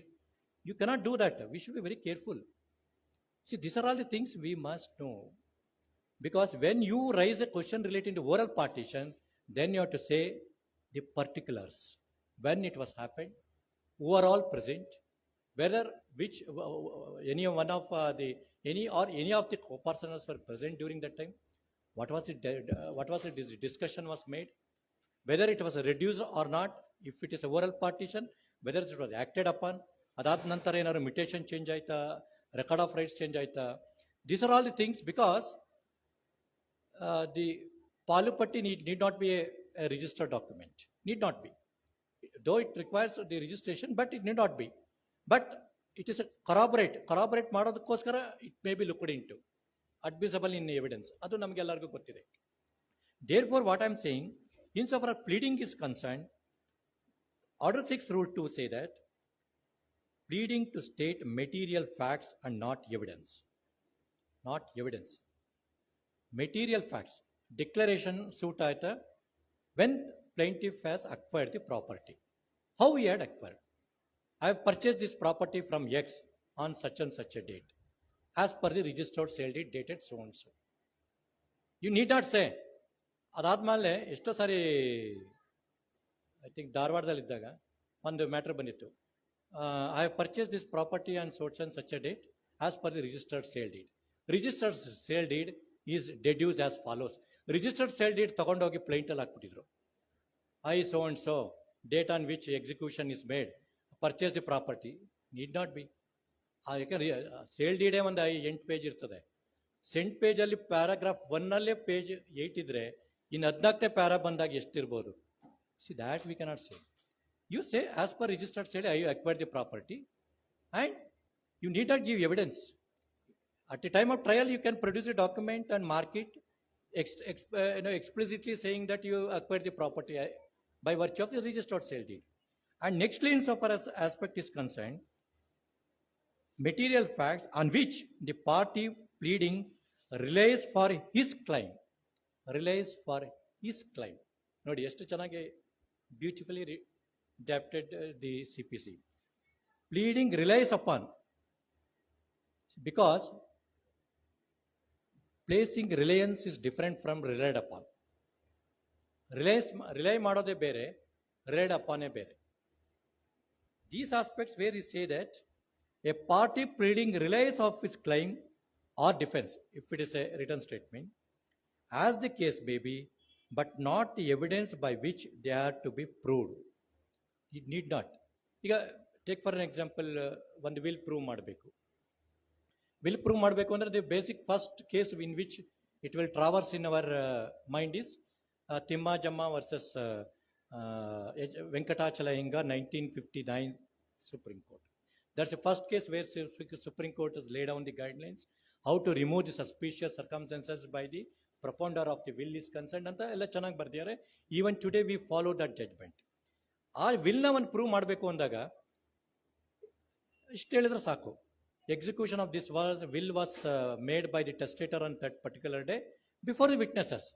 You need not say ಇವರೆಲ್ಲ ವಿಟ್ನೆಸಸ್ ಇದ್ರು, ಎಕ್ಸಿಕ್ಯೂಟೆಂಟ್ ಇದ್ರು, is the scribe of the will is concerned. You need not say. That's a matter of evidence. That you can raise it in when proving the will is concerned. Just execution of the document, that is a will anta idre saku. You need not, the pleading shall not contain the evidence. If you give evidence, then it gives a room for or the scope for the other side to know what you should take plea at the time, take a certain objection in the evidence is concerned. That should contain, the pleading shall contain a concise form of the material facts alone. Material facts where we say that precise ಅಂತ ಹೇಳ್ತೀವಿ. Precise ಅಂದ್ಬಿಟ್ಟು ಸಾಹೇಬ್ರು ಹೇಳಿದ್ರು ಲಿಂಗಸುಗೂರಿನಲ್ಲಿ precise ಇರಬೇಕು 1.5 page ಅಂದ್ಬಿಟ್ಟು material facts particulars ಬಿಡಬಾರ್ದು. ಅದು ಕೂಡ ಇಂಪಾರ್ಟೆಂಟು. ಯಾವುದನ್ನು ಹೇಳಬೇಕೋ ಕರೆಕ್ಟಾಗಿ 1.5 ಪೇಜ್ 2 ಪೇಜ್ ಆದರೂ ಪರವಾಗಿಲ್ಲ, ಹೇಳೋದು ಮಾತ್ರ ಹೇಳ್ಬಿಡ್ಬೇಕೆಲ್ಲ. But you must apply your mind what should contain, what should not contain. That's what the Order 6 Rule 6 concern. Because reading is, when a judgment has to be delivered by the learned judge, he shall look into the plaint as a whole. Plaint as a whole ನೋಡ್ತೀವಿ. Not we read the paragraph. ಈ paragraph ಅಲ್ಲಿ ಹೇಳಿದ್ರು, ಈ paragraph ಹೇಳಿದ್ರು ಅಂತ ನಾವು ನೋಡಲ್ಲ. A plaint has to be read as a whole. Because whenever we construct harmonious construction, literal construction, liberal construction, reading down, reading up, ಇವೆಲ್ಲ ಮಾಡಬೇಕು ಅಂತ ಹೇಳೋ ಇಂಟರ್ಪ್ರಿಟೇಷನ್ ಬಂದಾಗ entire document has to be read as to be whole. Plaint has to be looked into as a whole. ಅದಕ್ಕೋಸ್ಕರ ಎಷ್ಟು ಸಾಧ್ಯವೋ ಅಷ್ಟು concise ಮಾಡಬೇಕು, ಬ್ರಿವಿಟಿ ಇರಬೇಕು, ಪ್ರಿಸೈಸ್ ಇರಬೇಕು, but not at the cost of the requirement what is there liquidity. Insofar as the aspect is concerned, you must state only the facts only, and facts of material facts is concerned. Let us take for an example, it's a suit for specific relief act, specific performance suit file ಮಾಡ್ತೀರಾ. What is the minimum requirement? Normally, if it is a breach by the owner, the intending purchaser will file a suit. He is saying that obligation of the particular agreement has not been done. So I have entered into an agreement with so and so, with the defendant on that particular day. Then we have to say whether it's a registered document or unregistered document, what is the subject matter, what is the total consideration, whether you have paid the part payment, and if a part payment is paid, how you have paid, with a kind or by way of the any other mode. These are all the things to be there. You do sale agreement. Then next part is there, very important in sale specific performance ಅಲ್ಲಿ, whether readiness and willingness is there. Section 16 class C. Readiness willingness ಇದೆಯಾ, whether you have stipulated the time in the time frame the agreement within 1 year ಅಲ್ಲಿ sale deed ಆಗಬೇಕು ಅಂತ ಇದೆಯಾ, ಅಥವಾ what is the period, because period the time is not the essence of the contract in so far removable property is concern. But it should be there 1 year ಅಲ್ಲಿ ಆಗಬೇಕು ಅಂದರೆ, weather 1 year ಅಲ್ಲಿ ಏನಾದರೂ the owner of the property is not willing to execute the willing to register the sale deed, then have you sent a notice? If while sending a notice, whether you have said that you are ready with the remaining amount in your bank account al full idea, because here 2020 SC nallide, you must have the money to fulfill the, because why I am saying all these things, if you look at section 16 class C, in the plaint you must aver and prove. Eradu ide ನೋಡಿ, aver and prove, both the things should be there in your specific performance suit. ಇದೆಲ್ಲ ಇದ್ರೆ ಮಾತ್ರ ನೀವು specific performance suit ನಲ್ಲಿ ನೀವು you can make out a case for passing decree in favour of you. But what I am saying, in so for as the plaint is concerned or return statement is concerned, it must contain only the material facts, not the facts, not the facts as a whole is concerned. Next, in so far as the aspect is concerned, why it has to be fact, material facts? Two things. If a plaint file ಮಾಡ್ತೀರಿ, summons ಹೋಗುತ್ತೆ ಡಿಫೆಂಡೆಂಟ್ಗೆ ಅರ್ಥ ಆಗಬೇಕು ನಿಮ್ಮ case ಏನು ಅಂತ. You must understand what is your case, what is the case of the plaintiff ಅನ್ನೋದು, because plaint is nothing but a notice to the other side. You must know, because you have to give a defense. ಅವರು ಒಂದು return statement file ಮಾಡಬೇಕಲ್ಲ, return statement file ಮಾಡಬೇಕು, you must have a defense to the material facts contained in this plaint. It is a notice to the other side. And secondly, normally issues frame ಮಾಡ್ತಾರೆ, learned judges will frame the issues based on the pleadings.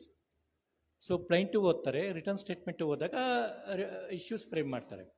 Issues frame ಮಾಡಬೇಕಾದ್ರೆ then ಜಡ್ಜ್ಗೆ ತಲೆ ನಾವು ಬರೆಸಬಾರ್ದು, because he cannot see. ನೀವು 65 page plaint 120 pages return statement ಮಾಡಿದ್ರೆ the judges will be very, he will be put to trial where the real issue involved. Issue frame ಮಾಡೋದು it's a not that much easy for every case is concern. Because I think recently, just 3-4 days back, in RFA we had a matter. Because why I am saying all these things, the importance of the issues is concerned. Facts is like this. It is a suit for partition filed by the daughters against their brother, seeking relief of partition and separate possession. What has happened? Father is whereabouts are not known for more than 10 years. He is missing. The plaint start by the daughter saying that properties are joint family property. Our father is missing from 2014 particular date anta start ಮಾಡಿದ್ದಾರೆ plaint ಅಲ್ಲಿ. Thereafter, his whereabouts are not known. Defendant, so that's why they say that we seek the partition in the family, because succession opens only after the death of the propositors. ಅದಕ್ಕೆ ಆ ಥರ ಹೇಳಿದ್ದಾರೆ. Defendant is the son. Defendant has took up a contention there. Yes, it is true. My father is missing from such and such 2014. Immediately after the missing, I lodged a complaint before the jurisdictional police about the missing complaint file ಮಾಡಿದ್ದೀವಿ. ಅದರ ಮೇಲೆ ಆಮೇಲೆ ಏನೂ ಆಗಿಲ್ಲ. Nothing else. Prior to that, what has happened? Just before the missing, father has executed a registered will conveying certain self-acquired property in favor of the son. Son says in 2022, saying that ನಮ್ಮ ತಂದೆ registered will ಮಾಡಿದ್ರು, sir unregistered will ಮಾಡಿದ್ರು 2014 ಅಲ್ಲಿ. The plaint ಏನು ಹೇಳ್ತಾರೆ ಅಂದರೆ, the daughters, my father had executed the registered will in 2011 and thereafter one more unregistered will now in which our brother, that is the defendant, is claiming. Now the question is start when the will speaks only after the death of the testator. Here we don't know whether testator is died or not, because he is missing from 2014. What best we could say that relegate the party to get a declaration of civil death of the father. ಇದು ಒಂದು will ಬರಬೇಕು ಅಂದರೆ. Succession daughters ಕೇಳ್ತಾ ಇದ್ದಾರೆ, succession in the family. Succession will open only after the death of the father. But father ಕೂಡ not died because is missing. Then what best we could do it? Can we relegate the parties to approach the civil court seeking a declaration of civil death? 108 ಇರಬೇಕಲ್ಲ, section 108 civil death ಒಂದು declaration ತಗೊಂಡು ಆಮೇಲೆ ನಾವೇನಾದರೂ whether we have to remand the matter under order 41 rule 23 framing the issue. ಅವಾಗ ನೋಡಿದ್ವಿ one of the issues was very nicely framed hour brother judge, saying that whether the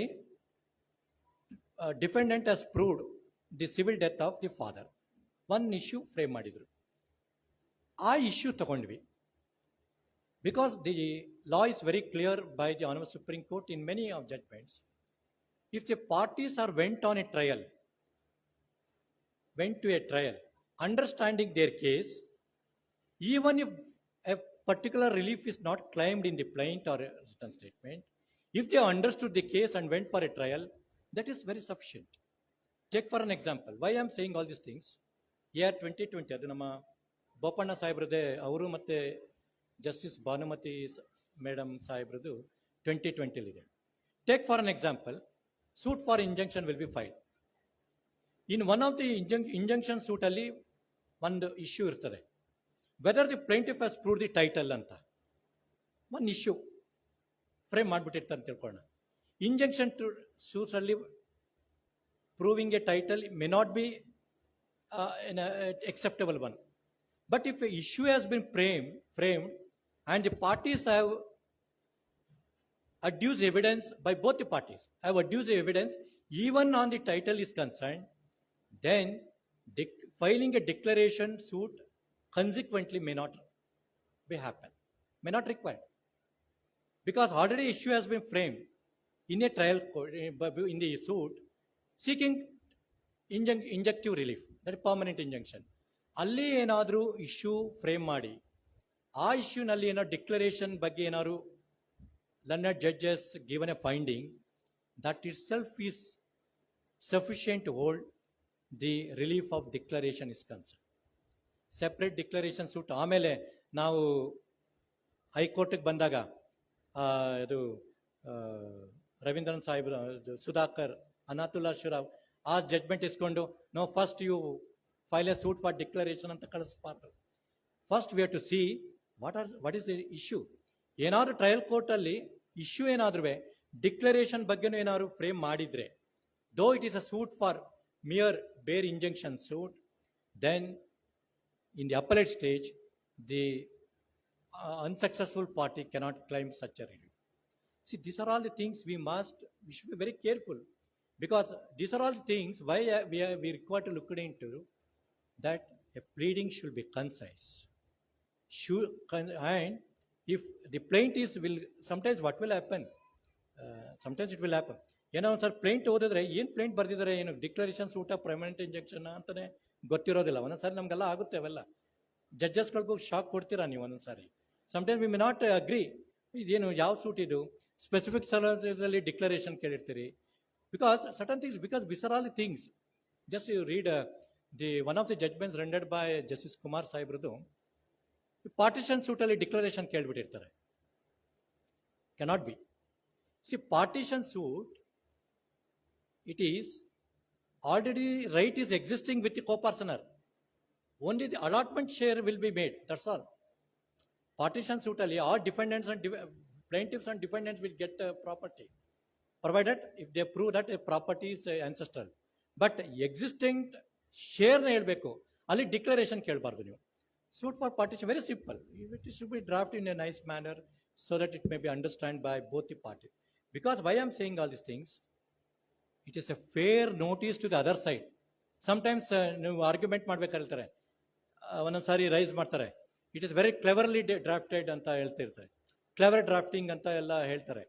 clever drafting means don't confuse the other side as well as the judge. Clever drafting may not a good word to say. Drafting itself is so far as it is an art. It's an art. What is required for the case is to be embedded in the plaintiff's contempt. So, Order 6 Rule 2 say that you must say only the facts and only material facts, not law. Not law. Okay, don't say all those things. Law ಬಗ್ಗೆ ಏನು ಬೇಕಾಗಿಲ್ಲ. You take for an example, partition ಅಥವಾ specific performance, readiness, willingness ಇಲ್ಲ ಅಂತ ಹೇಳ್ಬಿಟ್ಟು section 16 of the specifically facts reads as under ಅಂದ್ಬಿಟ್ಟು ಅದು ಇಷ್ಟುದ್ದ ಇರ್ತದೆ ಸೆಕ್ಷನ್, ಅದೇ 2-3 ಪೇಜ್ ತಗೊಬಿಡ್ತದೆ. You need not say all those things. Just you say what the material facts are required to be made in the declaration suit, partition suit are any other suits are concern.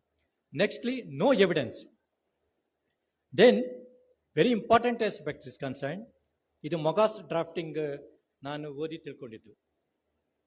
Better to avoid immaterial facts. Better to avoid immaterial facts. If you say that immaterial facts, then it is go against us. Many things, the admission made in the plaint itself is sufficient to reject the plaint. Or take for an example, many teams take for an example, rejection of plaint irode Order 7 Rule 11. Cause of action sariyagi helilla anta tilkolli, then court is bound to reject it. Reject agogutte. Then therefore we should be very careful. Even take for an example, certain things that you are omitted to say in the plaint, ಅದನ್ನೇನಾರು ಮಾಡಿ ಹೇಳೋದು ಬಿಟ್ಟರೆ judgement ಆಗೋಗುತ್ತೆ. Judgment ಆಗಿ execution ಕೋರ್ಟಲ್ಲೂ ಕೂಡ execution file ಮಾಡಿಬಿಡ್ತಾರೆ. ಆ ಎಕ್ಸಿಕ್ಯೂಷನಲ್ಲಿ Order 21 Rule 97 ಒಂದು application ಹಾಕೊಂಡು ಬರ್ತಾರೆ. Don't give room for all those things. Because Order 21 Rule 97 ಆಯಿತು ಅಂದರೆ then again the execution court is nothing but a court of first instance. Because nannanu partyne madilla athava one certain properties of the joint family adannu serse illa. Don't give room for all those things when you are drafting it, because it should contain all material facts and try to avoid unnecessary things in your plaint. Nextly, what is material facts? ಬರೀ material facts ಅಂತ ಏನು material fact means material facts base on the cause of action. That is very important. Material facts ಅಂದ್ರೆ ಏನಂದ್ರೆ, material fact what you have drafted in the plaint or return statement must show or it is a to be looked into for cause of action. Cause of action ಯಾವಾಗ start ಆಯಿತು? Because cause of action is a bundle of cause of action. ಆ bundle of cause of action ಅಲ್ಲಿ how you have narrated the facts, how you have drafted nicely the plaint is concerned, because the cause of action is a bundle of essential requirement or under law. Requirement under law. ಎಷ್ಟೋ ಸಾರಿಗೆ ನೋಡಿ, partition suit ಹಾಕ್ಬಿಟ್ಟು ಎಲ್ಲ ಆದಮೇಲೆ ಡಿಫೆಂಡೆಂಟ್ಸ್ಗೂ ಪ್ಲೈಂಟಿಫ್ಗೂ ಏನು relationship ಅನ್ನೋದೇ ಇರೋದಿಲ್ಲ. then it's very difficult. Because what I'm saying, when you're drafting the plaint or written statement or a complaint, we must foresee ಈ ಕೇಸು ಸುಪ್ರೀಂ ಕೋರ್ಟ್ಗೆ ಹೋದ್ರೂ ಕೂಡ ಸುಪ್ರೀಂ ಕೋರ್ಟಲ್ಲಿ ಫಸ್ಟ್ ಏನು ಕೇಳ್ತಾರೆ ಅಂದರೆ ಪ್ಲೈಂಟಲ್ಲಿ ನೀನು ಹೇಳಿದೆಯಾ ಇಲ್ವಾ ಅಂತ ನೋಡ್ತಾರೆ. ಕಂಪ್ಲೇಂಟಲ್ಲಿ ನೀವು ಕ್ರಿಮಿನಲ್ ಕೇಸಲ್ಲಿ ಇದು ಮಾಡಿದ್ರಾ ಇಲ್ವಾ ಅಂತ, ಈಗ ಒಂದು ಪ್ಲೀ ರೈಸ್ ಮಾಡಿದ್ರಾ ಇಲ್ವಾ, ಈ ಪ್ಲೀ ಇತ್ತಾ ಇಲ್ವಾ. ಸೊ ಪ್ಲೀ ಇತ್ತಾ ಇಲ್ವಾ ಅಂತ, because it's a foundation. Plaint or a complaint is a foundation to the case. So this is insofar as the Order 6 Rule 2 is concerned. Dear friends, insofar as you need not have ಒಳ್ಳೆ vocabulary ಇಟ್ಕೊಂಡಿದ್ರೆ ಒಳ್ಳೆ fine English ಇಟ್ಕೊಂಡು ಏನು draft ಮಾಡಬೇಕು ಅಂತ ಏನಿಲ್ಲ ನನ್ನ ಪ್ರಕಾರ. Very simple English. One cannot language ಅಂದರೆ ಕಮ್ಯುನಿಕೇಷನ್. ನಾವು ಪ್ಲೇಂಟಲ್ಲಿ ಹೇಳಿರೋದು ಅದರ್ ಸೈಡ್ಗೆ ಜಡ್ಜ್ ಸಾಹೇಬ್ರಿಗೆ ಅರ್ಥ ಆದರೆ ಸಾಕು, ನಮ್ಮ ಪಕ್ಕದ ಮನೆಯವ್ರಿಗೆ ಅರ್ಥ ಆಗದೆ ಹೋದ್ರೂ ನಡೆಯುತ್ತೆ. We need not worry about our neighbour, we need not worry about the learner senior advocates also, because they must have flowery language like Shakespearean language. We need not contain all those. ನಮಗೇನು ದೊಡ್ಡ language ಬೇಕಾಗಿಲ್ಲ. Simple sentence, Wren and Martin grammar ಗೊತ್ತಾದರೆ ಸಾಕು. 9ನೇ class 10ನೇ class Wren and Martin grammar ಗೊತ್ತಾದರೆ ಅಷ್ಟು ನನಗೆ ಇಂಗ್ಲೀಷ್ ಇದ್ರೆ ಸಾಕು. We need not contain, have certain flowery language alagdi, passive voice to active voice to passive voice, or superlative degree, ivella ಏನು ಬೇಕಾಗಿಲ್ಲ. Need not contain. And repetition of the facts should be avoided. Repetition ಮಾಡಬೇಕಾದ್ರೆ we should be, because sometimes we will go against our earlier paragraph. Repetition of facts ಬೇಕಾಗಿಲ್ಲ. Facts should be very material in nature. And secondly, because what is embedded in the pleading should it enable the court to frame the issue. That is sufficient. Or take for an example, many times take for an example. It's a fine one aspect. Plaint file ಮಾಡ್ತಾರೆ, return statement file ಮಾಡ್ತೀರಿ. Return statement file ಆದಮೇಲೆ ರಿಜೈಂಡರ್ ಅಂತ plaint file ಮಾಡ್ತಾರೆ. ರಿಜೈಂಡರ್ ಅನ್ನೋದು entire CPC-ನಲ್ಲಿ ಒಂದು word ಇಲ್ಲ. Rejoinder ಅನ್ನೋದೇ ಇಲ್ಲ. Don't file rejoinder at all. ಏನಾಗುತ್ತೆ ಅಂದರೆ ಕೌಂಟರ್ ಕ್ಲೈಮ್ ಏನಾದ್ರು ಫೈಲ್ ಮಾಡಿದ್ರೆ, if the counter claim is filed by the order 8 rule 6 ಇರಬೇಕಲ್ಲ, 6A ಇರಬೇಕು. ಕೌಂಟರ್ ಕ್ಲೈಮ್ ಏನಾದ್ರು ಮಾಡಿದ್ರೆ ಡಿಫೆಂಡೆಂಟ್ ಏನ raised against the plaint, then you can file additional written statement. ಅದನ್ನು ನಾವು ರಿಟರ್ನ್ ಸ್ಟೇಟ್ಮೆಂಟ್ ಅಂತ ಕನ್ಸಿಡರ್ ಮಾಡ್ತೀವಿ ಹೊರತು ರಿಜೈಂಡರ್ ಅಂತ ಅಲ್ಲ. ಈ ರಿಜೈಂಡರ್ ನಮಗೆ ಈ ರಿಟ್ ಪಿಟಿಷನಲ್ಲಿ ಎಷ್ಟು ಇಂಥ ಇವರು ಸಾಹೇಬ್ರುಗಳು ಹಾಕ್ಬಿಡ್ತಾರೆ ಅಂದರೆ ರಿಜೈಂಡರ್ ಫೈಲ್ ಮಾಡಿ. ರಿಜೈಂಡರ್ ಅನ್ನೋದು it is alien to the our law. Actually rejoinder ಅನ್ನೋದೇ ಇಲ್ಲ. Actually where is we find rejoinder? Order 8 rule 6 ಏನಾದರೂ ಕೌಂಟರ್ ಕ್ಲೈಮ್ ಇದ್ದರೆ ಅದಕ್ಕೆ ಕೌಂಟರ್ ಕ್ಲೈಮ್ ರೈಸ್ ಮಾಡಿರ್ತಾರಲ್ಲ, ಅದಕ್ಕೆ return statement plaintiff will file. ಅದೊಂದಿದೆ ಬಿಟ್ಟರೆ nothing much is there. Or set off ಇತ್ತು ಅಂತ ತಿಳ್ಕೊಳ್ಳೋಣ. Set off will come only in recovery of money ಮಾತ್ರ ಸೆಟ್ ಆಫ್ ಬರೋದು. ಸೊ ಅವಾಗ ಸೆಟ್ ಆಫ್ ಮಾಡಬೇಕು ಅಂದಾಗ ವಿಲ್ ಡೋಂಟ್ ಫೈಲ್ ರಿಜೈಂಡರು, ಅದು ಇದು ಅದೆಲ್ಲ unnecessary things. You invite problems during the trial is concern. Nextly, as I told you, it should not concern essential facts. And because we know that procedure is a handmade, it's a handmade justice for us, and particulars to be submitted in the event. Take for an example. In the event, if you are drafting a plaint, suit for specific performance, draft ಮಾಡ್ತಾ ಇರ್ತೀರ ಅಂತ ತಿಳ್ಕೊಳ್ಳೋಣ. ಮಾಡಬೇಕಾದ್ರೆ you say that defendant has committed a fraud, undue influence, or whether if you raise any this aspect is concerned, then look into Order 6 Rule 4. When you urge or have you taken any plea relating to the fraud or breach of trust or willful default on the other part, ಇದನ್ನೇನಾದರೂ ನೀವು ಪ್ಲೈಂಟಲ್ಲಿ ಹೇಳಿದ್ರೆ then you are bound to give particulars. Fraud ಅಂತ ಹೇಳ್ಬಿಡಿ ಸುಮ್ಮನೆ other side defendant number 2 has committed a fraud ಅಂದ್ಬಿಟ್ಟು ಒಂದು sentence ಹೇಳ್ಬಿಟ್ಟು ಸುಮ್ಮನೆ ಇರಬಾರ್ದು. When you allege fraud, then it has to be narrate in the plaint itself. That is, you have to provide particulars. Particulars ಏನು? Plaint, take for an example, partition suit. If one of the co-partner, ಯಾರೋ ಒಬ್ರು brother ಅವ್ರ ಶೇರ್ನ ಮಾರ್ಬಿಟ್ಟಿರ್ತಾರೆ, undivided ಶೇರ್ನ ಮಾರ್ಬಿಟ್ಟಿರ್ತಾರೆ to some by virtue of a sale deed, then you have to say the defendant number 2 has sold the property without consent of the plaintiff and it is an undivided property and he has committed a fraud, undue influence, or if it, these are all the things you have to raise. If you raise all these things, order 6 rule 4, you have to give, because very nicely drafted, particulars to be given where necessary. Just I will read it. In all cases in which the party pleading relies on any misrepresentation, fraud, breach of trust, willful default, or undue influence, and in all other cases in which particulars may be necessary, beyond such are exemplified, and it has to be shared. These are all the things you must have in your pleading when you are drafting. Apart from this, dear friends, normally we look into the orders, rule ನೋಡ್ತೀವಿ, section ನೋಡ್ತೀವಿ, but you have forgot in the CPC appendix. ಒಂದು appendix ಅಂತ ಲಾಸ್ಟಲ್ಲಿ ಇದೆ ನೋಡಿ. If you look at the appendix, ಯಾವ ರೀತಿ draft ಮಾಡಬೇಕು ಅಂತ ಅವರೇ ಕೊಟ್ಬಿಟ್ಟಿದ್ದಾರೆ.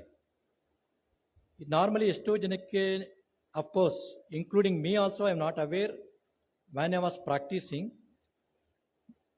ಅಫ್ಕೋರ್ಸ್ ಆಫ್ಟರ್ ಕನ್ಸಿಡರ್ ಪೀರಿಯಡ್ ನಮ್ದು ಮನಿ ಸೂಟಲ್ಲಿ ಪ್ಲೈಂಟ್ ಆಗಿರಬೇಕು ಅಂತ ಡ್ರಾಫ್ಟಿಂಗಲ್ಲೇ ಕೊಟ್ಟಿದ್ದಾರೆ. CPC-ನಲ್ಲೇ ಶೆಡ್ಯೂಲ್ ಇದೆ, appendices to the first schedule forms ಅಂತ ಇದೆ.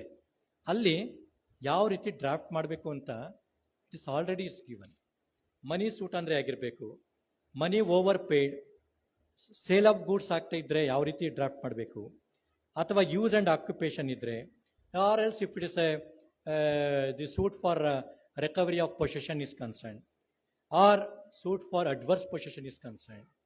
ಅಡ್ವರ್ಸ್ ಪೊಸೆಷನಲ್ಲಿ ನಾವು ಏನು ಮಾಡ್ತೀವಿ, ಎಷ್ಟೋ ಸಾರಿ ಡ್ರಾಫ್ಟ್ ಮಾಡ್ಬೇಕಾದ್ರೆ ತಪ್ಪು ಮಾಡಿಬಿಟ್ಟು ಎಷ್ಟೋ ಕೇಸ್ಗಳು ಹೋಗ್ಬಿಡ್ತದೆ. ಅಡ್ವರ್ಸ್ ಪೊಸೆಷನ್ ಇಸ್ ಡಿಕ್ಲರೇಷನರಿ ರಿಲೀಫ್ ಅಲ್ಲ, ಅಲ್ಲಿ ಆ ಇಂಗ್ರೀಡಿಯೆಂಟ್ಸ್ ನೆಕ್ ಫೀ ಇದೆಯಲ್ಲ, ಅದು ಇರೋದೇ ಇಲ್ಲ. ಅಡ್ವರ್ಸ್ ಪೊಸೆಷನ್ ಅಲ್ಲ, ಎಲ್ಲ ಹೇಳ್ಬಿಟ್ಟು ಕೊನೆಯಲ್ಲಿ we are very close friends and we was settled in the zones ಅಂತ ಹೇಳ್ಬಿಟ್ಟು, and along with the plaint we are also residing ಅಂತ ಹೇಳ್ಬಿಟ್ಟಿರ್ತಾರೆ. ಸಿ ದ್ಯಾಟ್ಸ್ ವಿ ಶುಡ್, ಯಾವ್ದಾದ್ರು ಒಂದು ಕಾನ್ಸೆಪ್ಟ್ ತಗೊಂಡ್ರೆ we should be very careful. And many times, take for an example, contractual abjuration. If contractual specific contract irbodu athava any contract,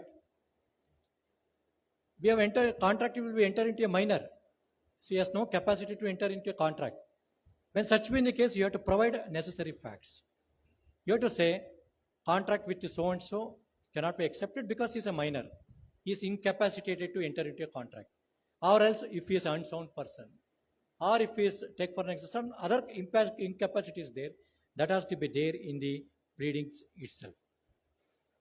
Then insofar as the tenor of the pleadings is concerned, apart from all these things, you have to narrow down the facts and everything. If there is no particulars, plaint file ಮಾಡಿಬಿಡ್ತೀರಾ, ಆಮೇಲೆ return statement ಕೂಡ file ಮಾಡಿರ್ತಾರೆ other side. Return statement file ಆದಮೇಲೆ then you feel, ಅಯ್ಯೋ ಇದೊಂದು ಹೇಳಬೇಕಾಗಿತ್ತು ನನ್ನ ಪ್ಲೈಂಟಲ್ಲಿ, ಹೇಳೋಕ್ಕಾಗಲಿಲ್ಲ ಅನ್ನೋದು ನಿಮ್ಮ ಮನಸ್ಸಿಗೆ ಬಂತು ಅಂತ ತಿಳ್ಕೊಳ್ಳೋಣ.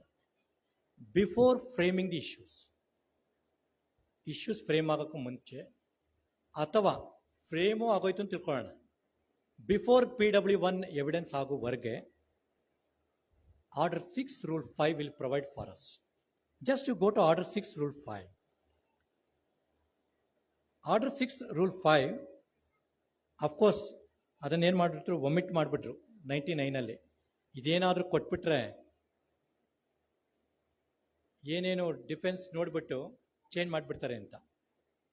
ಅದು of course it is now it is withdrawn or omitted, further and better statement of particulars ಅಂತ ಇತ್ತು.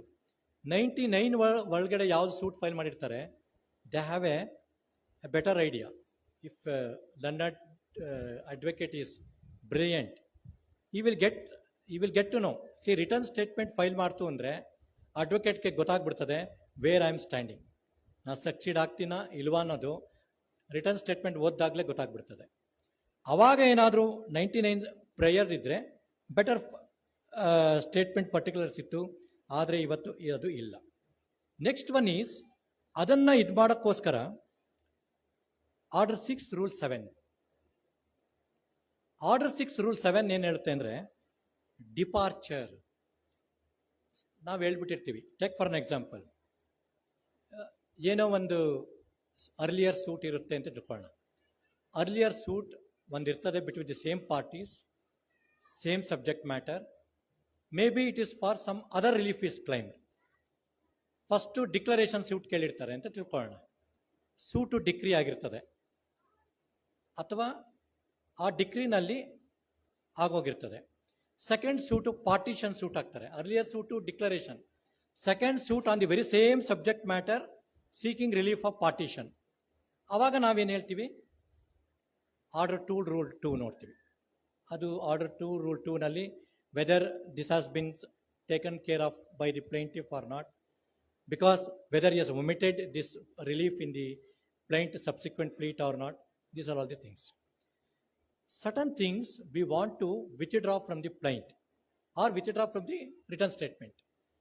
Departure anta ide, adanna at the earlier stage ನೋಡಿ, ಆರ್ಡರ್ 6 ರೂಲ್ 7 ಹೇಳುತ್ತೆ no pleading shall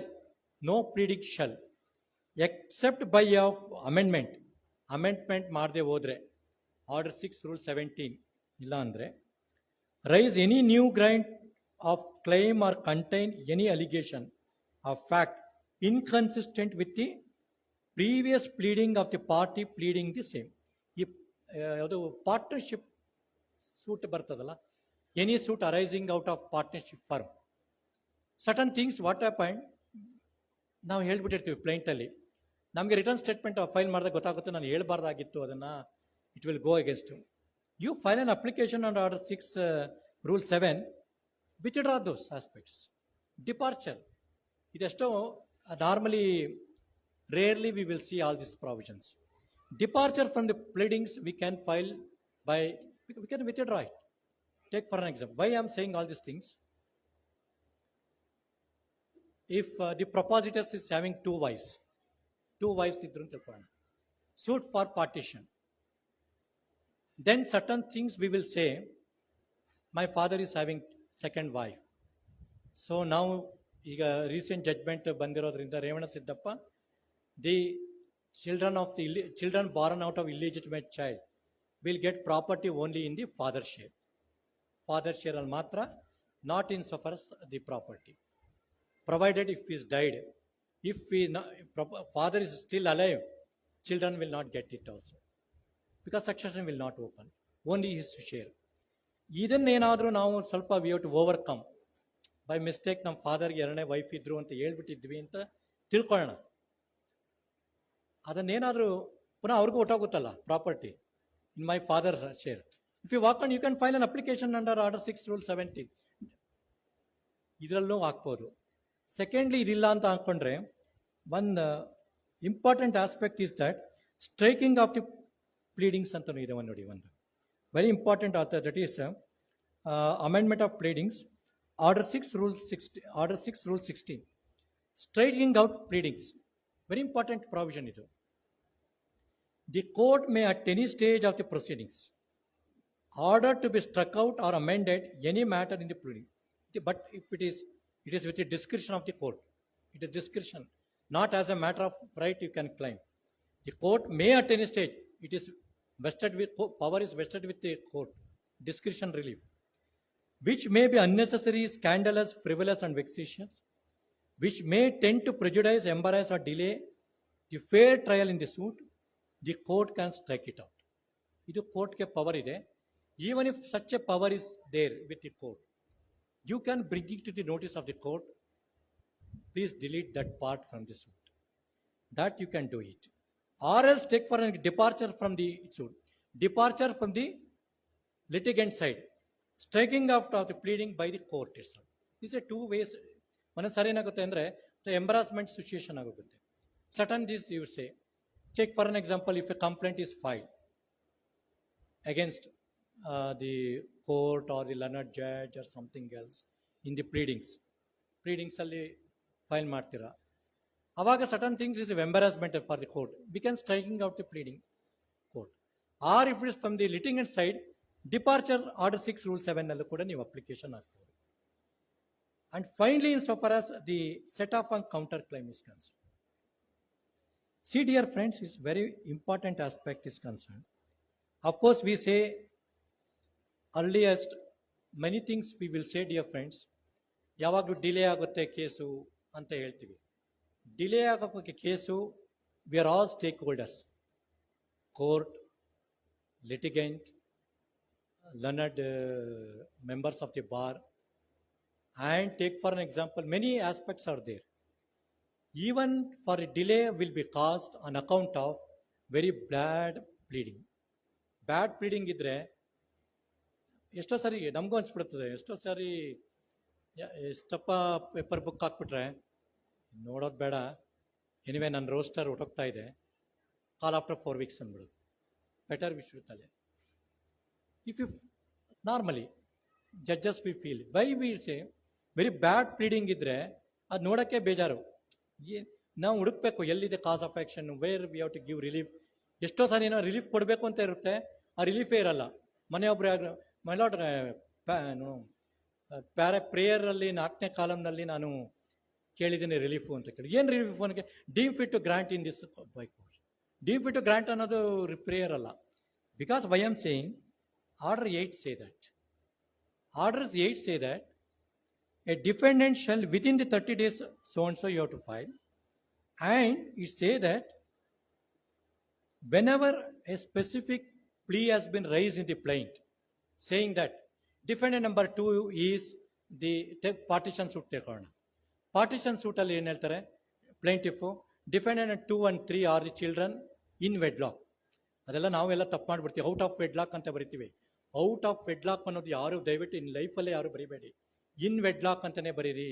out of the ವೆಡ್ಲಾಕ್ ಅಂತ ಬರೆದ್ರೆ ಅದು ತಪ್ಪು ಅನ್ನೋದು. Out of ವೆಡ್ಲಾಕ್ ಅಲ್ಲಿ ಯಾವ ಚಿಲ್ಡ್ರನ್ ಇರಲ್ಲ, ಇನ್ ವೆಡ್ಲಾಕ್ ಅದು ಯಾವಾಗಲೂ. ಮೆನಿ ಥಿಂಗ್ಸ್ ನಾವು ನೋಡಿದ್ರೆ children dependent number 2 or 3 are born in out of wedlock of so and so. Out of wedlock ಎಲ್ಲಿ ಬರ್ತದೆ children? Nothing. Is always in wedlock. Out of wedlock means illegitimate children. You say, even ನಾನು ಕೂಡ ಅದನ್ನೇ judgment ಇನ್ ವೆಡ್ಲಾಕ್ ಅಂತಾನೆ ಬರೆಯೋದು. Out of ವೆಡ್ಲಾಕ್ ಅಂತ judges ಬರೆದು ಬಿಡ್ತೀವಿ, ಔಟ್ ಆಫ್ ವೆಡ್ಲಾಕ್ ಅಂತ ಇರೋದೇ ಇಲ್ಲ. ಎಲ್ಲಿ ಬರ್ತದೆ ಅದು? ಅಲ್ಲ, it's very wrong concept actually. If you look into the once the I received a plaint copy ಬಂದಾಗ ರಿಟರ್ನ್ ಸ್ಟೇಟ್ಮೆಂಟ್ ಫೈಲ್ ಮಾಡಬೇಕು ವಿತಿನ್ 30 days. ಮಾಡ್ಬೋದು, ಏನು ತೊಂದರೆ ಇಲ್ಲ. ರಿಟರ್ನ್ ಸ್ಟೇಟ್ಮೆಂಟ್ ಬಂದ ತಕ್ಷಣ ನೀವು ಕ್ಲೈಂಟ್ ಕರೆದು ಕೇಳಿ, ನೋಡಪ್ಪ ಇದು ಸರಿನಾ, ಫಸ್ಟ್ ಪ್ಯಾರಾಗ್ರಾಫ್ ಹೇಳಿ, made a notes. If you want to take up a plea, then mere denial is not sufficient. Mere denial is not sufficient. Paragraph plaintiff normally now denial first paragraph, the plaintiff in paragraph 1 states that ಅಂದ್ಕೊಂಡು start ಮಾಡಿದ್ರೆ ಆ paragraph 1 ಅಲ್ಲಿ ಅವ್ನು plaint ಏನು ಹೇಳ್ತಾರೆ ಎಲ್ಲ ಬರೆದ್ಬಿಟ್ಟು ಕೊನೆಯಲ್ಲಿ is here by denied, ಅದಷ್ಟೇ ಸಫಿಷಿಯಂಟ್ ಅಲ್ಲ.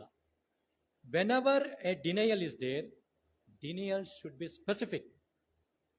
If you take for an example, if a suit for specific performance, if you want to deny it in a specific way, he registered agreement of sale ಮಾಡಿಬಿಟ್ಟು defendant ಏನು ಹೇಳ್ತಾರೆ ಅಂದರೆ I have totally denied the execution of the document ಅಂತಾರೆ. That cannot be, because it's a registered document. You are also party to document. If you specifically say that I have not entered into that registered document, then you have to make out a case. I was constrained to execute the deed. I was mesmerized. I was fraudulently got the signature. You have to say the facts. ಸುಮ್ಮನೆ ಬರೀ mayor denial ಮಾಡಿಟ್ಬಿಟ್ಟು ಇದ್ರೆ ಸಾಕಾಗಲ್ಲ. Or take for an example, if a partition suit, certain properties will be there in the suit scheduled property. 8th property ಇಟ್ಕೊಳ್ಳೋಣ. If the 6th property is left out by the plaintiff, please defendant can raise, even apart from these properties, my father is having all these ancestral properties. I have also entitled for the share. that should be denial, should be, because if you look at the order language employed under Order 8 Rule 3, it shall not be sufficient for a defendant in his written statement to deny generally the grounds alleged by the plaintiff, but the defendant must deal specifically with each allegation. With each allegation means plea anta. Allegation means plea. If a particular plea is raised in the plaint, if you want to deny the same, deny with specific way. That has to be done with each allegation of fact of which he does not admit the truth. In the event if you admit certain things, then it is easy for a judge to decide the matter. Or Order 8 Rule 10 will come into picture. Because if you want to deny the same, not mere generally deny, specifically deny with material facts, then only it is easy for a judge to frame the issue, or it is easy for the other side to understand the case as a why. Then take for an example, because why I'm saying all these things, in a suit for a partition, if there are two brothers, if the second brother has adopted any child, then if you have to specifically say in the written statement, Mr. So-and-so was adopted on particular date, that is, Datta Homa was conducted on a particular day. Thereafter, it was registered before a competent registrar. Adoption is valid. Give and take was done on a particular day. You must specifically. Sumne, I was defendant number 2 was adopted by so-and-so. It must be denied in a specific way. That's what you have to say. Then the Order 8, on those specific, Order 8 Rule 4 says that evasive denial, where a defendant denies an allegation of the fact in the plaint, he must not do the evasive but answer the point of substance. That's very important. But in the event, but denial, evasive reply idru kuda, he should be looking into the circumstance of the cases. See, these are all the aspects, my dear friends, you must know when insofar as the denial aspect is concerned. Reason for this aspect is concerned, why I'm saying cause of action. See, this is a very fine aspect. If you do not properly draft a plaint, and if you not narrate when the cause of action arises to file a suit, then it is easier for the other side to seeking a rejection of the plaint for no cause of action. This is a case where, or take for an example, if earlier suit is already adjudicated by the competent court. If you raise a question relating to the res judicata, please point it out in the first paragraph or second paragraph in the suit itself, saying that already substantially it was adjudicated by the competent court. These are all these aspects should be there in the written statement itself. These are all the aspects. And secondly, so far set-off is concerned, if you cannot raise a set-off, say if you suit for recovery of money, plaintiff for 10 lakhs ಕೇಳಿರ್ತಾರೆ ಅಂತ ತಿಳ್ಕೊಳ್ಳೋಣ, by virtue of ನಾನು supply ಮಾಡಿದ್ದೆ goods, ಅವರು 10 lakhs ನನಗೆ ಕೊಡಬೇಕು, ಕೊಟ್ಟಿಲ್ಲ ಅಂತ. If you not raise a plea in the written statement saying that ನಾನು 6 ಲಕ್ಷ ಆಗಲೇ ಕೊಟ್ಟಿದ್ದೀನಿ by way of check, ಈ 4 ಲಕ್ಷ ಮಾತ್ರ ಕೊಡಬೇಕು ಅಂತ ನೀವೇನಾದ್ರು ರೈಸ್ ಮಾಡಲಿಲ್ಲ ಅಂದರೆ, ಅಥವಾ ನಾನು ಆಲ್ರೆಡಿ ಅವನಿಗೆ 12 ಲಕ್ಷ ಕೊಟ್ಟಿದ್ದೆ, ಅವನೇ ನಮಗೆ ಕೊಡಬೇಕು 2 ಲಕ್ಷ ಅಂತ ಕೌಂಟರ್ ಕ್ಲೇಮಲ್ಲಿ ಕೇಳಲಿಲ್ಲ ಅಂದರೆ in the written statement, then you can raise that plea in the subsequently. Thereafter, in the evidence, you cannot take the other side in a surprise in the evidence. These are all the aspects we must know. ಆಮೇಲೆ confront ಮಾಡೋದು document. Confronting a particular document at a particular thing is very important. ಮನೆ ಯಾವುದೋ specific performance ಸೂಟಲ್ಲಿ PW1 is the purchaser intended to agreement holder. ಅವನು ಬಿಟ್ಬಿಟ್ಟಿದ್ದಾರೆ, scribe ಬಂದ್ನಲ್ಲ, ಸ್ಕ್ರೈಬ್ಗೆ confront ಮಾಡಿದ್ದಾರೆ, ನೋಡಪ್ಪ ಈ document specific performance ಇನ್ನೊಬ್ಬರಿಗೆ draft. Why that has to be done? They must know when it has to be document confronted. It may not be ನಿಮ್ಮ evidence turn ಬಂದಾಗಲೇ ಮಾಡ್ಬೋದಾಗಿತ್ತು, document mark ಮಾಡ್ಬೋದಾಗಿತ್ತು. ಆ scribe ಏನು ಮಾಡ್ಬಿಟ್ಟಿದ್ದಾನೆ, ಈ ಡಾಕ್ಯುಮೆಂಟ್ ನಾನು ಡ್ರಾಫ್ಟೇ ಮಾಡಿಲ್ಲ ಅಂತೇಳಿ. Of course he has the one who has drafted. Same day is drafted in the morning and evening. He sold the property, ಈ ಸೇಲ್ ಅಗ್ರಿಮೆಂಟ್ ಎರಡು ಒಂದೇ ದಿನ ಮಾಡಿದ್ದಾರೆ, different purchasers, and scribe and the witnesses are one of the same. When you should be confronted particular document at the right moment. Don't eager, ಭಾಳ senior ಹೇಳ್ಬಿಟ್ಟಿದ್ದಾರೆ ಅಂದ್ಬಿಟ್ಟು junior ಹೋಗಿ ತಕ್ಷಣ ಕೊಡಬಾರ್ದು. See, you have to apply our mind when the document has to be confronted to the other side. When such a situation arises or not, we have to analyze. These are all the aspects that you must know in these aspects. So, in so far these aspects is concerned, the pleadings is concerned. Of course, ನಾನು ಬರೀ one page ಮಾತ್ರ ನಾನು ಇಲ್ಲಿವರೆಗೆ ಹೇಳಿರೋದು. Of course, I don't know I have not begun actually. My topic is concerned. Of course, due to paucity of time, I will say, when you are drafting a thing, see dear friends, drafting is an art, and overnight we will not came to know all these things.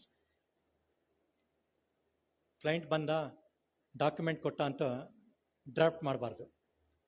Client ಕೊಟ್ಟಾದ್ಮೇಲೆ senior ಜೊತೆ ಮಾತಾಡಬೇಕು. ಗೊತ್ತಿಲ್ಲ ಅಂದರೆ ಇನ್ನೊಬ್ಬರ ಜೊತೆ ಕೇಳಿಕೊಂಡು ಅಲ್ಲಿ ತಪ್ಪೇನೂ ಇಲ್ಲ. ನಮಗೆ ಕೂಡ ಕಾಂಟ್ ಬೆಲೆ. Recently in fact one of the senior advocates ಕೇಳಿದೆ, ಯಾವುದೋ ಒಂದು ಇರಲಿ, ಸೇಲ್ ಅಗ್ರಿಮೆಂಟ್ ಮಾಡ್ಕೊಂಡಿದ್ರು. ಸೇಲ್ ಅಗ್ರಿಮೆಂಟಲ್ಲಿ ಆ ಚೆಕ್ ಬೌನ್ಸ್ ಆಗೋಯ್ತು. ದೆನ್ ವೆದರ್ ಸ್ಪೆಸಿಫಿಕ್ ಪರ್ಫಾರ್ಮೆನ್ಸ್ ಆಗುತ್ತಾ ಇಲ್ವಾ ಅಂತ ರೀಸೆಂಟ್ ಒಂದು ಜಡ್ಜ್ಮೆಂಟ್ ಬರಬೇಕಾಯ್ತು. ಅಮಿತ್ ದೇಶಪಾಂಡೆ ಅವ್ರಿಗೆ ಒಂದು ಸಾರಿ ಫೋನ್ ಮಾಡಿದೆ ನಾನು. ಅವರು ಆ ಕೇಸಲ್ಲಿ ಇದ್ದಾಗ ಕೋರ್ಟಲ್ಲಿ ಕೂತಿದ್ರು. ಸರ್, ಅವತ್ತು ಆ ಹುಡುಗ ಒಂದು ಜಡ್ಜ್ಮೆಂಟ್ ಕೋರ್ಟ್ ಮಾಡ್ದ, ಆ ಜಡ್ಜ್ಮೆಂಟ್ ನಿಮ್ಗೆ ಗೊತ್ತಾ ಅಂತ. I was not able to take out, because ನಾವ್ಯಾರೂ ಬೃಹಸ್ಪತಿಗಳಲ್ಲ. Every day we are student of law. Every day we came to know. Every day we have to, ಯಾರು ಸೀನಿಯರ್ಸ್ ಇರ್ತಾರೆ ಅಥವಾ ಗೊತ್ತಿರೋರು ಇರ್ತಾರೆ. Many things, take for an example, for a judge is very difficult. ನಾವು ಎಷ್ಟೋ ಸರಿ ಉದಯ್ ವಳ್ರು ಅಥವಾ ವಿಜಯ್ ಶಂಕರ್ ಸಾಹೇಬ್ರು ಅಲ್ಲಿ ಕೂತಿರ್ತಾರಲ್ಲ, ಅಶೋಕ್ ಕಾರ್ನೇಳಿ ಅವರು, ಸೀನಿಯರ್ ಅಡ್ವೊಕೇಟ್ಸ್ ಇದ್ರೆ ಕೇಳ್ತೀವಿ ನಾವು, ಸರ್ ಇದಕ್ಕೇನಿದು, ಏನಾದ್ರು ಲಾ ಇದೆಯಾ? ನಮಗೂ ಏನು ಗೊತ್ತಿರೋದಿಲ್ಲ. ಬಿಕಾಸ್ ಜಡ್ಜ್ ಕೆಲಸ ಏನು ಬರೀ here and pass orders. V need not know the law actually. Absolutely, na? Absolutely, we do not know law.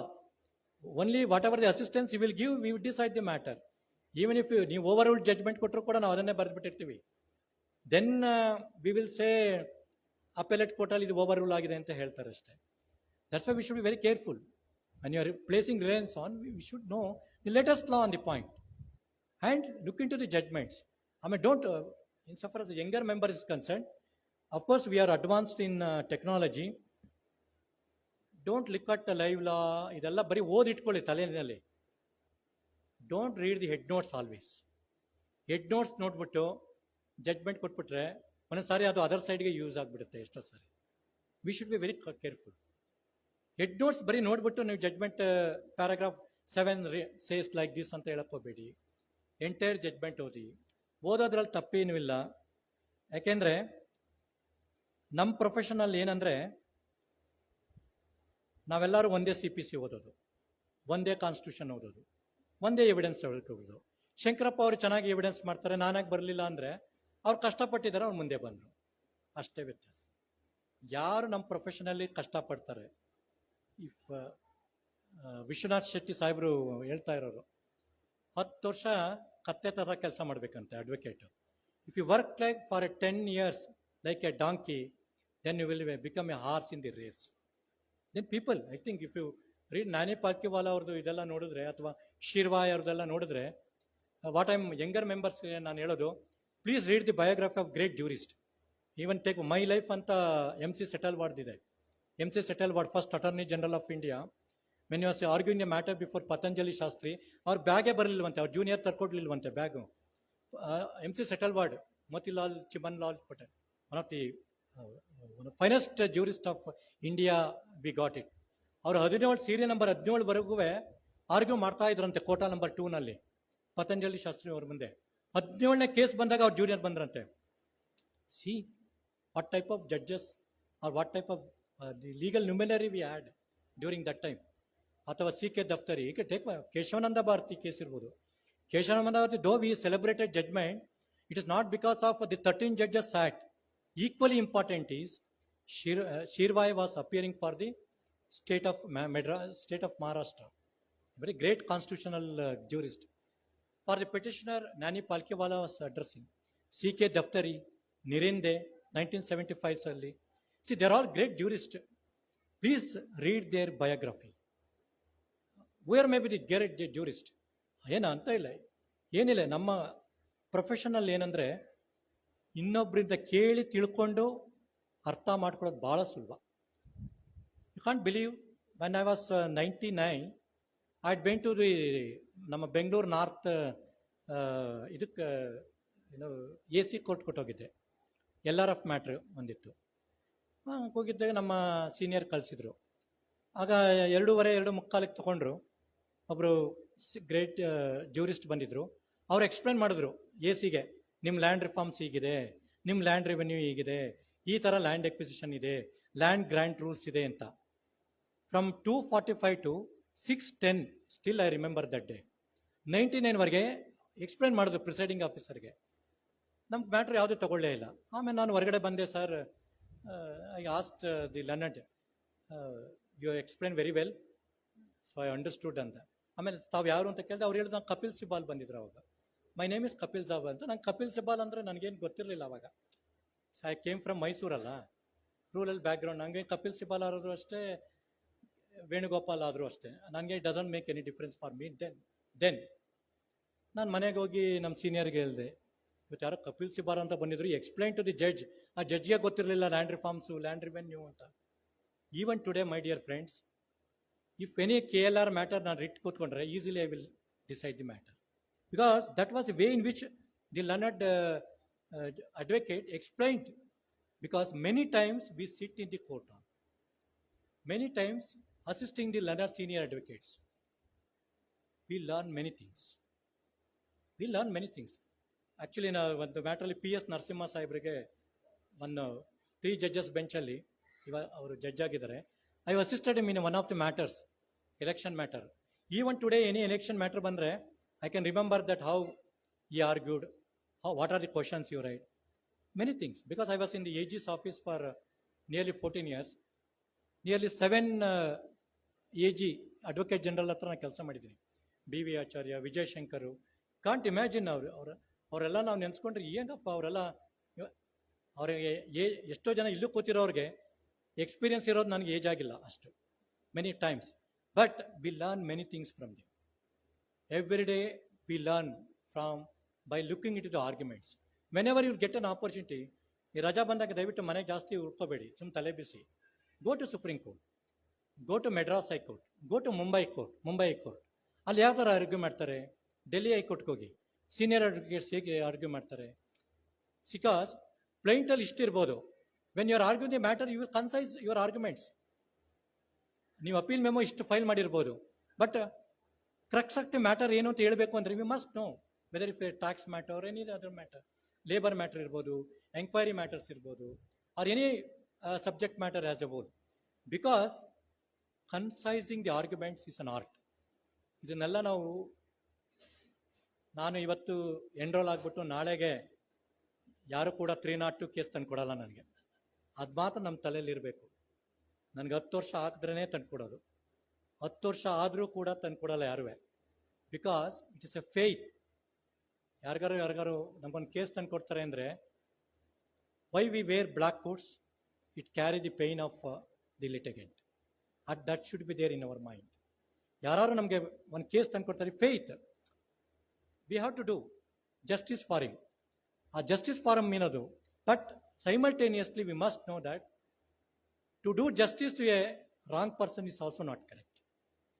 V the advocates are duty bound to assist the court to arrive at a just conclusion. Just conclusion means fair trial ಇರಬೇಕು, fairness ಇರಬೇಕು. Wait, whenever you take for an example, if we don't have a case, better to say these are all the case will go against us. ನಮ್ಮ GS Vishweshwar ಸಾಹೇಬ್ರೊಬ್ರು ಇದ್ರು, ನೀವು ನೋಡಿರ್ತೀರಿ. ಅವ್ರನ್ನ ನಾವು ಒಂದು ದಿನಕ್ಕೆ ಅವರು ಒಂದು 50 ಕೇಸ್ಗೆ ಅಪೇರ್ ಆಗೋರು. ಒಂದು ದಿನಕ್ಕೆ 50 ಕೇಸ್ GS ವಿಶ್ವೇಶ್ವರ ಸಾಹೇಬ್ರು. ಅವರು one of the extremely civil. ನಾನು ಅಫ್ಕೋರ್ಸ್ ನಾನು ಸ್ಟಾರ್ಟ್ ಮಾಡಿದಾಗ, ಇಂಡಿಪೆಂಡೆಂಟ್ ಆದಾಗ, ನಂಗೆ 6 ತಿಂಗಳು ನಂಗೆ ಯಾರು ಕೇಸೇ ತಂದು ಕೊಡಲಿಲ್ಲ. ಫಸ್ಟ್ ನಾನು 500 ರೂಪಾಯಿಗೆ ಒಂದು 125 ನೋಟಿಸ್ ಕಳಿಸಿದ್ದು. ಅವರು ನನಗೆ ಡಿಸ್ಟೆಂಟ್ ರಿಲೇಟಿವ್ ಆಗಿದ್ದರು. ನಾನು ಹೇಳಿದೆ ಸರ್ಗೆ, ಸರ್ ನಾನು ಇಂಡಿಪೆಂಡೆಂಟ್ ಆಗಿದ್ದೀನಿ, ನಿಮ್ಮ ಆಫೀಸಿಗೆ ಬಂದು ಕೂತ್ಕೋತೀನಿ ಯಾವತ್ತಾದರೂ ಅಂತ. ಅವರು ನಮ್ಗೆ ಸ್ಯಾಟರ್ಡೆ ಸಂಡೇ ನಮ್ಮ ಆಫೀಸಿಗೆ ಬಪ್ಪ ಅನ್ನೋರು. ನಾನು ಅವ್ರಿಗೆ ಯಾವ ಪುಸ್ತಕ ಬೇಕು ತಗೊಡ್ತಾ ಇದ್ದೆ. ಅವರು ತುಂಬ ಬೈತಾ ಇದ್ರು, ಶಂಕರಪ್ಪ ಅವ್ರಿಗೆ ಗೊತ್ತು. ಅವರು ಕೋರ್ಟ್ ಒಳಗಡೆ ಬಂದರೆ ಜಡ್ಜು ಕೂಡ ಎದುರ್ಕೋತಾ ಇದ್ರು ಎಷ್ಟೋ ಸಾರಿ. ಇನ್ಸ್ಟಂಟೇನಿಯಸ್ಲಿ ಈ ವಿಲ್ ಟೇಕ್ ಒಂದು ದಿನಕ್ಕೆ ಒಂದು 50 ಕೇಸ್ ಅಪಿಯರ್ ಆಗೋರು. 50 ಕೇಸಲ್ಲಿ he will take not more than 20-25 minutes to understand the case. ಏನೋ ಅನ್ನೋರು ಅಂದ್ಕೊಂಡು ಬಂದು ಆರ್ಗ್ಯೂ ಮಾಡೋರು. Can't believe such an extraordinary vocabulary got. And case ಬಿಟ್ಟು ಇನ್ಯಾವುದೂ ಅವ್ರು ಹೇಳ್ತಾ ಇರಲಿಲ್ಲ. ಅದು ಕೂಡ ಮೆನಿ ಟೈಮ್ಸ್ ನಾನು ಒಂದ್ಸಾರಿ ಅವ್ರ ಕೇಸ್ನ ಎಂಗೇಜ್ ಮಾಡಿಬಿಟ್ಟೆ. ನಾವು ರಿಲೇಟಿವ್ ಅಲ್ಲ, ಕಡಿಮೆ ಅವರು ಫೀಸ್ ತೊಗೊಂಡ್ರೆ ನನಗೂ ಕೊಡ್ತಾರೆ ಅನ್ನೋದೊಂದು ಭಾವನೆ ಇತ್ತು ನನ್ನಲ್ಲಿ. ಸೊ ಎಂಗೇಜ್ ಮಾಡಿದೆ ಅವ್ರನ್ನ. So it's a very highly matter. Other ಸೈಡ್ಗೆ ತಾರಕ್ ರಾಮ್ ಅಂತ ಒಬ್ಬರಿದ್ರು. ತಾರಕ್ ರಾಮ್ ಅದರ್ ಸೈಡ್ ಇದ್ರು. ಸಮ್ ಮೈನ್ಸ್ ಮ್ಯಾಟ್ರಿಗೆ ನಾನು ಇವ್ರನ್ನ ಎಂಗೇಜ್ ಮಾಡಿದೆ. ಅದು ಠಾಕೂರ್ ಸಾಹೇಬ್ರ ಮುಂದೆ ಅವರು ಪದ್ಮರಾಜ್ ಸಾಹೇಬ್ರು ಇರಬೇಕು, ಡಿವಿಷನ್ ಬೆಂಚು. ನಾವು ರೆಸ್ಪಾಂಡೆಂಟು ಸೂಟಲ್ಲಿ ಸಕ್ಸೀಡ್ ಆಗಿದ್ವಿ. RFA ಅಪೆಲೆಂಟ್ ಬರ್ತಾ ಇರಲಿಲ್ಲ. ನಾನು respondent. I never is to miss any day. ಯಾವತ್ತು ನಾನು ಕೋರ್ಟ್ ಯಾವತ್ತು ಮಿಸ್ ಮಾಡೋದಾಗಲಿ, from the day on which I never is to do all those things. ಒಂದಿನ ಹೋದೆ, appellant is absent, respondent is present, we will give one more opportunity. 7-8 ಸಾರಿ ಬರಲೇ ಇಲ್ಲ appellant, advocate. ಆಮೇಲೆ ಠಾಕೂರ್ ಸಾಹೇಬ್ರು, what is the case, just to tell me the facts ಅಂದರು. ನಾನು I am very small before then ನನಗೆ we have engage the service of learned senior counsel Shri GS Vishweshwara. ಆಯ್ತು, ಅವ್ರು ಬರ್ತಾರೆ, ನೀವು ಮಾಡಿ, ಅವ್ರು ಬೇರೆ ಪಕ್ಕ ಕೂಡ ಇರ್ತಾರೆ ಅಂತ ಸಾಹೇಬ್ರು ಅಂದರು. Then I begin, what is this, you not raise this plea in the return statement ಅಂದರು. ಅಯ್ಯೋ ಏನಪ್ಪ, ನಾನು ಸಕ್ಸೀಡ್ ಆಗಿದ್ದೆ, ನಮಗೆ ಸುಮಾರು 16,000 ಮೆಟ್ರಿಕ್ ಟನ್ ಓರ್ದದು. ವಿ ಗೆಟ್ ಒಂದು 2 ಲಕ್ಷಕ್ಕೆ ಸೀನಿಯರ್ ಫೀಸ್ ಕೊಟ್ಟರೆ ನಂಗೆ 1 lakh is a big amount for me. Then ಹೊಟ್ಟೋಗುತ್ತಲ್ಲ ಕೇಸು, ಏನು ಮಾಡಲಿ ಅಂದರೆ, it may be taken up at afternoon my lords, I will satisfy my lords sir. Then ಹೇಳಿದ್ರು ಇವರು, ಅಲ್ಲಿ ಕಾರಲ್ಲಿ ಕೂತ್ಕೊಳ್ಳೋರು. 1:30ಗೆ ಬಂದು, ಸರ್ ಸಾಹೇಬರು ಕೇಳಿದ್ರು, ನನ್ನನ್ನೇ ಕೇಳಿಬಿಟ್ರು, ಅದರ್ ಸೈಡ್ ಬರಲಿಲ್ಲ. He shouted me, why did you argue this matter? Sir ನೀವು ಬರಲಿಲ್ಲ, ಅದರ್ ಸೈಡ್ ಇರಲಿಲ್ಲ, ಅದು ಡಿವಿಷನ್ ಬೆಂಚು, ಠಾಕೂರ್ ಸಾಹೇಬರು has taken me as a task. You should told the judge, read ಸಾಹೇಬ್ರೆ, ನೀವು ಗೊತ್ತಿಲ್ಲ, ಆರ್ಡರ್ 41 ರೂಲ್ 16 ಓದಿ ಆಮೇಲೆ ನೀವು ನಾನು ಕೇಳಿ ಅಂತ ನೀವು ಹೇಳಬೇಕಾಗಿತ್ತು ಅವ್ರಿಗೆ. ಏನು ಆರ್ಡರ್ 41 ರೂಲ್ 16 ಅಂತ ಹೇಳಿದೆ? Appellant shall begin the argument. Court cannot ask the respondent to argue the matter. ನಾವು ಹೇಳೋಕ್ಕಾಗುತ್ತಾ ಠಾಕೂರ್ ಸಾಹೇಬ್ರಿಗೆ? ನಾನಂದೆ, ಸರ್ ನಾವು ಹೇಳೋಕ್ಕಾಗುತ್ತಾ ಡಿವಿಷನ್ ಬೆಂಚ್ಗೆ? ನೀವು ಹೇಳ್ಬೋದು, ಪರವಾಗಿಲ್ಲ, ನಾನು ಈಗ ಬೆಳೀತಾ ಇರೋನು, ನಮಗೆಲ್ಲ ಇದೇ ಫಸ್ಟ್ ಫೀಸ್ ಬಂದರೆ ಅಂತ ಅಂದೆ. ಹೋಗಿ ಹೇಳಯ್ಯ ಅಂದರು. See why I am saying all these things, our interaction with this learned senior advocates, ಅವರು ತುಂಬ ಮ್ಯಾಟರ್ಸಲ್ಲಿ ಅಪಿಯರ್ ಆಗಿರ್ತಾರೆ. ಈಗ ಶಂಕರಪ್ಪ ಇರ್ಬೋದು, ಅಮಿತ್ ದೇಶಪಾಂಡೆ ಇರ್ಬೋದು, ತಾವು ಕರೆಸಿದ್ರಿ. Their experience itself is a novel for you. It is a immediate refresher course for you. How they have cross-examined the witnesses, how to elicit certain things from the mouth of the individual, how to get the things in a civil law. Practicing in a civil law is different from altogether in the criminal side. Whether what a question has to be asked, what should not be asked itself is should be there in our mind at the time of the trial. See, these are all the things we come to know only by sitting in the court hall, assisting the learned senior advocates, or whenever a learned judge is sitting. ಈಗ ರವೀಂದ್ರನ್ ಸಾಹೇಬ್ರು ಇದ್ರು. ರವೀಂದ್ರನ್ ಸಾಹೇಬ್ರು ಇದ್ದಾಗ ಅವ್ರ ಕೋರ್ಟಲ್ಲಿ ಕೂತ್ಕೊಂಡ್ರೆ we learn many things from. Can't imagine such a thing we use to see. ಇವರು ನಮ್ಮ ಇನ್ನೊಬ್ರು ಇದ್ರು, ಐ ಥಿಂಕ್ ಟ್ರಯಲ್ ಕೋರ್ಟಿಂದ ಜಡ್ಜ್ ಆಗಿದ್ರು, ವೆರಿ ನೈಸ್ ಜೆಂಟಲ್ಮನ್, ಶಾರ್ಟ್ ಇದ್ರಲ್ಲ ಸರ್ ಒಬ್ರು, ರಿಟೈರ್ಡ್. ಅಲ್ಲಲ್ಲ, ಮಲ್ಲಿಕಾರ್ಜುನ, ಇನ್ನೊಬ್ರು ಶಾರ್ಟ್ ಇದ್ದಾರೆ, ಈಗಲೂ ಇದಾರಲ್ಲ, ಅವ್ರು ಯಾರನ್ನೂ ಬೈತಾನೆ ಇರಲಿಲ್ಲ. How she patiently is to learn. See, because these are all the things we is to educate. ಅದ್ರಲ್ಲಿ ನಮ್ಮ ಈ ವೇಣುಗೋಪಾಲ್ ಗೌಡ್ರು ಕೋಟ ಕೂತ್ಬಿಟ್ರೆ ಅದೊಂಥರ ಕ್ಲಾಸ್ ಇದ್ದಾಗೆ ನಮಗೆ. ಸೊ ಒಂದು ಕೇಸ್ ತಗೋತು ಅಂದರೆ use to give. Because why I'm saying all these things, whenever you find a time, please be interact with seniors. Please be sit in a court hall, learn certain things from the learned senior advocates in which they are arguing the matter. Because our profession is endless. ನಾವು ಇರುವರೆಗೂ ನಾವು ಲರ್ನರ್ಡ್ advocates. ನಾವು argue ಮಾಡಲಿ ಬಿಡಲಿ ನಾವು ಲರ್ನರ್ಡ್ advocates. Whether we argue the matter or not, different does not make difference. But only thing is, drafting is concerned, drafting in a pleading, that to pleading is concerned, better maintain as far as possible, precise, concise, brevity. Don't leave it a material facts. Please say only the material facts alone, not the facts. And always remember in your mind Section 3 of Evidence Act. Fact in issue. ಅದೊಂದು ನಮಗೆ ಗೊತ್ತಿದ್ರೆ it's very easy for us to draft the material consent. Dear friends, I think better I shall wind up now for at least a lunch time. Of course, I'm yet to begin my lecture, but this is what I would like to convey to all of you, because every day we are student of law, many things we learn, and social engineering will be there in our mind.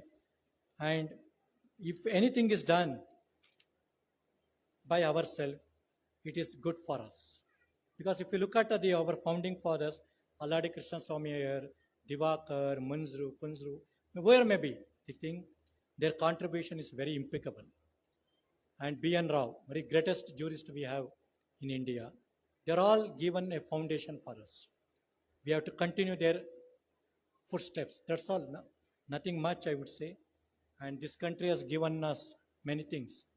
And of course, we have not seen Rajendra Prasad or Gandhi ji or Ambedkar ji or whoever may be. But one thing, Abdul Kalam ji we have seen. What a great man. He said, we need not do great things to this country. ನಾವು ಈ ದೇಶಕ್ಕೆ ಏನು ದೊಡ್ಡದೇನು ಮಾಡಬೇಕಾಗಿಲ್ವಂತೆ, ದಾರಿಲಿ ಹೋಗ್ತಾ ಮುಳ್ಳಿದ್ರೆ ತೆಗೆದಿಟ್ಟರೆ ಸಾಕಂತೆ. We do very small thing. He said, you need not do great things. ನಾವೇನು prime minister, chief minister, ministers, judge ಆಗಬೇಕು, supreme court judge ಆಗಿ I have to deliver great judgments ಅಂತ ಏನಿಲ್ಲ. If you argue the matter for a downtrodden people, if you argued certain things in so for as the cause of public interest litigation is concerned, that is sufficient. That is sufficient what we can do to the country. Because reason is quite obvious. ಅವ್ರು ಹೇಳ್ತಾ ಇದ್ರು, ನಮಗೆಲ್ಲ government servant higher authority ಇರ್ತಾರಲ್ಲ, ನೀವೇನು ಮಾಡಬೇಡಿ, ನೀವು ವಾಪಸ್ಸು ನೀವು ಬಂಗ್ಲೆಯಿಂದ ಹೋಗ್ಬೇಕಾದ್ರೆ ನೀವು ಗೀಸರು AC ಎಲ್ಲ ಆಫ್ ಮಾಡಿಬಿಟ್ಟು ಹೋದ್ರೆ ಸಾಕು, that is is good for the country, because you can save the energy ಅಂತ ಅವ್ರು ಹೇಳೋರು. But a great man that we have seen, and that's all this country has given us. Of course, I don't know whether I met your the feelings so far as my lecture is concerned. Every day we are student of law. Please read CPC, keep CPC, CRPC, Evidence Act and Constitution in your ಮನೇಲಿ ಇಟ್ಕೊಂಡಿರಿ, ಆಫೀಸಲ್ಲಿ ಇಟ್ಕೊಂಡಿರಿ. Many things ಗೊತ್ತಾಗ್ಲಿಲ್ಲ ಅಂದರೆ ಕೇಳಿ ತಿಳ್ಕೊಳ್ಳಿ. ನಮ್ಗೆ ಗೊತ್ತಿಲ್ಲದೆ ಓದಿದ್ದ ಸುಮ್ಮನೆ ಹೂ ಅನ್ನೋ ಬದಲು, ನಾವು ಇನ್ನೇನೋ ಮಾತಾಡೋ ಬದಲು, ಗೊತ್ತಿಲ್ಲದೆ ಓದಿದ ನನಗೆ ಗೊತ್ತಿಲ್ಲ ಅಂದರೆ ಮ್ಯಾಕ್ಸಿಮಮ್ ಏನು ತಿಳ್ಕೊತಾರೆ, ಏನೋ ಕೋರ್ಟಲ್ಲಿ ಕೂತಿದ್ದೆ ಜಡ್ಜ್ ಅಂತ, ನಾನು ಜಡ್ಜ್ ಆಗಿದ್ದೀನಿ. ಈಗ ಗೊತ್ತಿಲ್ಲ ಅಂತ ನಾನು ಕೇಳಿದ್ರೆ ಏನು ತಪ್ಪೇನು ತಿಳ್ಕೊಳ್ಳಲ್ಲ ಯಾರುವೆ. ನಾನೇನೋ ಒಂದು ಜಡ್ಜ್ಮೆಂಟ್ ರೈಟ್ ತಪ್ಪು ಬರೆದು ಬಿಟ್ರೆ ಅವ್ರಿಗೆ ಒಂದು ಮನೆ ಇರ್ತಂತ ತಿಳ್ಕೊಳ್ಳೋಣ, ಮನೆ ಹೊಟ್ಟೋಗ್ಬಿಟ್ರೆ entire people will be in the street. ಒಂದು ಮನೆನೇ ಹಾಳಾಗ್ಬಿಡ್ತದೆ, ಒಂದು ಸಂಬಂಧನೇ ಕೆಟ್ಟೋಗ್ಬಿಡ್ತದೆ ತಪ್ಪು ಮಾಡಿಬಿಟ್ರೆ. ನಾನು ಗೊತ್ತಾಗ್ಲಿಲ್ಲ ಅಂದ್ರೆ ಕೇಳ್ಕೊಂಡು ಜಡ್ಜ್ಮೆಂಟ್ ಬರೆಯೋದ್ರಲ್ಲಿ ತಪ್ಪೇನಿಲ್ಲ. If I certain things if I do not know, I can ask Ravindran ಸಾಹೇಬ್ರು, ಕುಮಾರ್ ಸಾಹೇಬ್ರು, ಅಥವಾ ನಮ್ಮ ಹರೀಶ್ ಕುಮಾರ್ ಸಾಹೇಬ್ರು ನಾನು ಕೇಳ್ತಾ ಇರ್ತೀನಿ. Many times I use to ask them, sir ಇದಕ್ಕೇನು ಮಾಡೋಣ, ಅಥವಾ ದಿನೇಶ್ ಮೈಸೂರು ಸಾಹೇಬ್ರನ್ನ ಕೇಳ್ತಾ ಇದ್ದೆ, ಸರ್ ಇದು ನಂಗೆ ಗೊತ್ತಾಗ್ಲಿಲ್ಲ ಏನಕ್ಕೆ ಮಾಡೋದು. Nothing wrong. ಮ್ಯಾಕ್ಸಿಮಮ್ ಏನೋ ಏನು ಜಡ್ಜ್ ಆದ್ರೂ ನಿಮ್ಗೆ ಗೊತ್ತಿಲ್ಲ ಅಂತ ತಿಳ್ಕೊಬೋದು. We are bother to say every day we are student, every day we are. ನಮ್ನ ಯಾರು ಕೇಳಿದ್ರೆ ನಮ್ಗೆ ಎಷ್ಟು ಲಾ ಗೊತ್ತಿದೆ ಅಂದರೆ a drop in Arabian sea ಅಷ್ಟೇ ನಮ್ಗೆ ಗೊತ್ತಿರೋದು. A drop in Arabian sea ನಮ್ಗೆ ಲಾ ಗೊತ್ತಿರೋದು, because it's a vast. Law is a vast base on social reform. Many things we learn from the society. So these are all things I will conclude. So thank you for the Bar Association of Lingasugur and our Raichur district judiciary and the Bar Council. I shall be very grateful to the Bar Council having taken care of the needs of our people, our fraternity, conducting such ಇನ್ನು ಪ್ರತಿ ವರ್ಷ ರಾಯಚೂರಲ್ಲಿ ಒಂದೊಂದು ತಾಲೂಕಲ್ಲಿ ಈ ಥರ ಒಂದು ಮಾಡಿ. Please ask me, I will come, not for inauguration, for some topic like ಏನಾದ್ರು ಈ ಥರ ಕೊಟ್ಟರೆ I will also prepare and come to some extent. I can deliver, share my thoughts, what I earn, what I learned and what I gained from my profession. Thank you one and all. ಎಲ್ಲರಿಗೂ ನಮಸ್ಕಾರ.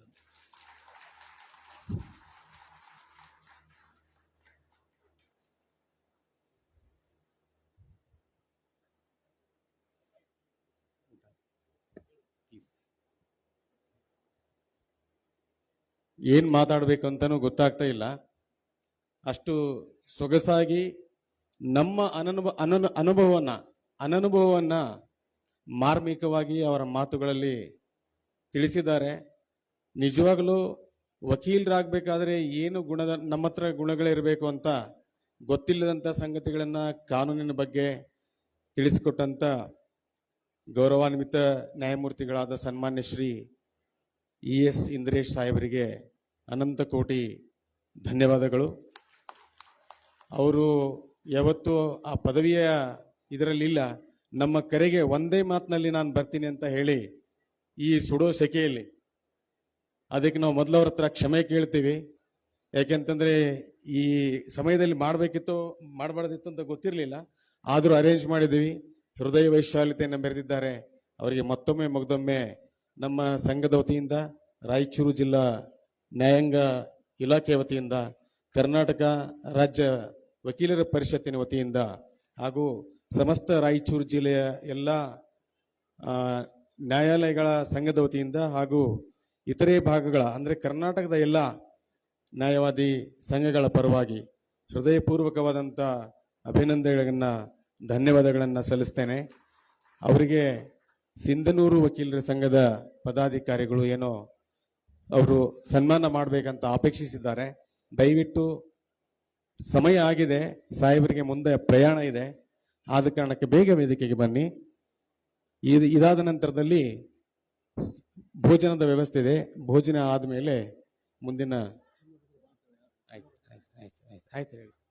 ಸಿಂಧನೂರು ವಕೀಲರು ಯಾರಾದರೂ ಇದ್ರೆ ದಯವಿಟ್ಟು ವೇದಿಕೆ ಮೇಲೆ ಬನ್ನಿ.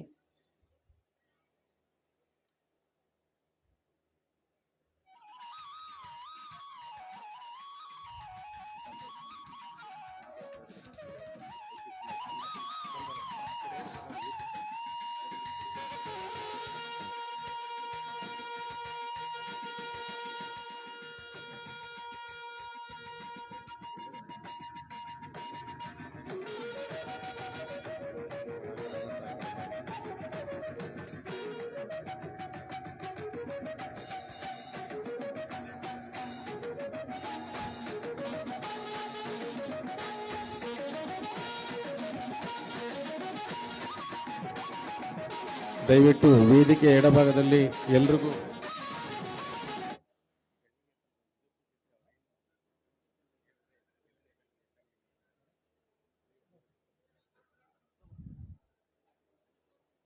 ದಯವಿಟ್ಟು ಭೋಜನದ ವ್ಯವಸ್ಥೆ ಮಾಡಲಾಗಿದೆ. ಅತಿಥಿಗಳು ವೇದಿಕೆಯ ಬಲಭಾಗದಲ್ಲಿ ಹಾಗೂ ಉಳಿದಂಥವ್ರು ಎಲ್ಲರೂ ದಯವಿಟ್ಟು ಪಕ್ಕದಲ್ಲಿ ಭೋಜನದ ವ್ಯವಸ್ಥೆ ಮಾಡಿದೆ. ಎಲ್ಲ ಸಹೋದರ ಸಹೋದರಿಯರು ದಯವಿಟ್ಟು ಭೋಜನವನ್ನು ಸ್ವೀಕರಿಸಿ. ಮತ್ತೆ ಇದಾದ ತಕ್ಷಣ ಎರಡನೆಯ ಗೋಷ್ಠಿ ಇದೆ. ಹಿರಿಯ ನ್ಯಾಯವಾದಿಗಳಾದಂಥ ಶ್ರೀ ಅಮಿತ್ ಕುಮಾರ್ ದೇಶಪಾಂಡೆ ಅವರು ಭೋಜನದ ಬಳಿಕ ಅವರ ವಿಷಯದ ಬಗ್ಗೆ ವಿಷಯನ್ನ ಮಂಡಿಸ್ತಾರೆ.